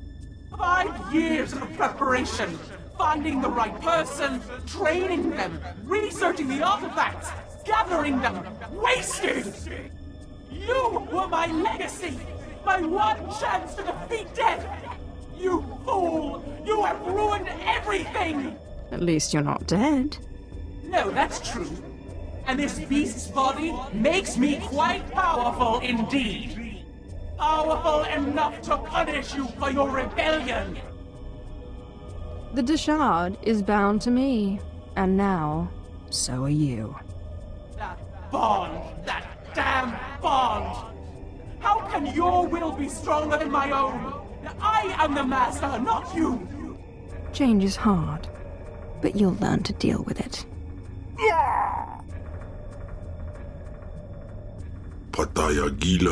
Kink has insinuated itself into the twisted coils of my unfortunate existence. First Holocron abandons me to this meager creature, and now it's as if my body is no longer my own. Is that you, my morose monster? Last I remember, I was attacking the female Darth. When I felt this force, like something trying to drive me from my body. It was not my mistress' death, but another. So I resisted the force's pull, and then a darkness came over me. Tell me, what is going on? It seems Zash went into your body, but you didn't leave. What? Protest all you like, Kempal, servant of Tulakord, but your ancient master's artifact has been turned against you.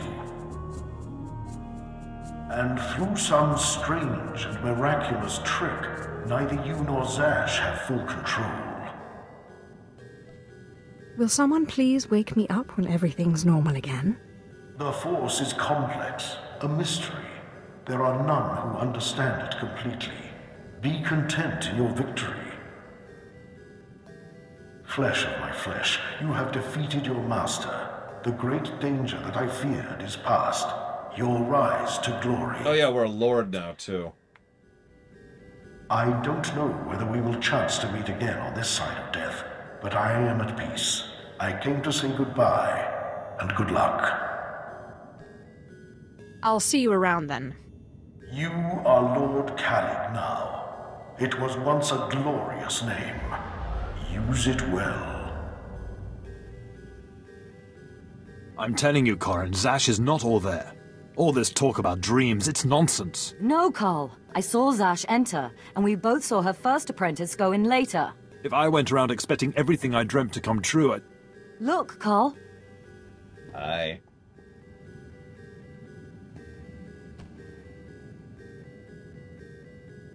Darth Zash! You murdered her! She did try to steal my life, after all.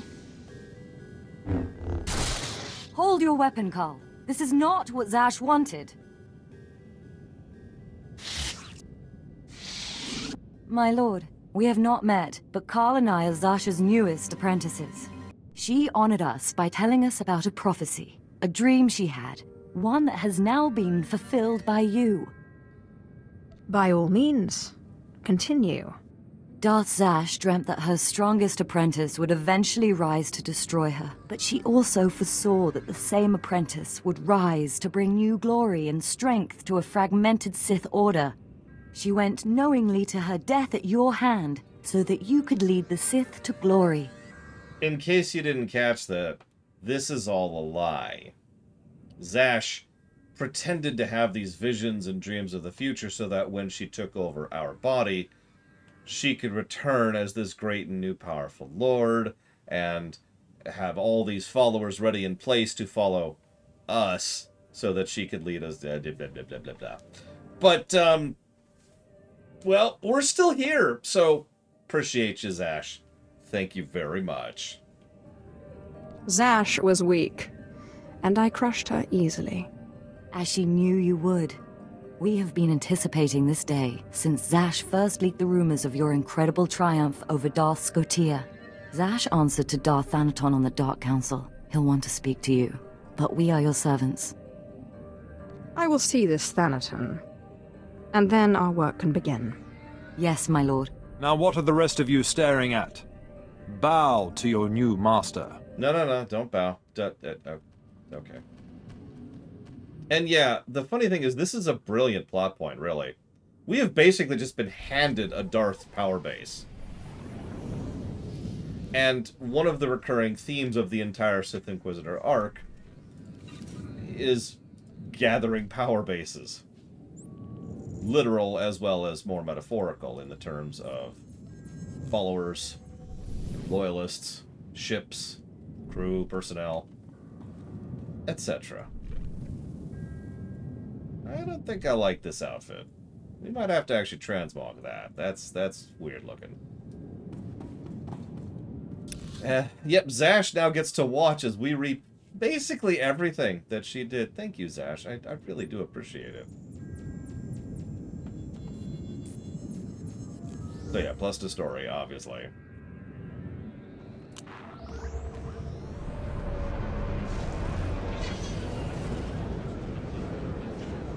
Yeah, exactly. We get a competent fleet. And a couple other things. I don't know, I might stick with Kemval this time, just to vary it up a little bit. I like Zash better, and I do. And screw Kemval. But one thing I've talked about repeatedly is rewarding people who are loyal. And making sure that people are actually loyal and not just, you know, afraid of me loyal. I'm not much for slavery. Even as a Sith. Darth Thanaton, I believe we spoke once before. I hope you've settled into your new role. Your brief career has been of great interest to me. And with Darth Zash dead, I think it's time we finally met. If you will be taking up Zash's work, we have much to discuss. Meet me at the tomb of Darth Andrew, outside Kar City. As you say. It will be a pleasure to finally meet you. Something about that Thanaton guy rubs me wrong. Your pirate friend has good instincts. Thanaton had me confined to Brahman Cast when we killed Scotia, and he'd have done worse if he'd had proof. He's not to be trifled with. Be careful. Thanks. I'm sure glad you just tried to kill me and all. Where's he want? Oh, he wants me to go way over there. You know what? Let's go ahead and stop here for the night, I think. Before we go and encounter the next cutscene. Besides, I need to find a new robe. This thing is terrible. Oh. So let's give me just a second here, shall we?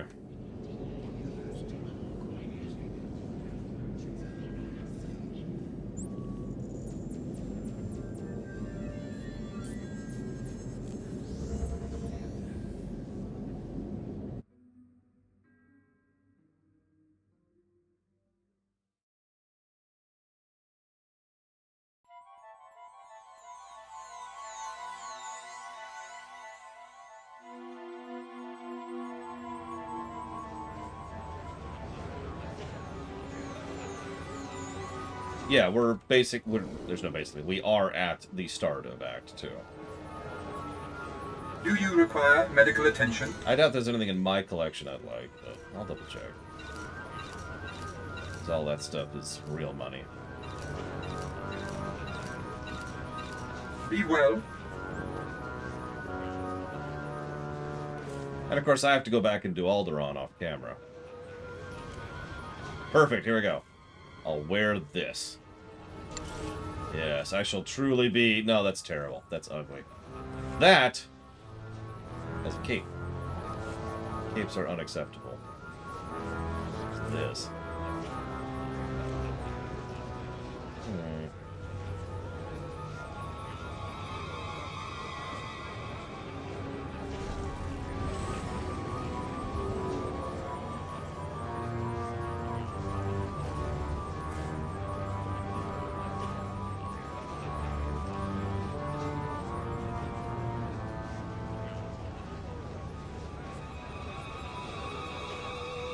It costs $4 to make an item that I have available on other characters.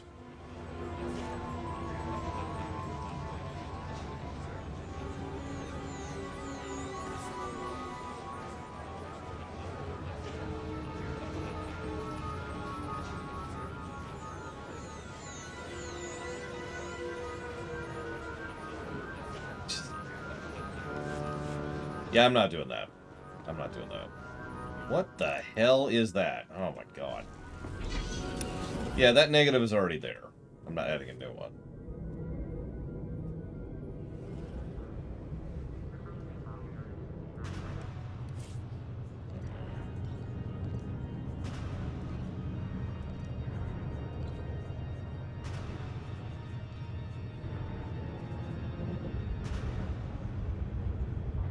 What do we got here? What do we got? I just need something simple. Nothing fancy. Nothing flashy. Oh, there we go. Perfect. I'll run around like that. I'll pretend I'm actually playing as Giga Pudding. What the hell is that? Oh. I see what that one is. Or get the shoulder pads going on. We do like shoulder pads, right? That's a thing.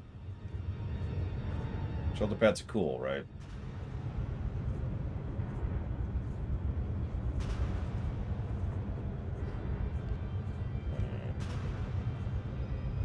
All of these are not what I would call great.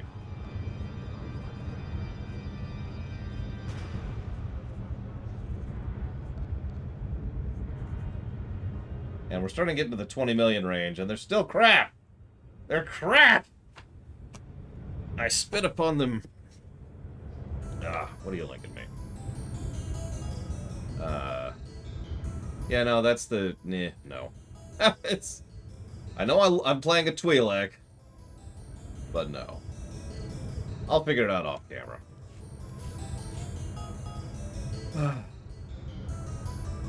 TFOs. You're launching ground missions. Oh, sorry. The ground missions are actually MSQ. My bad. Well, first, Bregwin, what I do is I have an item left over from like 5 years ago, which I held on to for some reason and never equipped. Then when I came back this year, I went and was like, oh, I'm going to sell this, and made a few 100 million credits. Anyways, I do hope you all have enjoyed. Oh, let me update the HUD here. I need to polish my thoughts on a few of these things, so I'm just going to update a couple of things super quick. It looks like we are up to this many story positives. I think I am actually going to codify a Chemval negative. Just because a lot of his early stuff, pretty much all of his early stuff, which crosses days of gameplay, is him not shutting up about how amazing Tulak Horde is. And it gets really old. So that's codified at this point. I guess that's it, actually, for the moment. So, again, I will see you all tomorrow. 10 a.m., excuse me, 10 a.m. Eastern Standard Time. For Act 2, and we get to go to Hoth, I think.